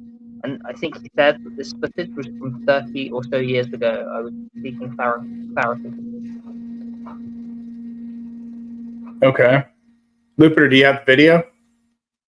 We got 11 people watching, so put it up. I'm trying to. I'm fine. I'm looking for it now, and I'm seeing if I can just play it through here. Well, I was all right. I watched. I covered a lot of. I watched a lot of like Jordan Peterson's content, and I listened to him on several different podcasts, prominently Joe Rogan, and I don't know. I think what was it? I think Alex Jones called him a classic liberal, or he himself referred to himself as a classic liberal. And this is Adam's expertise or area. What exactly is a classic liberal in your mindset there, Adam? So liberalism today is kind of degeneracy and subversion, but the principle of liberty is classical liberalism, and it used to be British classical liberalism. These ideals of the Enlightenment. It's the liberalism of the British propaganda that I was raised as to believe is virtuous. It's values that mostly I hold today, while the country of Britain is the enemy of. The propaganda is that they have free speech and whatnot. They don't, and they have freedom. They're not. They have no rights whatsoever. So classical liberalism is effectively you have freedom. You're not a slave, so long as you don't hurt other people. Capitalism is good. Generally, there is a degree of legitimacy of governance. I don't think it doesn't invalidate welfare, as I understand it. You can be a liberalist and support welfare, but you can also that's kind of the Rawlsian liberalism, or you can have the more Nozick liberalism, which is that all welfare is bad, free markets are the way to go, which is the correct position to have, of course. So it's not American liberalism, it's classical liberalism, which is to say that freedom generally is a positive virtue. I don't think we should discriminate. At the end of the day, I'm not going to sit here and discriminate between one type of liberal and another type of liberal. And I think that all liberalism is a form of left-wingism. And if we go back before the 2000s, there was not this concept of the political compass. Everyone today they've been brainwashed and they think of politics in the sense of the libertarian compass. And this is a 2000s way of thinking of things, and it's sort of a reinvention of politics. It's a depoliticization of politics, where politics is reduced down to arguments over taxes and economic policy, and I think that this is very misleading. I think if you were to go back to the invention of the term left and right wing, you would see that the left and the right and conservatives and liberals, that didn't refer to, well, basically anything that people conceive of today. The idea was that you had people that believed in basically Thomas Aquinas's liberal humanist teachings and the liberal humanist subversives of the Catholic Church that invented the Enlightenment, that advanced humanism, and they were promoting this idea of universal equality, universalism, humanism, the idea that everyone's the same, the idea that all differences between people are the subject of environmental factors, that these hierarchies are socially constructed and have no value to society. And it was sort of a revolt against everything that existed prior. But this is what liberalism is. Liberalism sought to undermine the established processes and systems that we had in the 17s and 18s and 1600s, and it attempted to replace everything with a sort of depoliticized producer-consumer. It was a very materialistic dialectic where, basically they wanted to get rid of the idea of men, Can you mute your mic? race. I think there's feedback coming through. All right, I mean, if you guys look, I've got I think it's your mic, Adam, but there's the post that you gave me with the left and right. I don't know if you see it on there, Adam. I'm gonna unmute Looper. We got to understand that what's on the left. Is it me? No, it's actually Adam. Okay, it's his spam. Yeah, no, we got to understand that. No, it's gone away now, Adam. Anyway, going back to it, go Looper. Just continue, brother. Okay, well, we got to understand that what we have in this picture here on the left side of that picture, that didn't appear out of nowhere. Okay, everything that's on the left comes from everything that's on the right, and they actually reference this. I mean, Ben Shapiro and Stephen Crowder, I'm guessing that's the guy on the right of the left side. Right.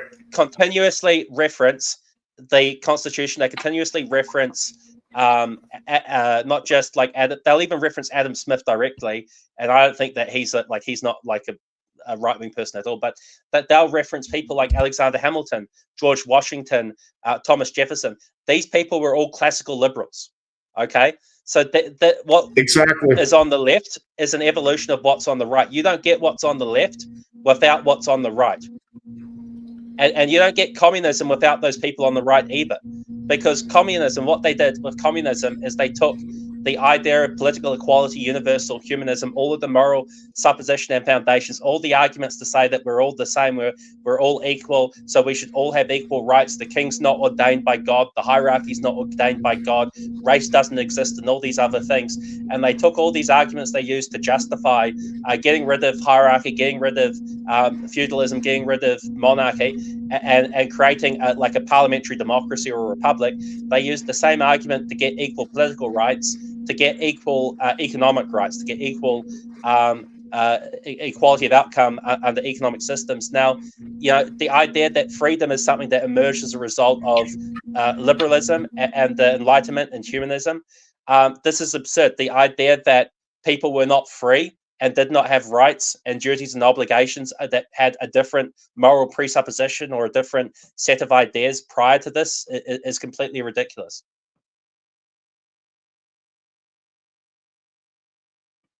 Yeah, exactly. Yeah, I think it's the right conservatism. Say that again. It wasn't clear. One more time. You have this modern statism, this belief in government, the modern state, especially as you say, with political equality and secular humanism, etc., that allows for this delusional thinking. There's one very famous quote that says, I don't know necessarily how I feel about the French Revolution, but all I can say is that every noble person of aristocratic birth was completely sane and normal before it. Well, I don't even think it's a modern thing. I mean, we go back to, and there's a book on ancient civilizations published by Imperium Press, and that's worth people checking out. It's called The Ancient City. But in that, they talk about how they used to have, like, this was back when people were pagans. They used to worship themselves. They used to worship their ancestors. They had the patriarchy where they had the oldest living male owned all the people underneath them.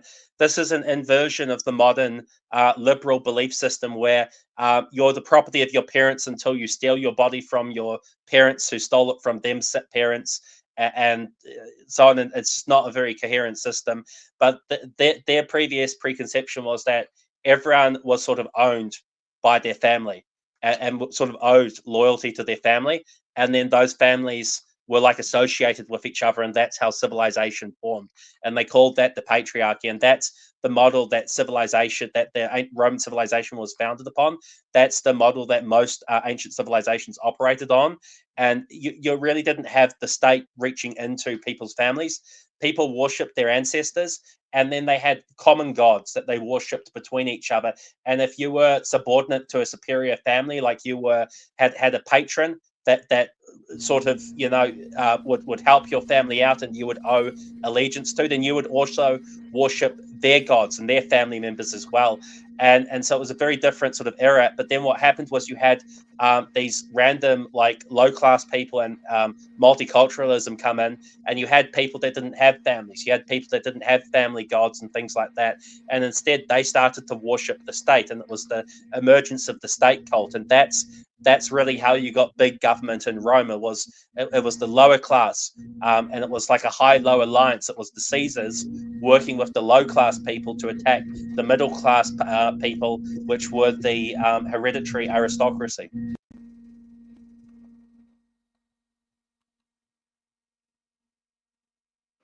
And actually, this worship of the patriarchs into patrons, that's probably the foundation of the pantheon belief of the Greeks, not ultimately the Romans. For example, Jupiter or Hermes, Ares, these would have been, those are Romans. Anyway, the Apollo, these likely could have been my great grandfather, and they become turn into mythologies, and that's how the pantheon likely formed within the city-states, ultimately developing into the earliest forms of democracies and city-states. But if you don't have your own ancestors to worship, like Julius Caesar, he was descended from Jupiter, you know, and all these top patricians were descended from these people. That's why they were aristocrats. That's how they had legitimacy. But if you're a random person, you're going to worship some public god, and you're going to worship the state, and the state's now your family. Just like nowadays, if a woman doesn't have a man, you know, then instead of the man being her man, she finds the government, and the government becomes her man. And now the government's her boss, and now she's going to support the government. Well, the concept of deities was wholly different in the pagan, i.e., non-monotheism in Roman society, for example, and Greco-Roman, wholly different to Abrahamism. So Julius Caesar was a god, or he became a god. He ascended up to heaven. He was a living god or a demigod. His father was a god. He was of noble birth.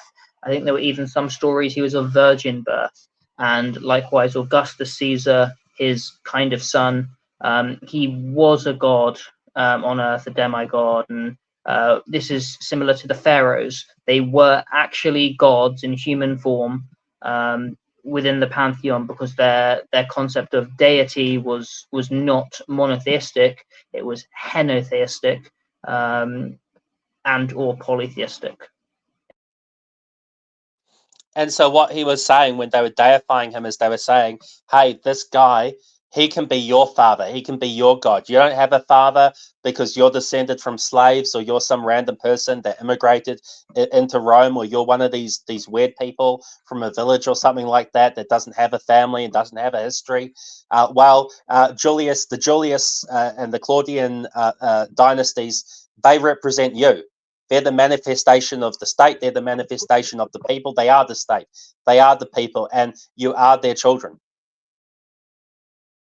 And I'm not as well studied on Caesars as I would like to be, but I know that there's a lot of stories of them being very charitable. Although I'm sure you two have, I've heard you discuss like some of the corruption of the Caesars, which I'm sure. But yeah, there was a lot of charity and miracles, in fact, that the Caesars were said to have done, such as feeding everyone with 500 fish.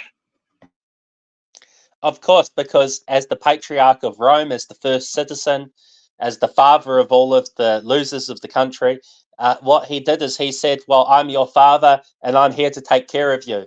And your father is a generous and good person, and he works hard to provide for his family. And so today we're going to have a feast. Tomorrow we're going to have a feast. Every year at this day, we're going to have a feast. It's my birthday, and here are gifts for all of my children. I'm dead, and here's a big part of my estate. Free food for a month, parties for a month, wine for a month, prostitutes for a month, games for a month for all of the citizens of Rome, and things like this. And this is what they did. And so they brought the loyalty of the people. Now, modern days, they don't need to do that, because in the modern day, they have a new belief system, and it's a liberal belief system where the state itself, it doesn't even need to have this father patriarchal figure, because that's racist and sexist and we're all the same. Instead, the state is just a manifestation of the people, and you just support it because the state is you, and you worship yourself as an individual in liberalism. And this is a very weird way of thinking. And so if you tell an American, America's like a loser country, they'll get personally offended, you know? And yet Americans think that people in North Korea are brainwashed, because every day they have to salute the dear leader, the father of all the Korean people. But you know what? I think it makes infinitely more sense to have a patriarchal father figure running your country than do the same thing but to some dumb flag. Like, why are you pledging allegiance to a stupid? Like, this is stupid. It's a flag. It's the flag and the republic for which it stands, which is the ruling class. There was a great yes. There's a great joke that a CIA officer is speaking to a KGB officer, and he says, "Man, I have to tell you, your propaganda, your Soviet propaganda, it is the best. You know, you guys make it so amazing." And the KGB officer responds, he says, "Yeah, it's pretty good, but American propaganda, that is the best. You know, your media, phenomenal." The response is, "What do you mean? In America, there is no propaganda." Look, there's an image I would like to show here, but I don't think we're able to show it, because what it is it's something called, it's based on what's called the Olympic salute. There was also another similar salute called the Roman salute, and that's also similar to something called the Nazi salute. Now, America actually had something called the Bellamy salute, and this is you could post it. Exactly, hold on, Looper, hold on. You could post it in the Telegram channel. So guys, listen, if you want anything that we can't post on Rumble or the main streams, go to the Telegram channel. Anything that we're saying it's kind of like controversial, it'll be posted in the Telegram group, and the link is in the description. The Gonzalo Legacy group, which was formerly the Gentlemen's Club, and Lupiter rather is going to go ahead and post that right now in the main channel in the main group. I'm doing that right now. I wish we could post it, but you know, it looks like a certain other type of salute, and it doesn't really matter what the context is, even if you're criticizing that. Even for academic, and yeah. that's what this is. This is an academic channel, and unfortunately, we don't want to take the risk. Unfortunately, we don't have free speech, and I'm not saying Rumble is not a free speech platform, because they've been very helpful to me, and I really like Rumble as a platform, and they've allowed us to talk about a lot of stuff that's very controversial, and they haven't done anything.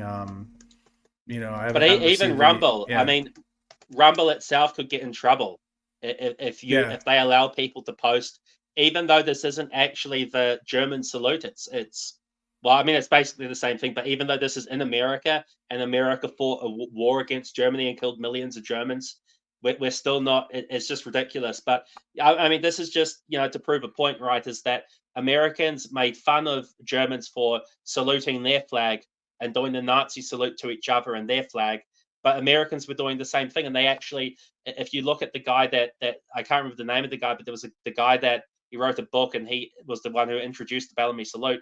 And what it was a fealty pledge to brainwash all the young people in America after the War of Independence to make sure that nothing like this would ever happen.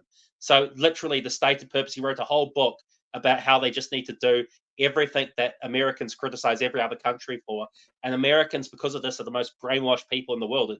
They really are. And it works because Americans believe that the state represents them. They believe that, if the state's like cool or powerful or something, it compensates for any inadequacies in their own life. And it's just ridiculous. And then they make fun of North Korea for having like a patriarchal father figure when, the White House is like some sort of like LGBTQ clown show, some sort of woke clown show. It's ridiculous. I would add that it's not just America; it's Western democracy that trumpets this ideology, and that's widespread, not just in America, but all across Europe, with a greater understanding of it in Eastern Europe, I believe, but all across Europe, USA, Canada, democracies. Let me see if I can put this in here. Australia and New Zealand. Hold on. Is this coming in clear? I mean, let me get a widescreen. When my grandparents went to work, went to school, they had the raising of the flag every morning. But when I went to school, we never had anything like that, and they certainly never did the German salute to the flag and then pledged undying allegiance to the state. Like that was never a thing. But they do that. My understanding is, well, what does that say? I do not identify as a man, or I do not appreciate censorship.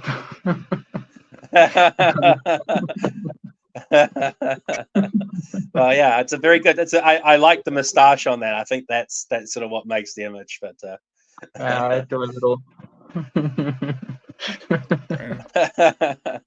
Well, yeah, I mean, certainly, I just think it's weird to do an oath of allegiance like 5 times a day to the state. I think that's for like 15 years. I think that's very, very strange. And like, I don't know what. Status brainwashing propaganda repetition. I see Adam's nodding his head. But it's okay because it's not the other state. The other state's the bad one, right, Adam? Oh yeah, I mean, our state. Oceania is the best state, and we've always been at war with Eurasia. Yes, and that's right. We've always been allies with Eurasia, at war with East Asia. That's right. Absolutely. 100%.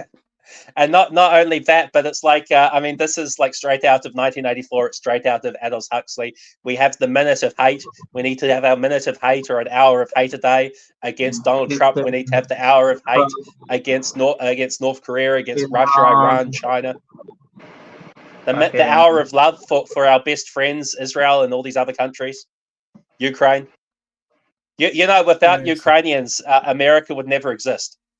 America's the byproduct of Ukrainian, Israeli, immigrant Christian culture. Well, there were some very important Ukrainian immigrants to America, but I don't think they were Christian.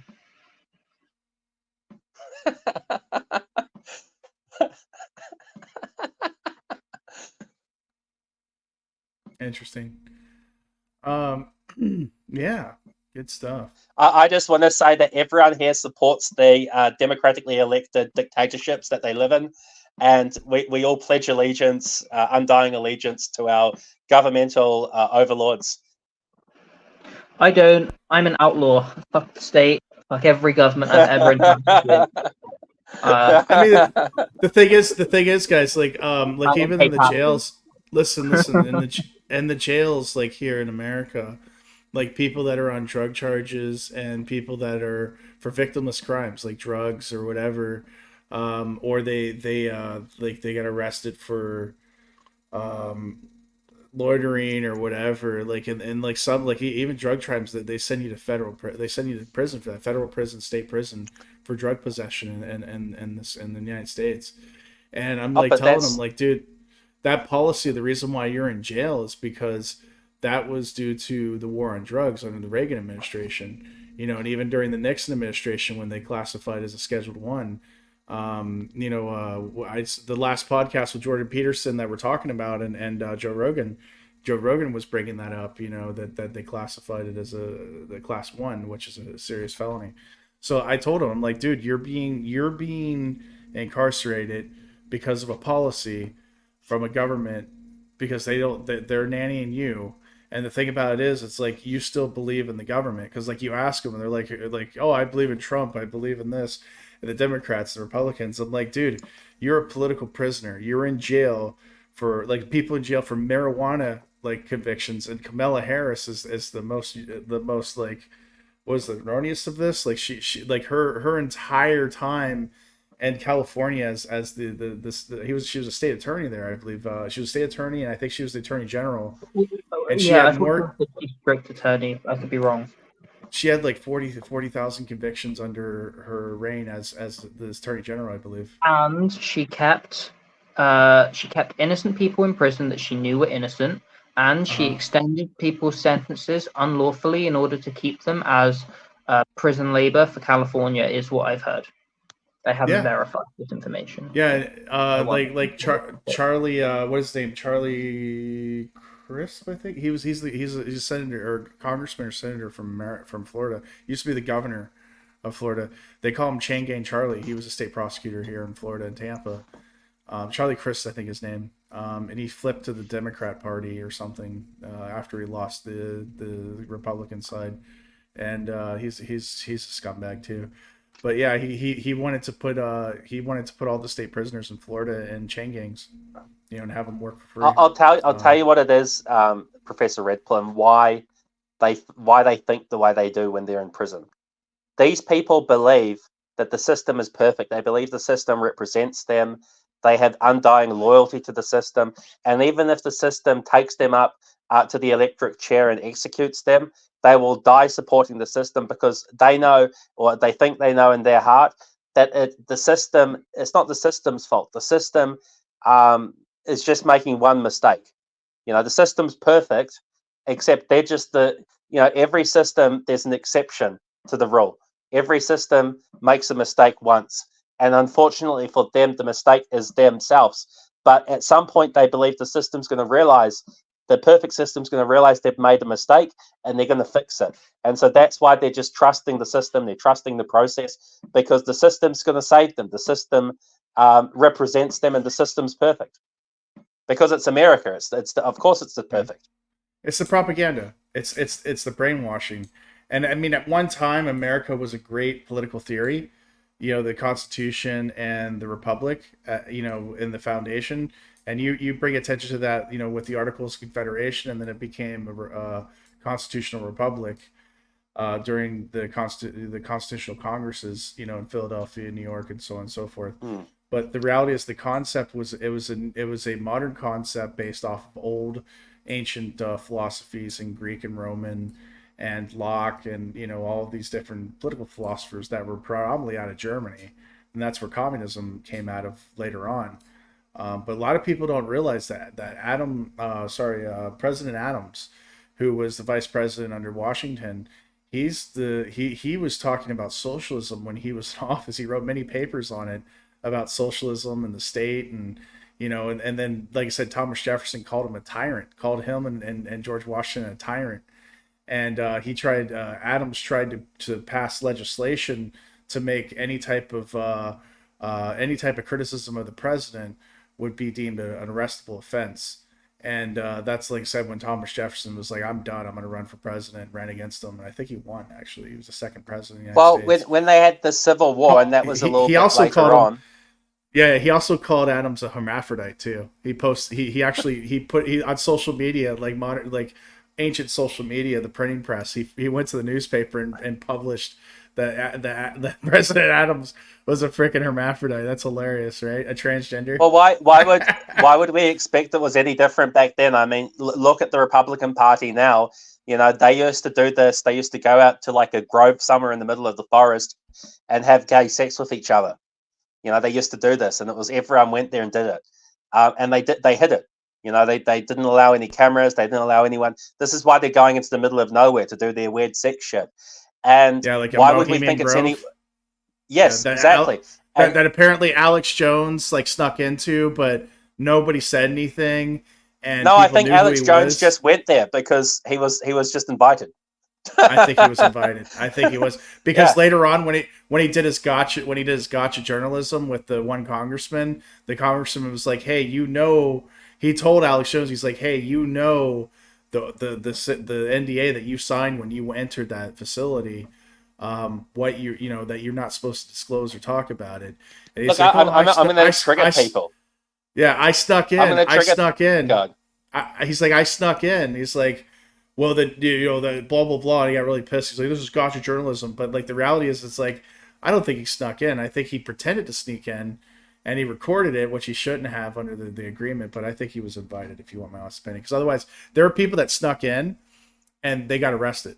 And because there was Secret Service there, and there's all kinds of high security, were given a felony trespass. It was dropped a misdemeanor. Well, but, like, I just want to point out that the Democrats go to Epstein's Island and have sex with like 16-plus-year-olds. That's not exactly child prostitution if they're of legal age. So that's slightly different than pedophilia. But they're having sex with 16-year-old girls. I mean, some of them, like Joe Biden, I mean, there's some pretty dodgy pictures with him, with people that are under 16 years old, but we don't know what happened. And there's also pictures with him and Donald Trump and people that are under 16 years old. We don't know what happened there, but for the people that we're seeing allegations around Epstein, we're all like 16 plus years old. That's my understanding. So that's legal in America. And Democrats are going there. They're having regular sex. They're having like straight sex with 16-year-old girls.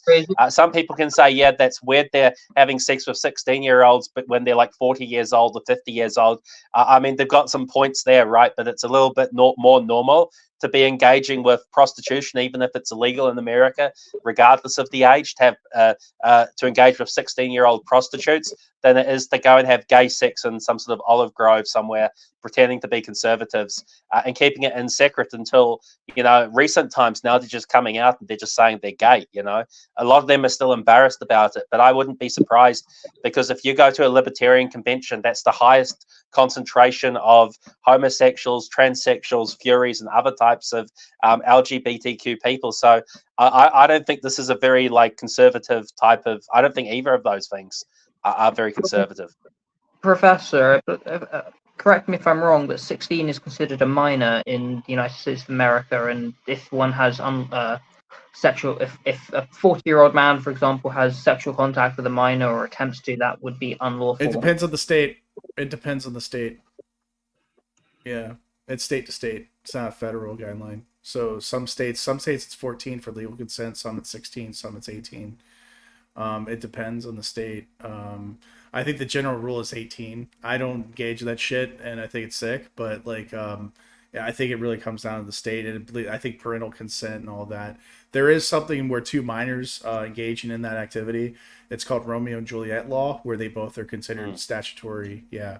Yeah, but that's. If they're under, I think that's for people 16. under 16. If they're under 16 or they're under 16. Yeah. Like you're saying. Yeah. But yeah, I'm less concerned with a 12 and 14-year-old having a relationship than I am with a 40-year-old powerful individual predating. The Romeo and Juliet law is for 18, like a 17, 18, 19-year-old and a 16 or like lower. Yeah. Is my understanding, Romeo and Juliet. They're in high school and yeah. But yeah,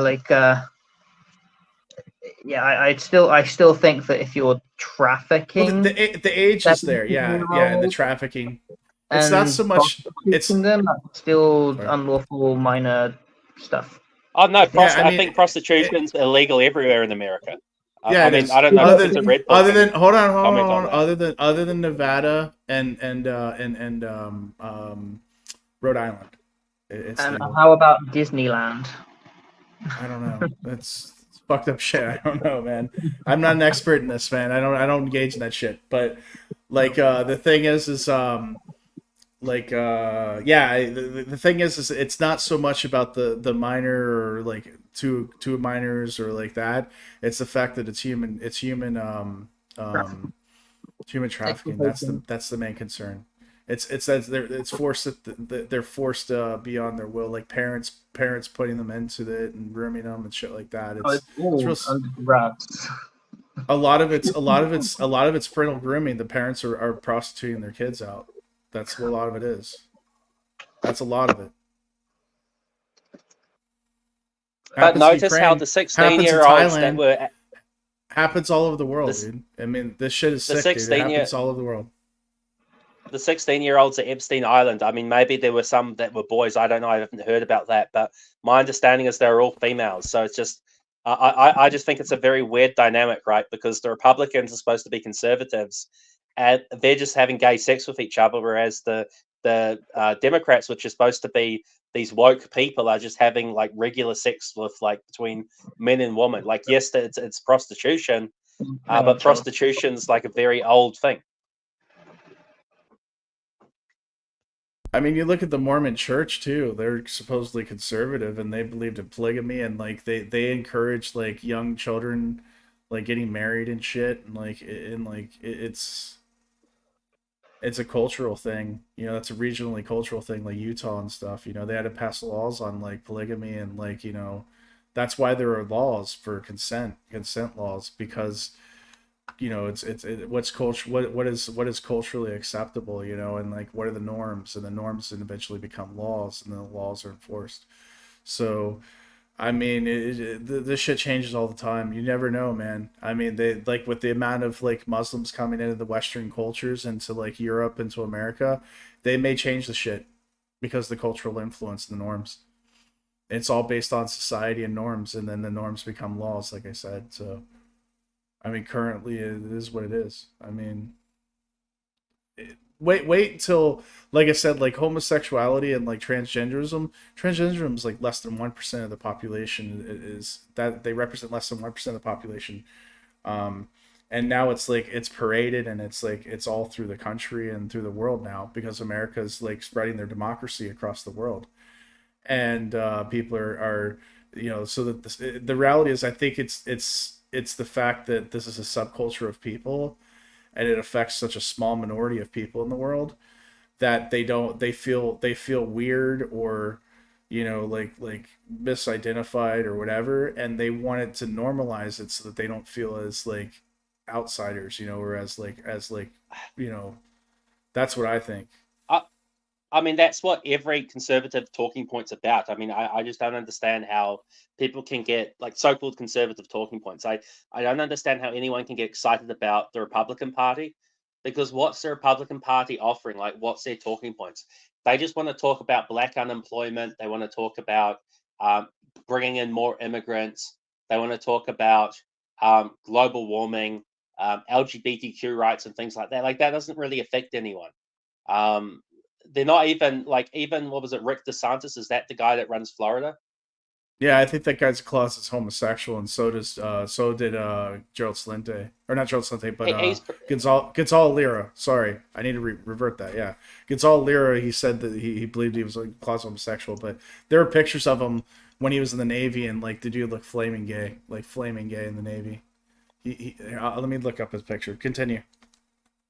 Yeah, I mean, he was he was pretending to fight back against this transsexual stuff and the transgender stuff and transgender grooming and things like this. And he was saying, well, we're gonna put an age limit to it. It's like, hang on, wait a second. Child grooming is illegal under state and federal law, and you're legalizing it as long as it's over a certain age. And it's like the age was like one of these paper laws where they don't really start puberty blockers until puberty because I mean, think about it, right? Like the puberty blocker is to block the hormones.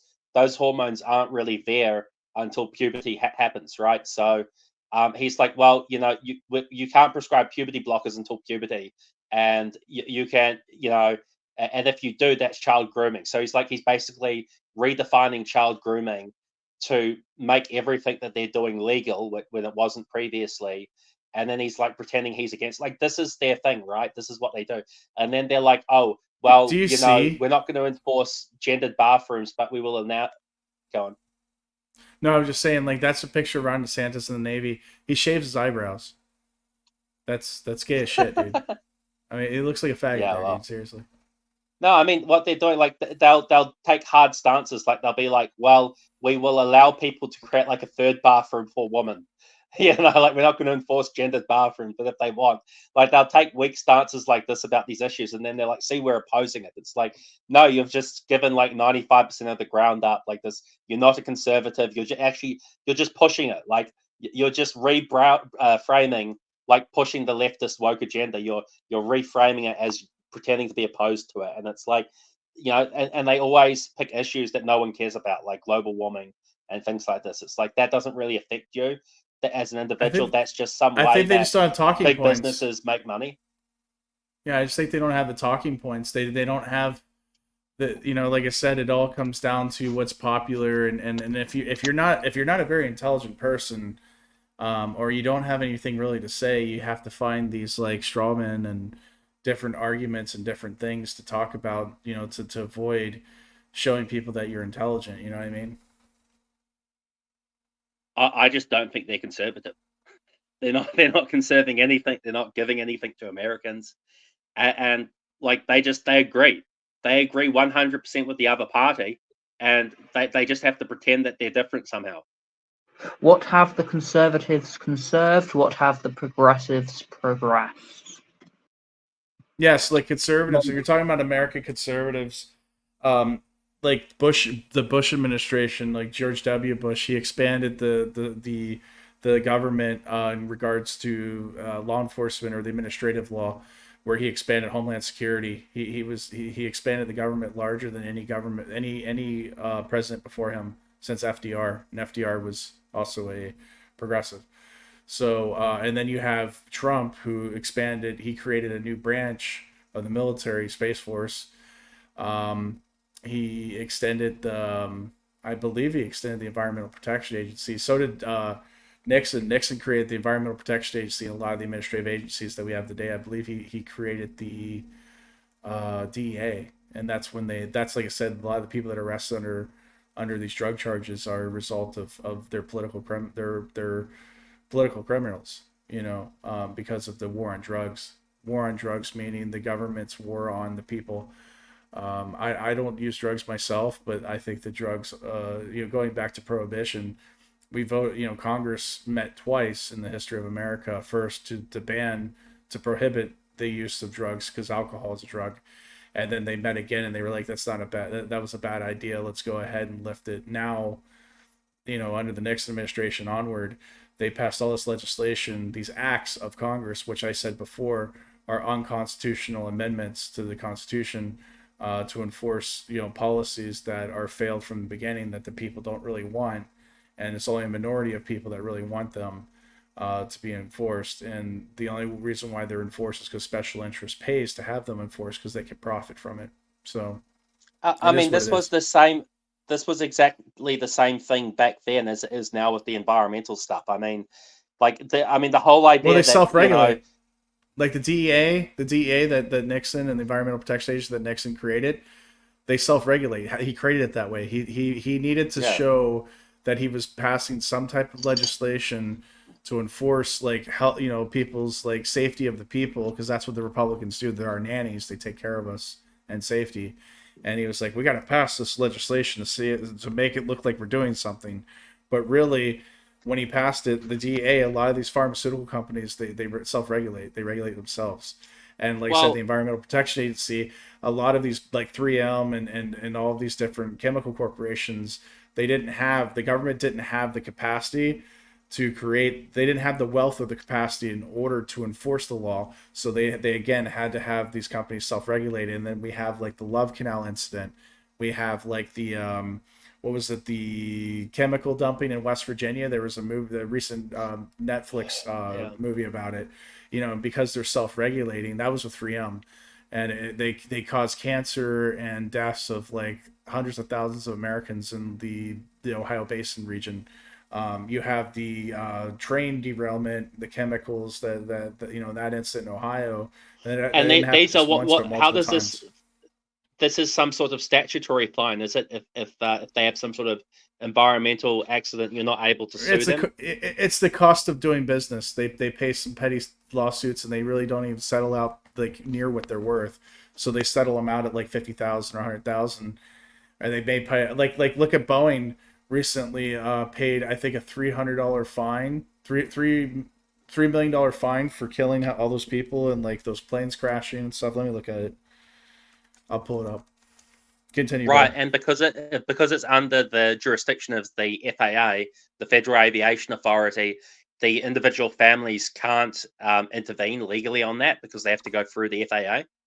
Is that how it works? And they can maybe sue them in some other court, but they can't hold them criminally liable, or yeah, the criminal liability, they paid a fine. It was cost of doing business. Let me share the article.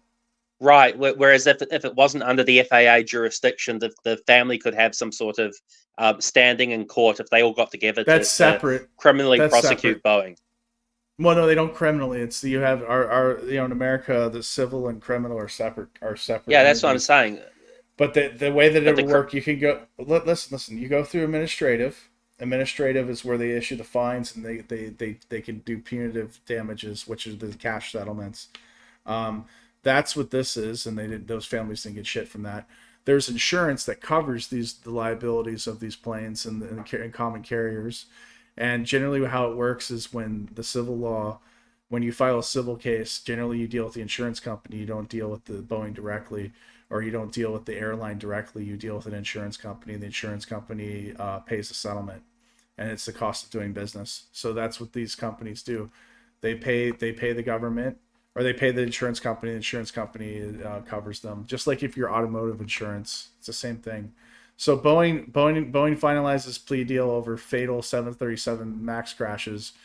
Aircraft giant to pay $243 million under agreement that is subject to U.S. judge's approval. So the judge has to approve this, and that's where the courts come in, and that's what the court, like I said, with checks and balances in the U.S. under the Constitution, you have administrative law, which is an extension of the executive branch, and then you have the courts that supersedes the Congress, legislative side, and the executive side. However, administratively, they have their own administrative law and administrative ministries.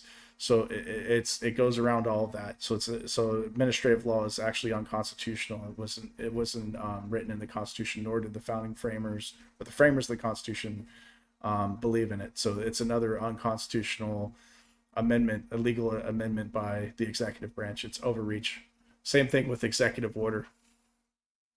And this is what Trump, this is what Biden, this is what Obama, this is what George W. Have been doing since the 90s. The early 2000s, using the executive order as a means of passing legislation, because Congress, they can't go around Congress, and the courts are basically not doing their job. They're sleeping on the job because they're appointed for life. So they don't have to worry about losing their job or losing, going up for election. This is becoming a recent debate with Biden. He's trying to get term limits on Supreme Court justices. So really, when you think about it, is Biden actually, is he wrong? You know what I mean? I know there's a political agenda to it, but I think there should be term limits on the court justices on appointment. I think there should be term limits on presidents, on Congress. It's not in the Constitution, but we can amend it at any time. You know what I mean? But I do believe it needs to come before an amendment, not some executive order, not some court decision, not some. Well, court decision is different because that determines if it's a constitutional or not. I don't know. As I understand it, executive acts can be overturned by executive acts. So if day one, by executive or by the court, it's overturned by the courts. Both. My understanding is that if something is decreed through executive act, when the next guy comes in, he can just undecree it through executive act authority alone. Yeah. A new executive order. Yeah, that's what Biden did with Trump with the pipeline with the Keystone. He everything that Trump did, like the peace accord and all that, through executive order. Once Biden came in, I think he signed the most. He signed the most executive orders ever in a short period of time. It was like over 100, or it was hundreds, and Biden did. It was hundreds of executive orders. He was just like signing and signing and signing and signing. And that's modern. That's the modern American political system. It's bullshit. It's broken. Like I said, it's been broken for a long time. I don't know how the hell we got on this political subject, but I guess it's relevant because we're talking about. We talked about statism, perversion of the elites, and worship of the government. Then we went to Democrats and Republicans having gay sex, and Alex Jones, maybe something with Bohemian Grove. Yeah, but before that, like I said, we were talking about fake social media influencers and grifting conservatives, but it's all the same. We went Alex Jones. I think they're all moderates. To be honest, I think we're talking about Jordan Peterson as a liberal, and then we went down this. Yeah, it's fine. Yeah, it's all relevant. Like I said, the reality is like, I think Trump is a right leaning moderate. Musk is a right leaning moderate. He's in social media. He's the owner of Twitter. I think Jordan Peterson is a left leaning moderate. I think here's Jupiter's back. Here he is. I think that Steven Crowder is a moderate. I don't think he's right or left. I think he's closer, maybe closer to the right. I think they're all moderates. Tim Pool's a left-leaning moderate. Joe Rogan's kind of a left. He was a left-leaning moderate. Now he's going more towards the right-leaning moderate. And there was that spectrum with Kamala Harris being like left. Like the Democratic Party kind of progressively left, but even if you look at the Soviet Union, sorry to go off on another tangent, but if you look at the Soviet Union, Stalin, Fidel Castro, a lot of these guys were in the moderate. They were actually like left-leaning moderates or right-leaning moderates. Most of them were left-leaning moderates, because that's when you have a political system, when you have a government as large and massive, and a populace as large as like the Soviet Union or the United States. Even the European Union for that matter, everybody's kind of moderate because it's the only way that you can keep people from killing each other, because you can't be extreme right or extreme left because you're going to have division. And right now, the Conservative Party, being the Republican Party in the United States, they have had to come so far to the left because the voting base has become more progressive and liberal over the last generation or two, since the X-Gen, Millennial, and especially the Zoomers. But the Zoomers are now swinging more towards conservative. They're going more right. They're going right-leaning, definitely. I think what it is more is that the conservatives have moved to the left. The Democrats have moved even further to the left. And exactly. A lot of these younger people, they're not exactly right wing, but the Democrats, the Republicans to the left, they're far to the left of where the Democrats used to be. I mean, right. Even Obama had "Don't ask, don't tell." I'm not going to comment on gay marriage. That's too much for me. Nowadays, if you don't support gay marriage, you aren't allowed in the Republican convention. They're hiring black prostitutes or sex workers to have sex with them and speak at their events. When you go there, the amount of activity on these gay sex apps and these hookup apps, it all just goes through the roof. There's prostitutes that follow the political party conventions, and they follow politicians around. Whenever there's a lot of politicians, there's a lot of prostitutes making a lot of money. So none of these people are conservative. They're not conservative in any way whatsoever. And I think they're embarrassed that they have to pretend to be conservative. And what's happened is slowly over time they've pretended to less and less to be conservative, and now they're just being, this is Weimar Germany. I mean, remember, in Weimar Germany, you had conservatives, just like you have conservatives in the Republican Party, and they supported conservative transsexuals. They supported conservative communism.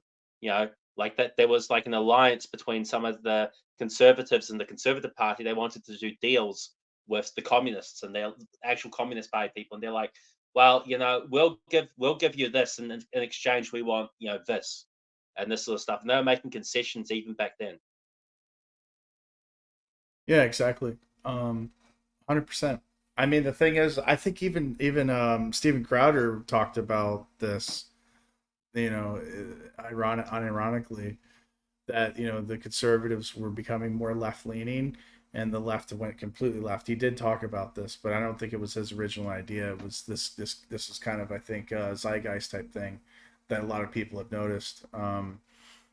But it is interesting because he's basically just talking about himself, the fact that he's a moderate that's like kind of right leaning a little bit, or just more I mean, if you I mean, they say like you usually when you're younger you're left leaning, and then you go more toward you lean more towards moderate, and sometimes you go right moderate. The younger generations, like the millennials and even the boomers, they were like left leaning, and then they went more moderate, and then eventually conservative. And that's where I think we're getting to that, is that a lot of the boomers that are in charge right now, they grew up like hippies and like civil rights movement and all of these different movements, and in the 60s and 70s. And they were pushed by the progressives and social media and music and literature and cinema. And then that zeitgeist like messes with your concept of reality. And I think that's why they went more left leaning. That's why I think a lot of the conservatives, like you said, because let's face it, the governments now are run by older people, boomers predominantly, and X gens, and the propaganda has been put on them so much that they literally are like fake conservative leaning people. They're really just moderates, or left leaning moderates, or they're completely progressive. I would say a lot of the immigrants. Sorry, go on, Adam. Go on. I like when he laughs. It lets me know he's thinking. What you gonna say, Adam? You have something to add? Oh, okay. I don't know. All right, never mind. Go ahead, Lupiter.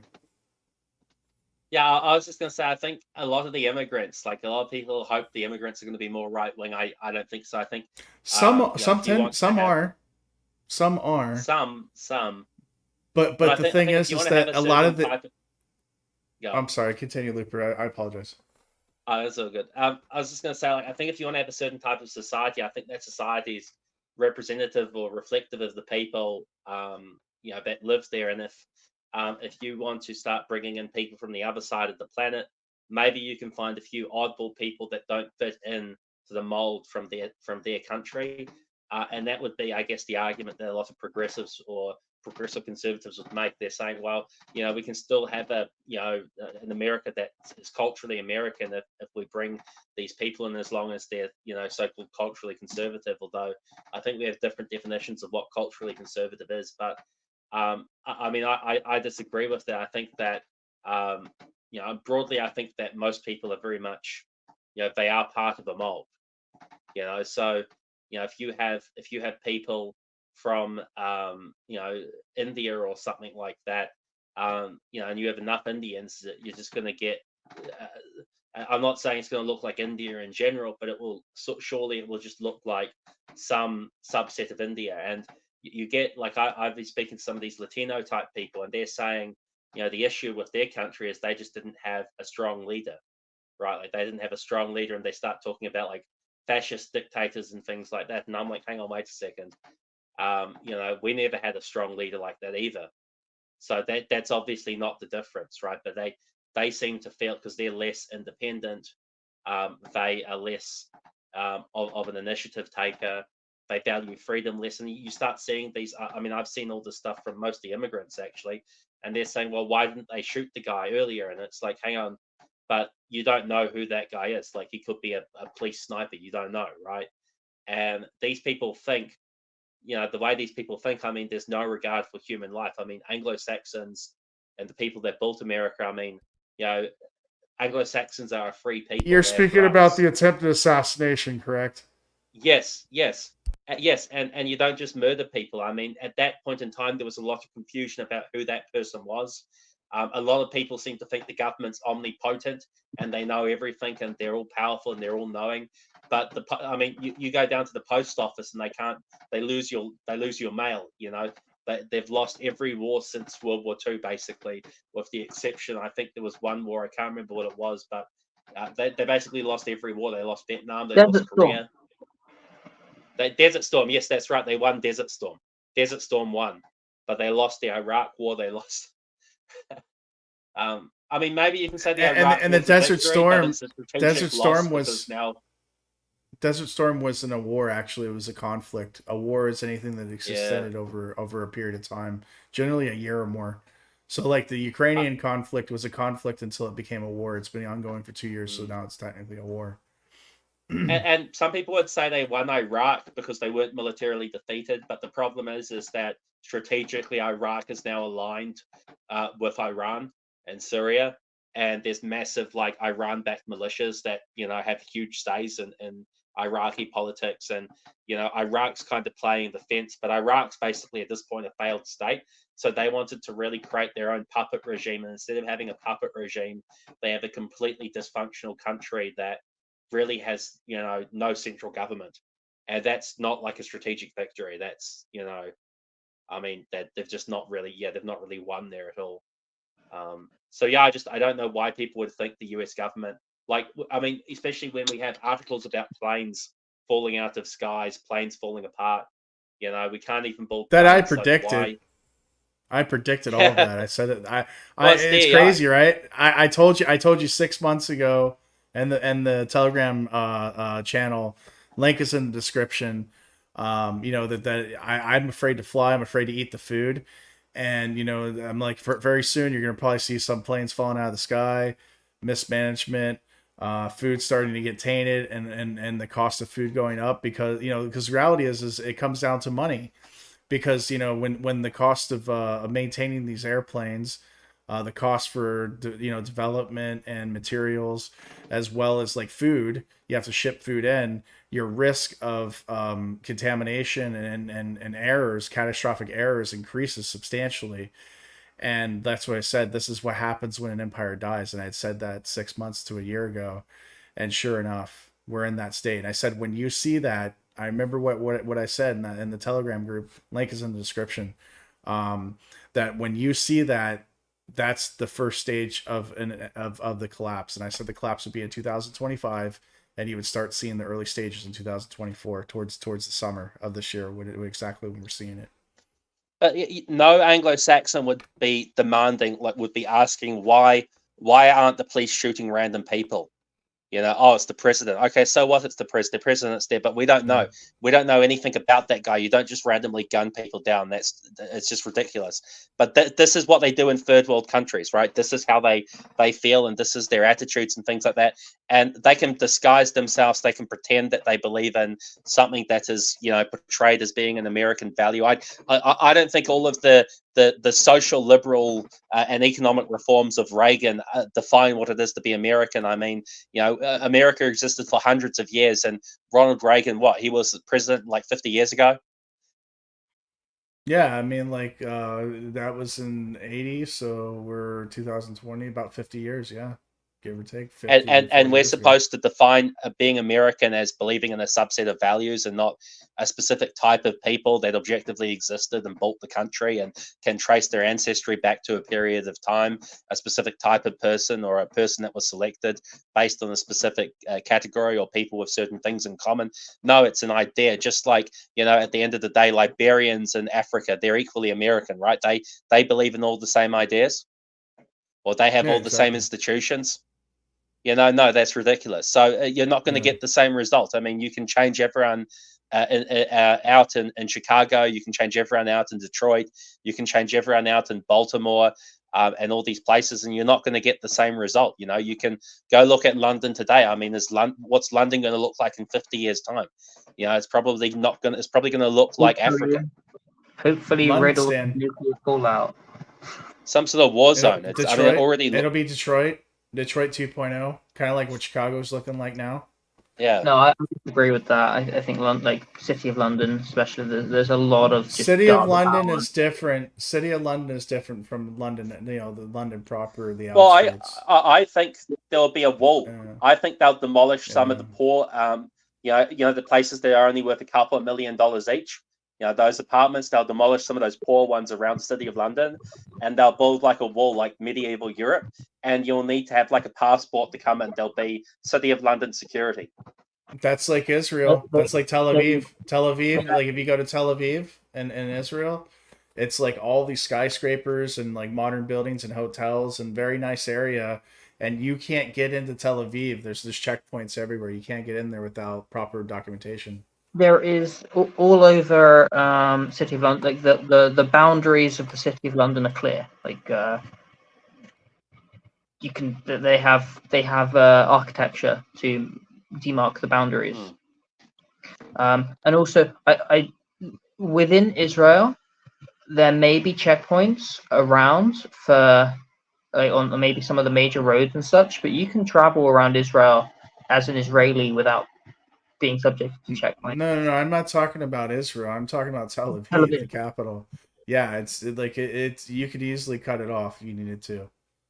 But not. And the Palestinians are Israeli because that was formerly Palestine, and they cannot go anywhere inside of Israel without carrying a passport and proper documentation. There's checkpoints everywhere for them. They're there. They're all over.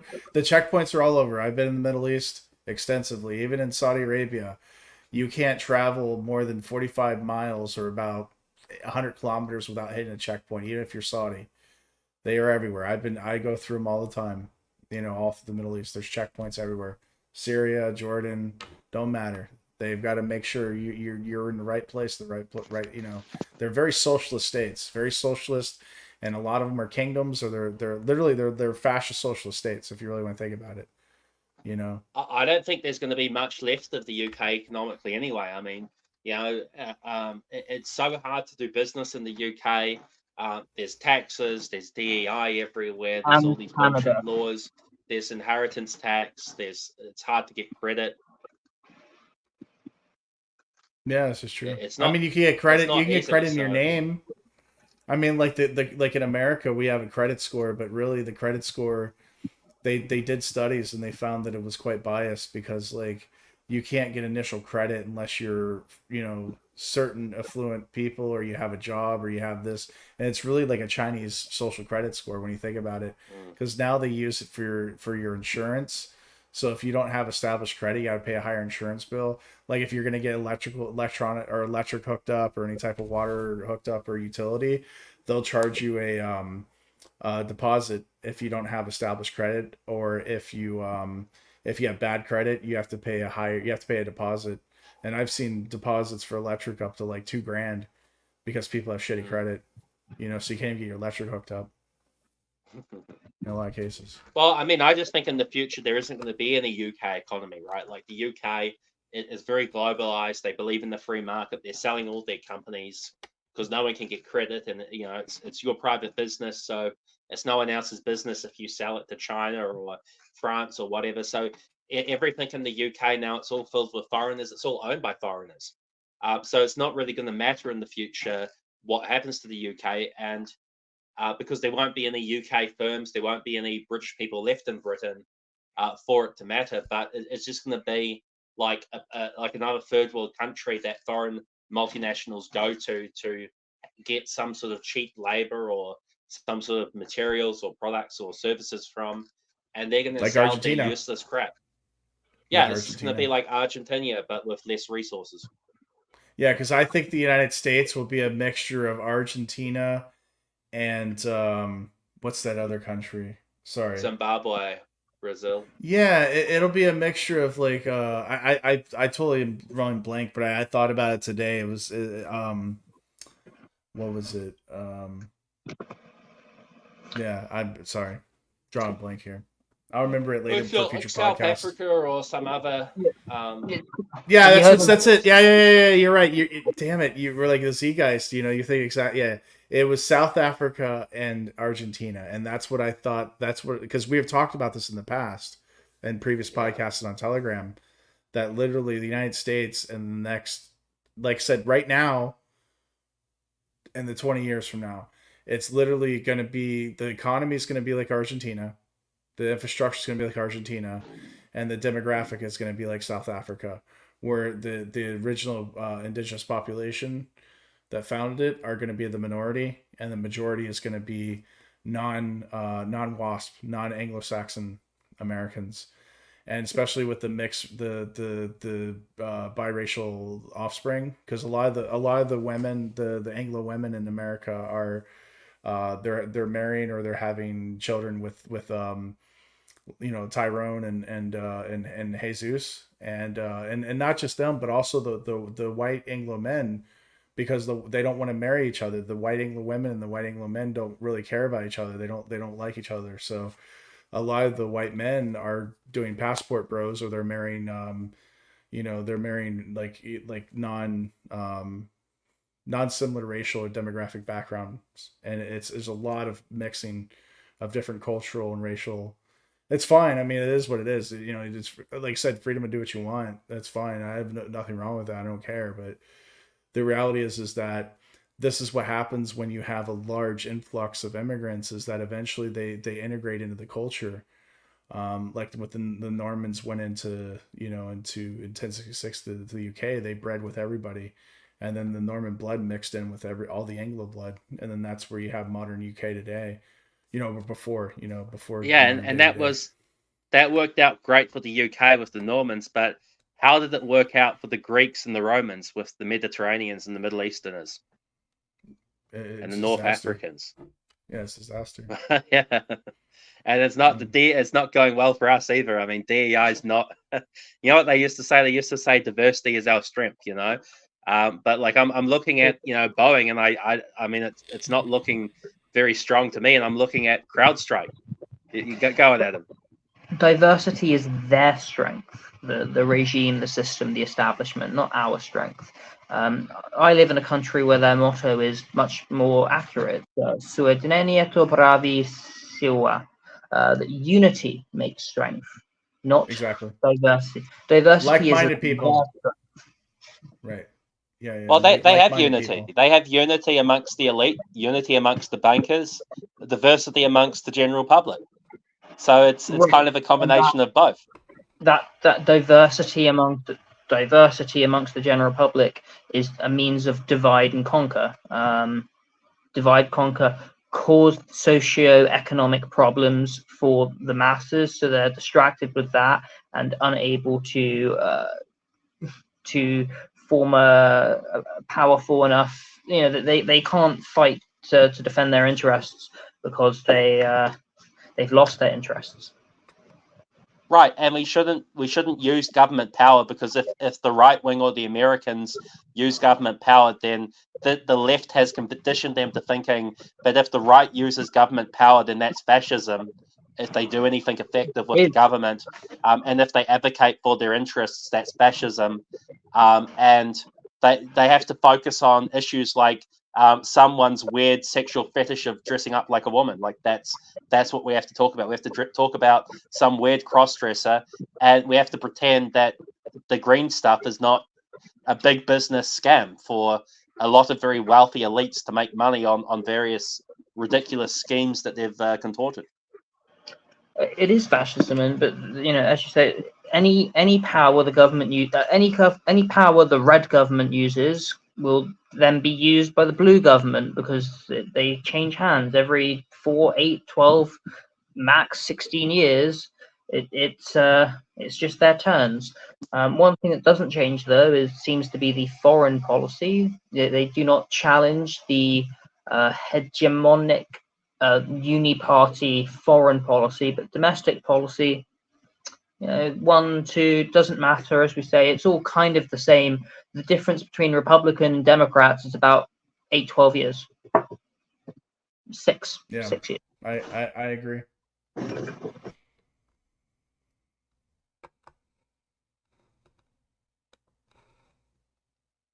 Good stuff. Well, we've been going on for 5 hours. You guys want to wrap it up? So yeah, in we can conclusion, wrap it up.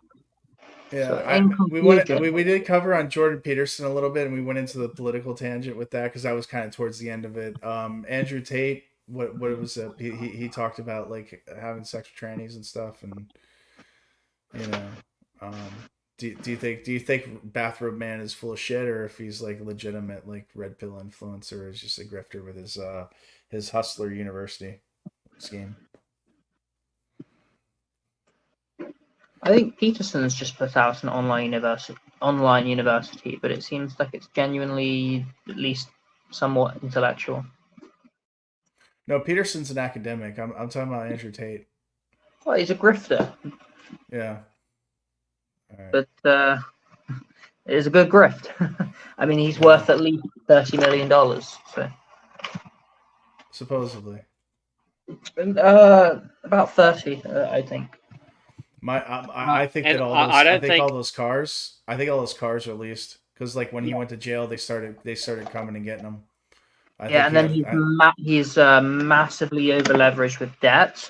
But we don't know where all his money is. He supposedly owns casinos and things.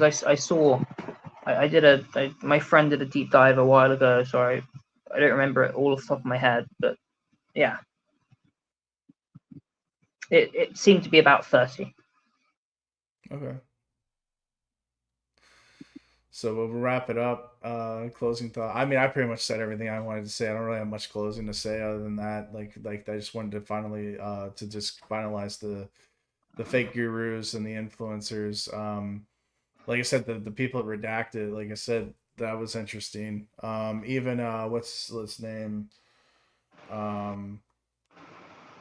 Yeah, it is what it is. That's it. Any last words, Lupiter, before we close?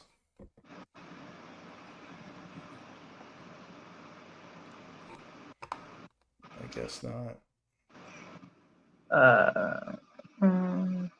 Are you looking up Andrew Tate stuff? Yeah, which way insecure Western male teenager? If you have mummy issues, go with Jordan Peterson. If you have daddy issues, go with Andrew Tate. Allegedly, his liquid cash, Tate's, was worth about $6 million, and the rest of the stuff is brand and other stuff in business. And Jordan Peterson's worth more than him. Okay, with that, it's been a pleasure, guys.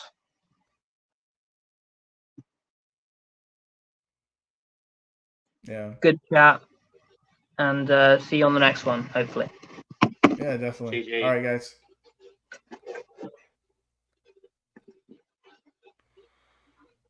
That stream.